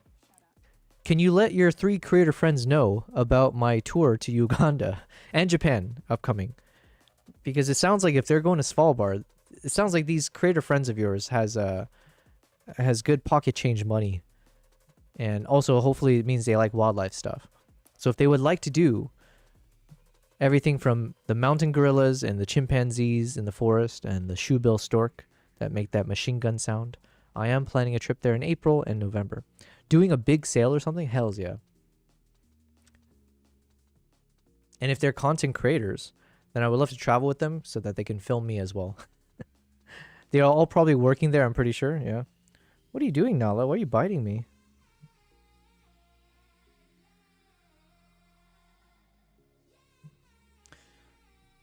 What region of Finland are you based in? Oh, wait, Tom, I thought for some reason you're in the States. Turku, so south. Turku in Finland. Okay, we're going to try this coloring technique from that YouTuber, Kazman. So I have a node open. What's today's mystery voice? Ignore that one. What's today's mystery voice? That one. It's something called Ghost Host.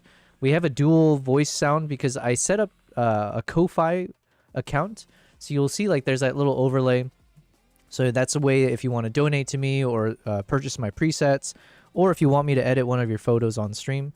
We did create a thing there where you can donate like, I think it's like $3 and I'll edit one of your photos or so. Anyways, it's like a combined thing. I just discovered Ko-Fi, and so it looks like it's a mixture of Patreon, the tipping function, and selling commissions and services, whatever. So within there, I think I turned on a setting that was for the voice sound. So it's probably an easy fix. I just been too lazy. I forgot. But then the other voice is Ghost Host from the TTS Monster. Oh, wait. Did you guys explain? What is Finnmark? Is that a real place? Or are you guys like, is that like a... Yeah, what is Finnmark? Okay, in the meantime, let's right-click this node. We're going to go to the gamma. We're going to choose linear. Then I'm going to drop the loom mix all the way to 0. And then let's adjust the gain circle until we get something that feels a bit more natural. Probably this. Okay, this looks good. Now let's do the Dehancer. Let's choose the right source. And let's choose the Konica. And then for the print.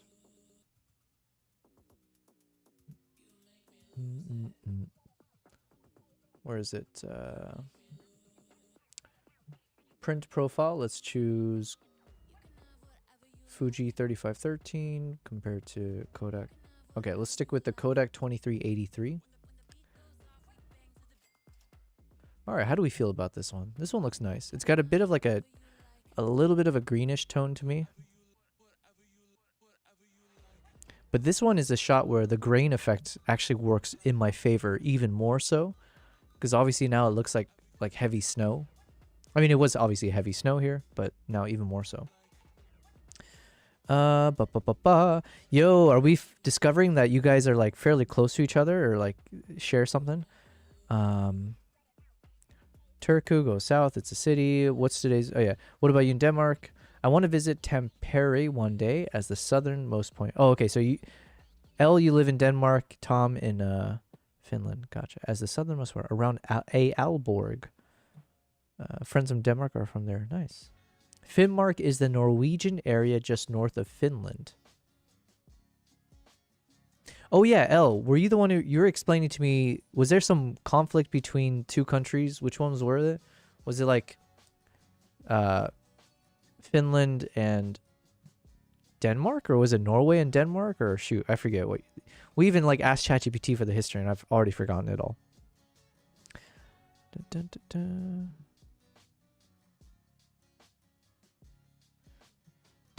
Okay, in the meantime, let's try out some of these other ones. And let me pop open. Okay, so let's try Fuji Color 100. Not bad. Not bad. I think I want something that pops a little bit more though with the colors. Yeah, like this one. So the whites are a little bit more bright. So this is the Fuji Color Natura 1600. The next one on the list, let's look up Kodak Aero Color. Kodak Aero Color 4125. Okay, what's going for this one is that the whites are slightly bluer or like cooler in tone. So at the very least, that's more my vibe that we're going for here. Kodak Ektar 100. This one's too blue. Kodak Portra 400. Okay, so we're back to normal. Let's compare this to the Aero Color. Okay, so we prefer Aero Color. Kodak Portra 800. Yeah, so right now the winner is currently the Aero Color 4125. We got two more to test out here. The Ultra Max and the Konica Minolta. You know what? I think this Konica one wins because it's slightly blue, but still more white than blue, and it's brighter. So, Denmark and Sweden. Ah, that's what it was. Thank you, L. He made an ad for Tradera. Man, you guys are speaking a different language to me right now. You actually filmed that. Oh shit. Okay, so you're discovering there's an ad that you're. Okay, I'm catching the vibes here. We just got a job from them. Came up with the concept. Yo, Tom. At some point, I would love to pick your brain on these kind of things because, like, as an example, I'm trying to do projects around. At this point, it's more like a short film documentary. So there is a project that I'm going to work on. It's a lot of TBDs, but I can't get into too much details. But yeah, basically I'll get to test more like actual documentary style, you know, like, because that's something I wanted to do when I travel. I want to like travel somewhere and actually sit down, like do sit down interviews with some subject, tell their story, and then weave in the B-rolls and the right footages to go alongside their voiceovers and like showing them in their environments. Yeah, I guess like a typical travel documentary film, right? But I don't know the first thing about it, or I kind of know gists of it, but It sounds like you have like the actual understanding of the workflow, all of that. Okay, let's, I said I was going to do this quickly, and here we are. Slow as hell. Let's keep this off. I think we'll leave this as is. So let me just look at the film, the halation, bloom, and film damage. I think this looks good. Oh yeah, vignette. Shoot, what was it again? Did I say 83.7 and then negative 82.9?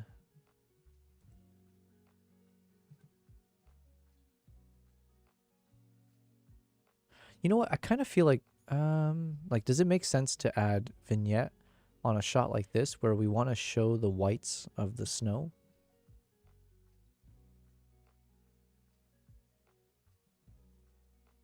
Yeah, actually, you know what? This one I don't think will enable the vignette. We'll keep it as is like this. Okay. For this one, same thing. Let's first create one node. We're gonna right click, gamma, linear, drop the luma mix, and then under the gain, let's try to correct it.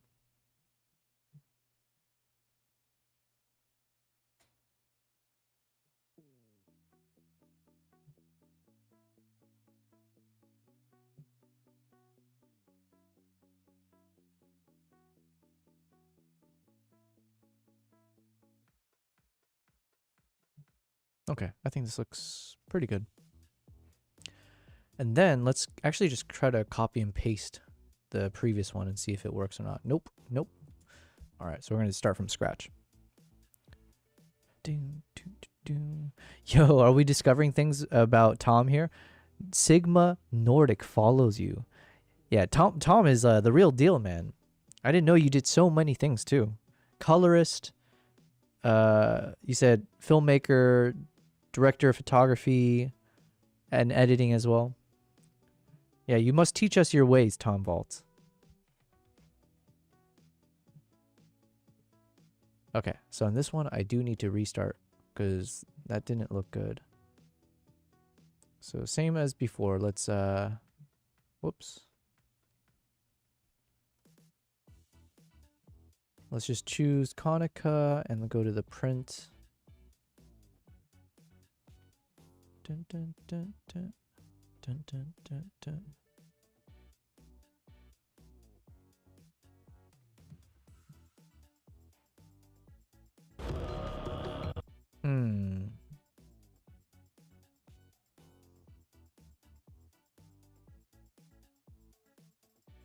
Actually, this one has a bit of a teal, it's got a very slight teal tone to it, which I'm not opposed to.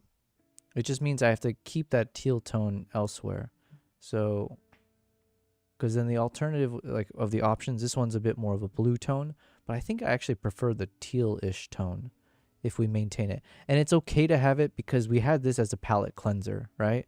So before we didn't necessarily show a lot of teal vibes, but then we had this big fire shot, right? So I feel like it's okay to now introduce another set of slightly different coloring. So let's try to stick to this. So actually, we're going to stick with this Kodak 2383. And probably we'll keep the Konica. Let's see. Yeah, let's stick with the Konica one. Because I want to kind of maintain the same vibes throughout. But the only thing is I might try to drop the teal vibes just slightly. You know, it's like a little too much going on here.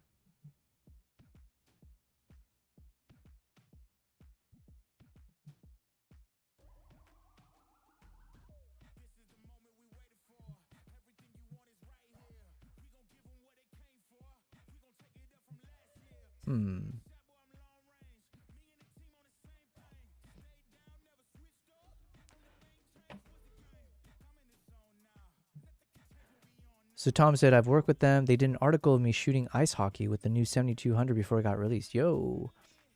I got one, L thing says, I'm jealous. I got one lens that's not from Sigma. 7 Sigma lenses. Damn. They just asked me if I'd be down. Yo, Tom, how do you get to that point? How do you get to a point where people just ask you? Oh, sorry. Sorry, Nala. You okay? My bad.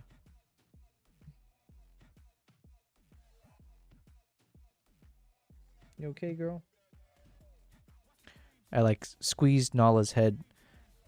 Her head's on my lap, but her head was under my armrest, and I was like lifting my body up, so her head got squished between my leg and the bottom of that armrest. So, but she's fine. She's fine. Side note: there's a guy on Facebook that wants to sell me light stands, but he got a blank profile and wants to call on phone only. Sounds sketchy. Yeah, that sounds sketchy.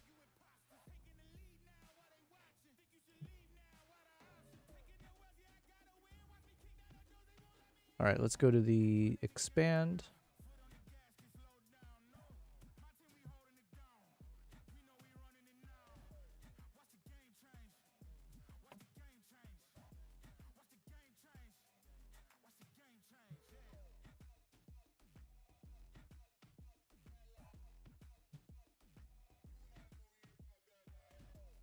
I'm just looking for the vibe where we get a bit of that teal tone, but not too much of it.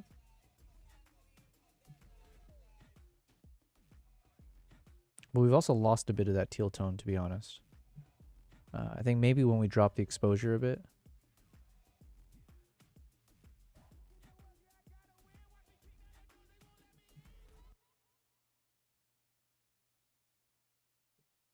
Let's see.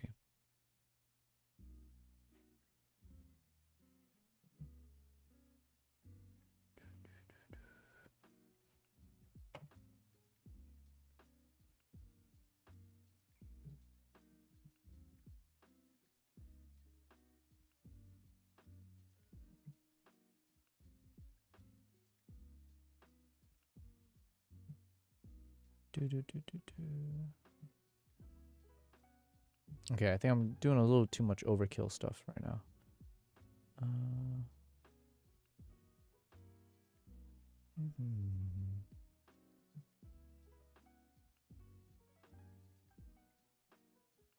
Okay.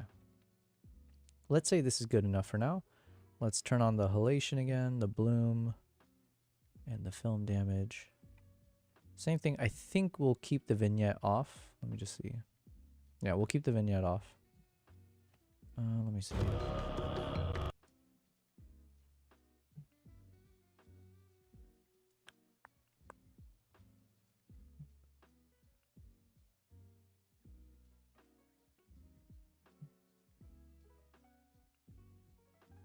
I think also the brightness is quite different between the two.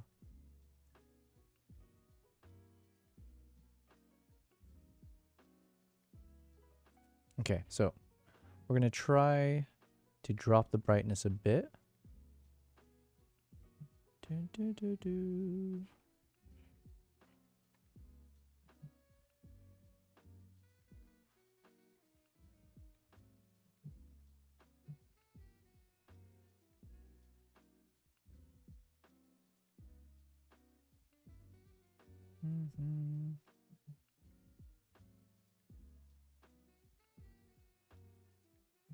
Okay, we're gonna move we're gonna try to desaturate a little bit more. So like this is fine.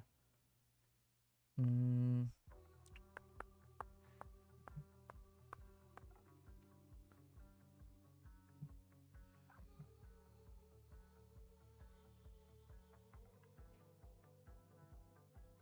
then let's drop the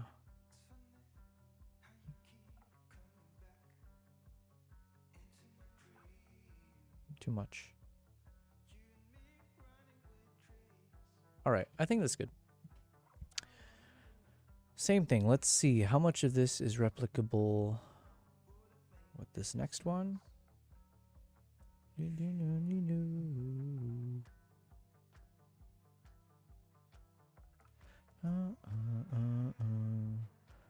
Same steps. Let's go to linear. We could be running.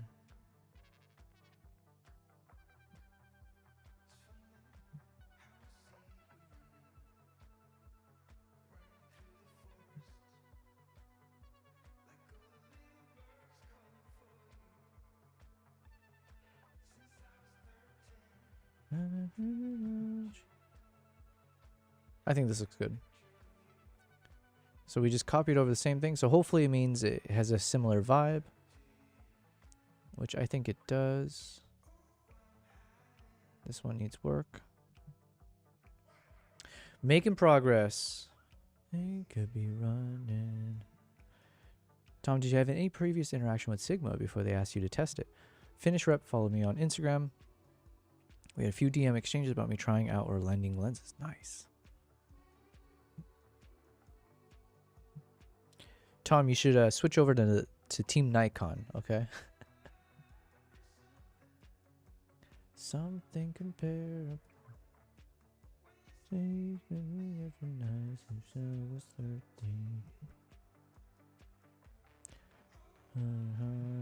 Okay. Right click, gamma, linear. Drop the Luma mix. We come hiding.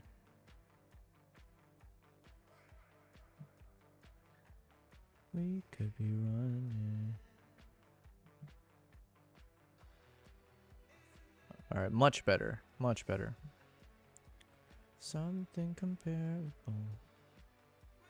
Okay, I think this is going to be the last one I edit. And then, because it is past midnight now. So let's make this one a good one. Okay, so we've added the Dehancer again. Switching this to wide gamut.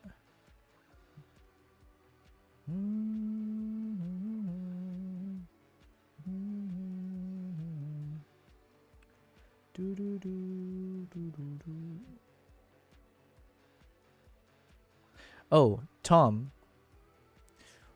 do you know, do you have much knowledge with film? So like, for instance, like, do you know, is there an industry standard or is there a preferred print profile? Because like here, for instance, I see like a Fujifilm 3513 print film and the Kodak 2383 print film. Does that mean anything to you? It sounds like it's like the actual print profile when they printed photos, like film photos or whatever. But I don't know if there's like one that's considered the one that you try to emulate for video. Right now, I think, I feel like I've used both of them. I've definitely used them both like interchangeably to the point where I don't actually know if there's one I prefer between like the 2383 Kodak one and the Fujifilm 3513. And then let's see for the stock, what do you call it? The film stock profile. So this is the Fujicolor 100. Fujicolor Natura 1600. Kodak Aero Color.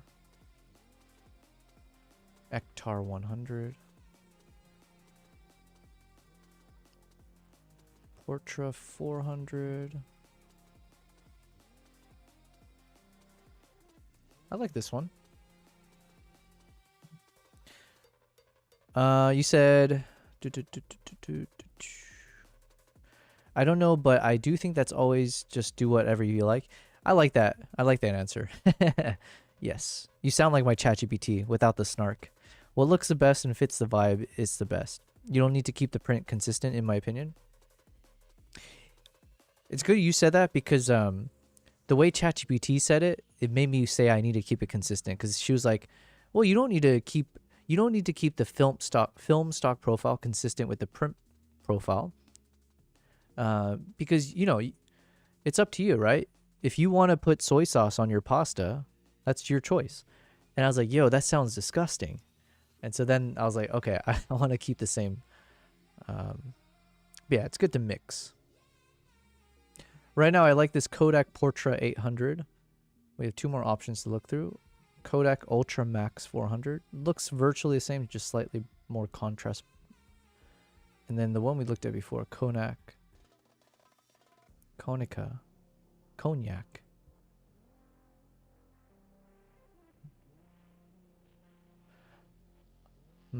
right, let's stick with...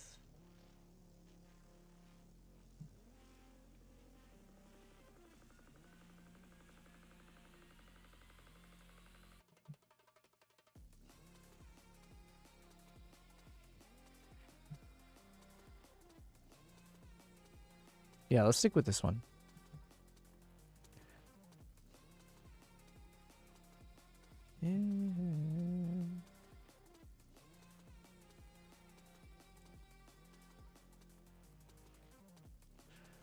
Man, this shot looks really cool though. You get that nice little wink. All right, let's go through each step then. Film developer, let's turn that on. Contrast boost. I think I want to drop the contrast a bit. Cuz like the black on the dog's face is a little bit too black. But I want the ground to be slightly darker, but not so much. Okay.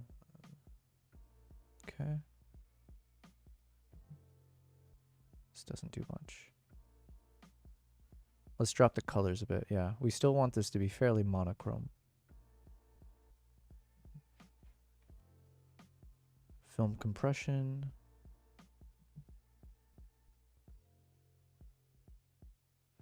I think I want the background to be a bit softer texture, so then it just draws your eye to the dog's eye a little bit better. So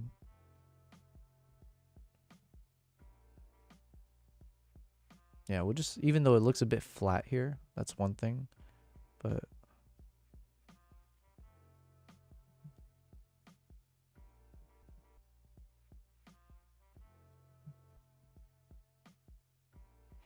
is this too much?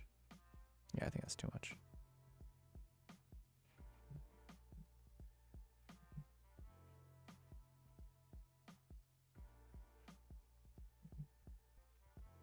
It's looking good.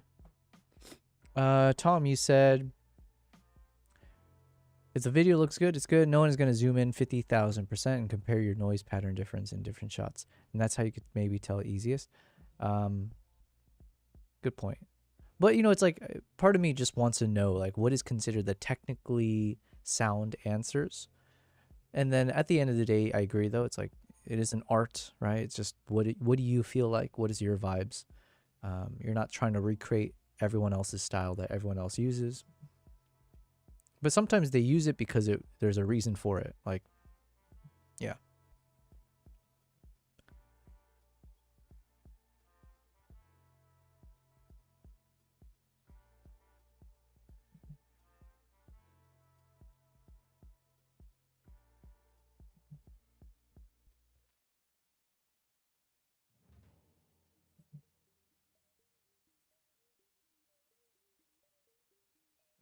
Okay, I'm thinking maybe I do need to lift the light a bit on that. Just because, like, it's such a pastel-y, low contrast. I'm just not a fan of this color here. So unless we can fix it.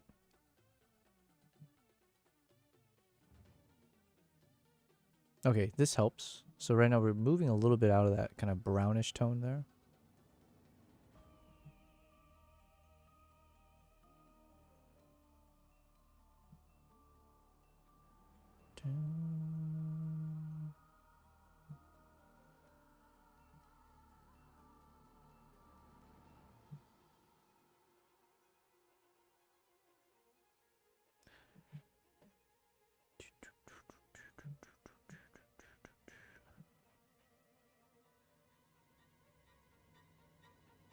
Okay.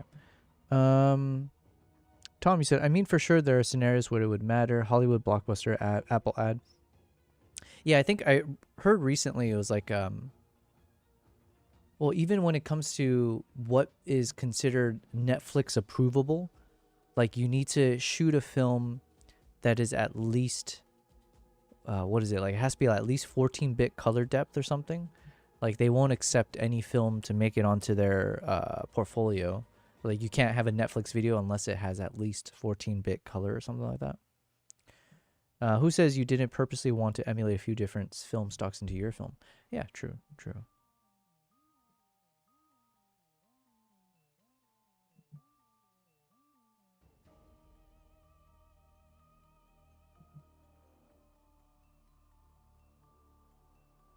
Dun, dun.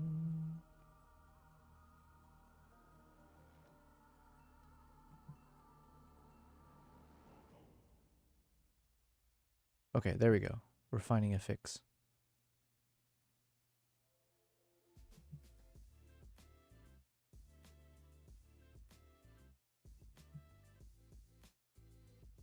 bit more icy tone.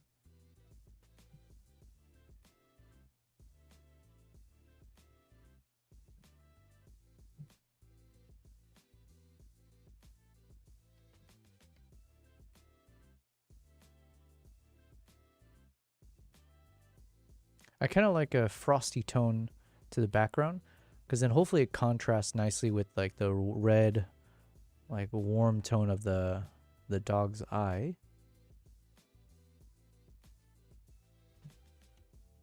Do do do do do do do do. Okay, we're now turning on all the rest of the stuff. Let's turn on the vignette. What do we say? 83.7 and negative 82.9. Nice.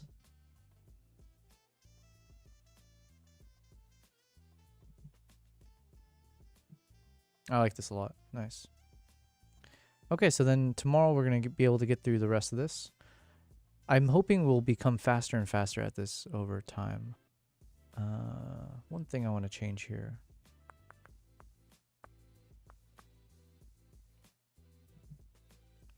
Do, do, do, do.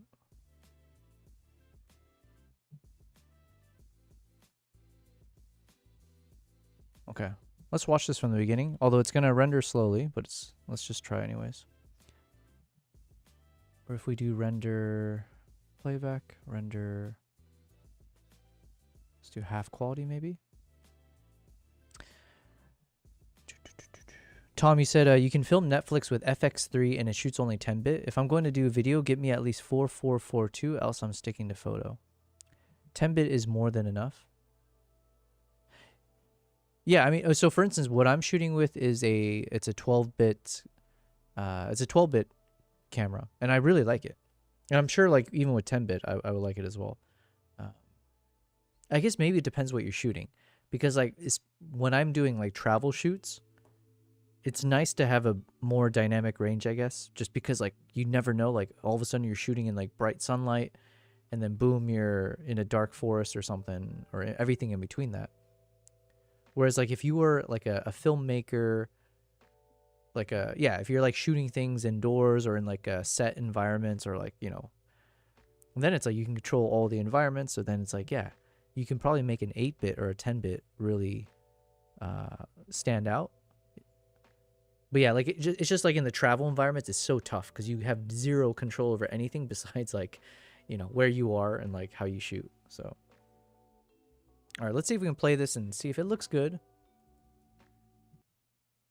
Tom, you said, of course it helps a lot. I just don't know when I would think that it helps that much compared to how much the file size going from a H.264 to RAW. Yeah, my goodness, these file sizes are... You know what? One of the biggest sells, in my opinion, of shooting with my Nikon cameras is that their NRAW, which is the .nev files, it's like... I mean, if you were to show me, like, kind of simple, back to what you were saying, Tom, about, like, yeah, if you zoom in 50,000% or whatever, maybe you can tell the difference. But, like, prior to the NRAW, you would only be able to shoot 12-bit at the Apple ProRes HQ, the RAW HQ or something like that, right? So, like, the Nikon has that format as well.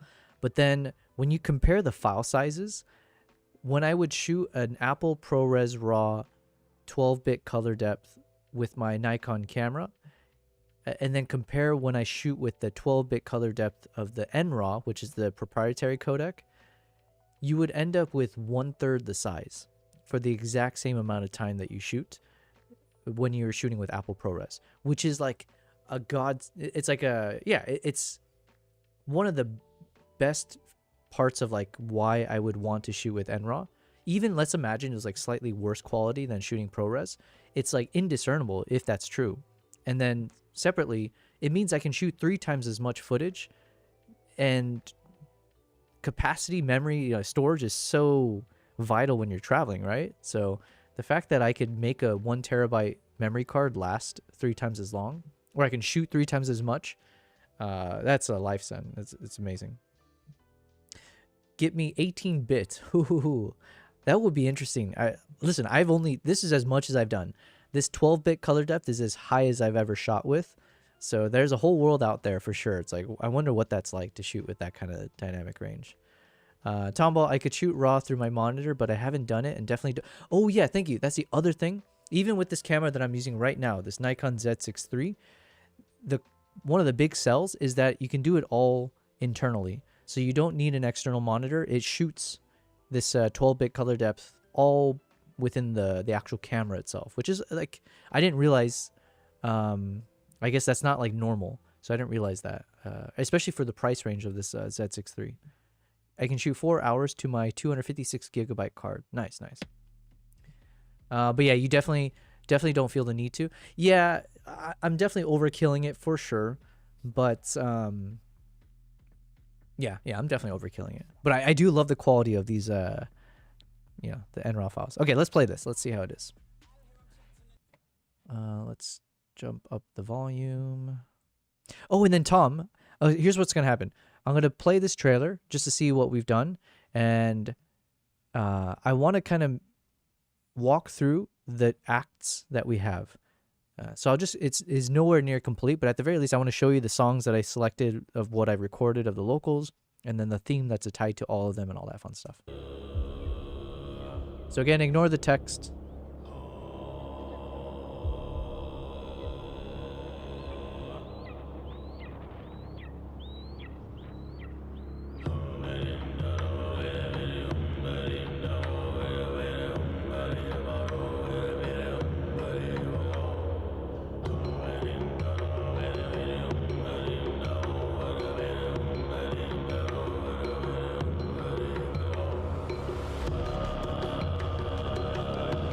And then the rest is still to be completed. But then, yeah. So I'll play it from like, okay. So then here's what we're going to do for episode 2 of Mongolia. It is completely different. So we are not trying to tell a story chronologically. We're not trying to include my voiceovers to talk through like, here's what's happening, and we're going from point A to point B. It will not be expositional in that sense. Excuse me. Instead, what we're going to do is, I mentioned the title of this video is most likely going to be something to the effect of like the way, what is it? The Wild Heart of Mongolia, the Ways of the Eagle Hunter, something like that. So let me see, jump to it. We have 3 options: Wild Heart of Mongolia, the Way of the Eagle Hunters, the Way of the Eagle Hunters, Songs of Mongolia's Wild Heart, or Wild Heart of Mongolia, Songs of the Eagle Hunters. And essentially, it's just, and I'll provide this context in the very beginning, but not through my voiceover, maybe through what I say in the opening hook. And then I'm just going to have subtitles that pop up on the screen to kind of give a little bit of the groundwork and the context. Otherwise, each act, there will be 4 acts, and each one is on one of the ways of the Altai people. And so again, we'll talk about the key pillars. So the first one, let's say, is kinship.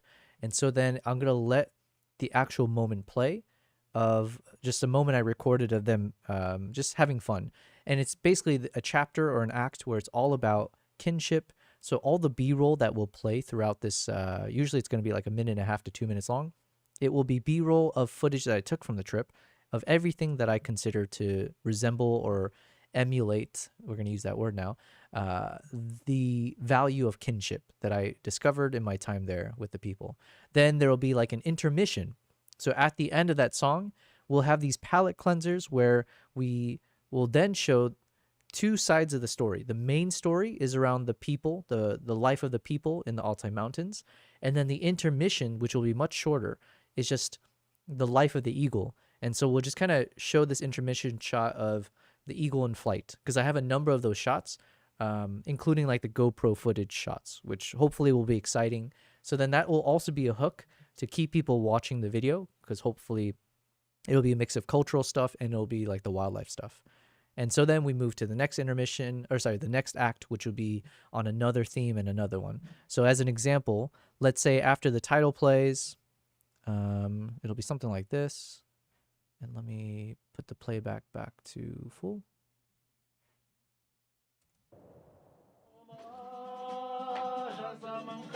And then we're going to change up how the title appears, but I think it's still going to be similar, where there'll be like 3 sections to it. So it'll be like Act 1, the 4 way, it's about the 4 ways of the Altai, and then the title, which in this case is about kinship.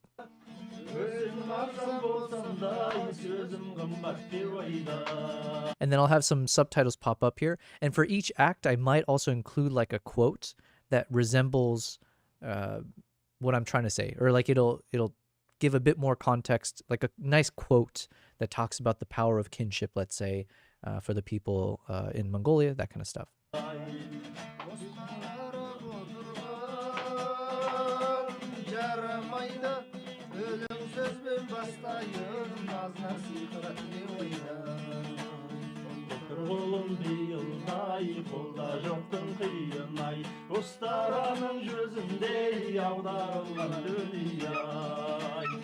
So then I think here on this next verse of whatever they're singing, this is when I might start the B-roll.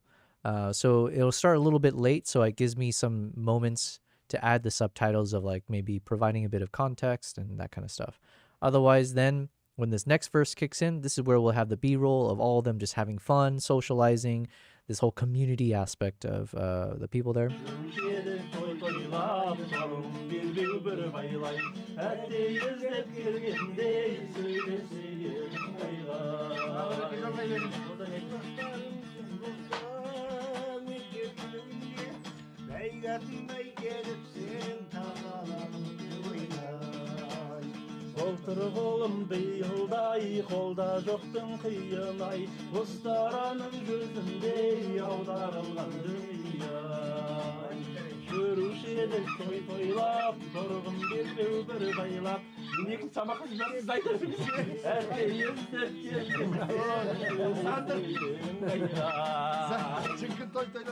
So by that, obviously by that point there where they stop singing, they're laughing and stuff, we'll be hopping back to the scene and then it'll fade to black. So then hopefully it'll just be like a feel-good moment of like, here's one of the core values that I experienced from my time there. It was around the power of kinship, or the value of kinship that matters to them. And then basically here I need to find the right cinematic music or soundtrack, but then here's where we'll have another title pop up and it'll just be like, you know, like intermission 1 or whatever we call it. And then talking about one of the flights that I captured. And so again, these are just meant to pump back a little bit of action and a bit of that cinematic stuff around the wildlife, things that I usually focus on.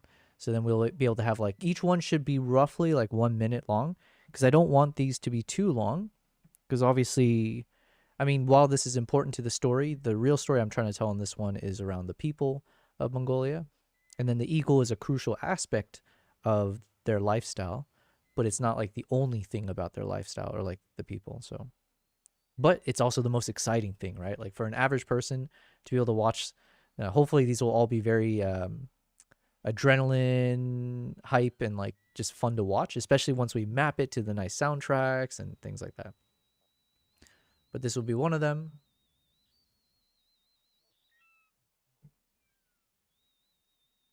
Nice landing. And then at some point here, we fade to black and move on to the next one. So then imagine, yeah, we have another act. So I was testing out the film here as well. But this one would be, let's say, on the hunt. So here's everything about the wild tradition of the Altai people. Like the eagle hunters, right? So then all the B-roll here would be focused on like the wild shots, like them on horseback, out hunting, charging through the snow, like all of the slow motion footage I have of that. So that should fill in the B-roll until the song ends. Same thing, I think the song is about like 1.5 to 2 minutes long, something like that. Then we have our next, I still have to set this up, but basically we have our next intermission shot, which will be a mix of the GoPro, like my shot from my point of view, mixed in with, Jesus, that's so loud. Mixed in with the GoPro shots. So we'll probably have to figure out a nice way to overlay the two. But you'll be able to see what it looked like when I was filming the eagle with the GoPro on its back.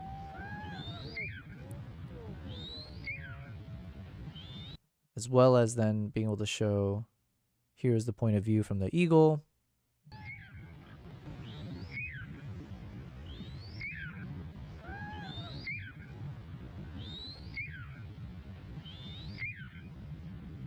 So we have the exact same moment shot in 2 different points of view. And then here's an example then would be like act number 3, which is around family or home. So then same thing, trying to find a song that fits the vibe.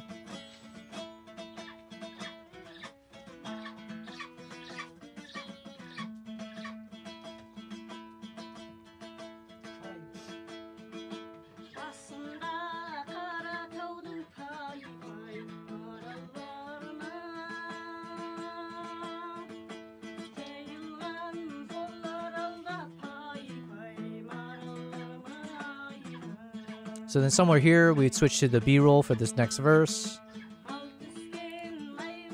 So then basically it'd just be a lot of shots of like family vibes, things like that.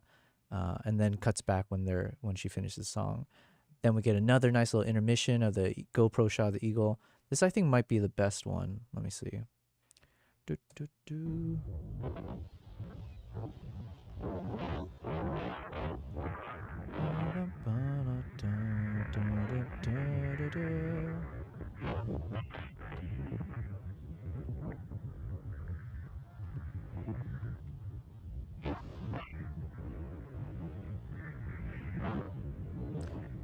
Yeah, this might be the one we ended up using in the trailer.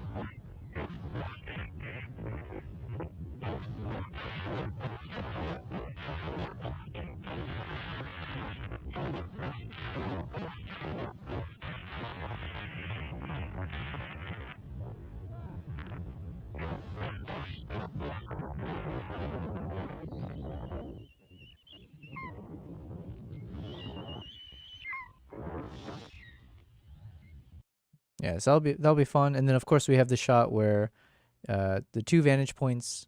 We still need to fix the stabilization, but basically you'll see when the eagle lands on my arm, and then showing it from the different point of view from the side.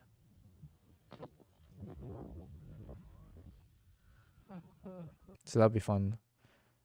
And then we go to the last song about resilience. That was the time.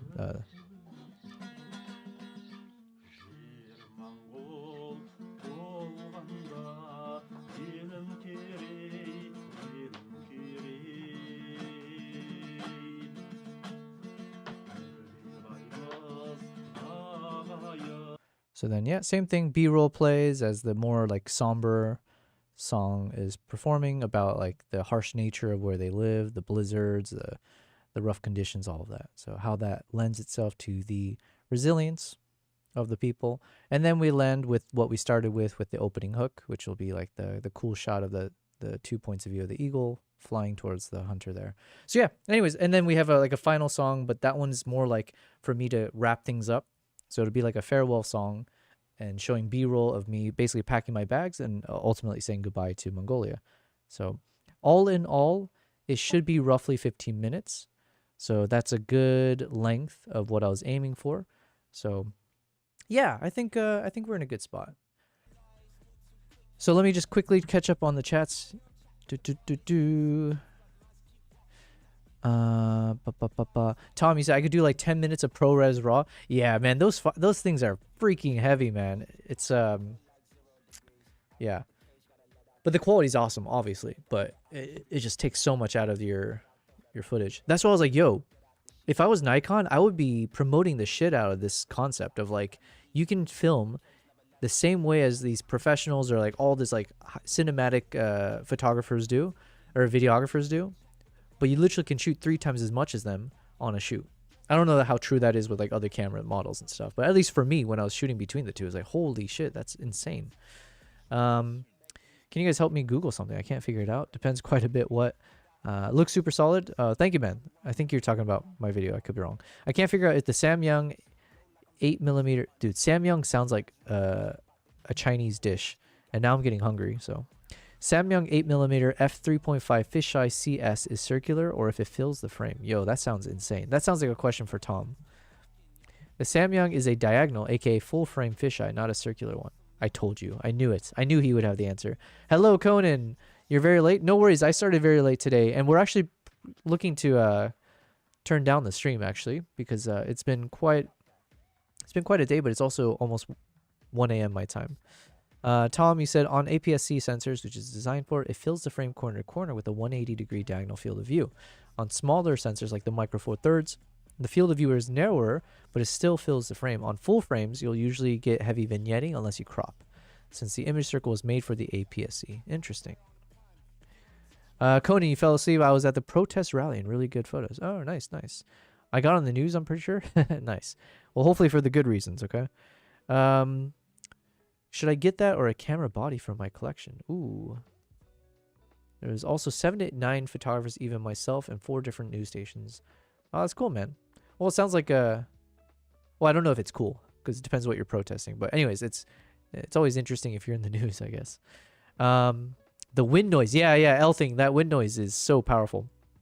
Now, to be fair, even if I knew how to control for wind noise, well, that one was like on the GoPro. So I don't know. Like, are you able to put something on a GoPro for wind noise protection? But yeah, I don't know if you were there, but when I was saying about this trip in particular, and it took several trips after this one, I still didn't really know the value of like those dead cats or dead mouse, whatever you call those things. I didn't know, like, I didn't have my own mics. So it took a few trips later when I actually finally purchased my own like microphones, everything from like the shotgun mics on the camera to like the DJI Mic 2s that I use now, hooking it up to people, or the Hollyland mics that I have for like a more portable choice. So yeah, I didn't realize how bad the wind sound was until as I had some time to like look through some of these shots, and I was like, oh my God, that thing is like, it just ruins whatever audio you thought you captured. So this is one of those trips where I didn't know. Tom, you said ChatGPT had the answer. Yo, I was going to say, Tom, your answer sounded like better than ChatGPT. I was like, oh, wow. Thanks for being honest. It's about the water or some she. I ended up in the group, so I guess I'm protesting now. Well, good on you, man. It's all over the news. Nice. Well, listen, guys. Well, Conan, I'm glad you're here, but unfortunately, I am now going to say goodbye because we started late. We had a fun stream, though. I might try to catch up with someone, like do a FaceTime with them, because I think it's morning or like afternoon in the US. And then plus I need to go to sleep soon, and we're going to do this all over again tomorrow. So thank you guys. Thanks for being a lively bunch. And again, Tom, welcome back. It's good to see you on here. Yeah, we hope to see you here more often, but regardless, yeah, it's good to know that we have an expert here, Tom Vaults, doing everything from director of photography to coloring and editing, all of that. So we can learn a lot from you. So appreciate you gracing us with your presence. Same with you, Elle. You're definitely, I think I told someone else when you were on the stream, but it's like, yo, if you want to talk to someone who knows everything about every camera, gear, techno gizmo, whatever it is, talk to Elle. So thank you guys for being here. Catch you again. Thanks for the chat, you all. And yes, thank you. Bye, Mr. Eder. Yes, well, thank you guys. Appreciate it. Not everything, but a lot, says Elthing. Yes, that's better than most people. So hold on to that. Okay, guys, appreciate it.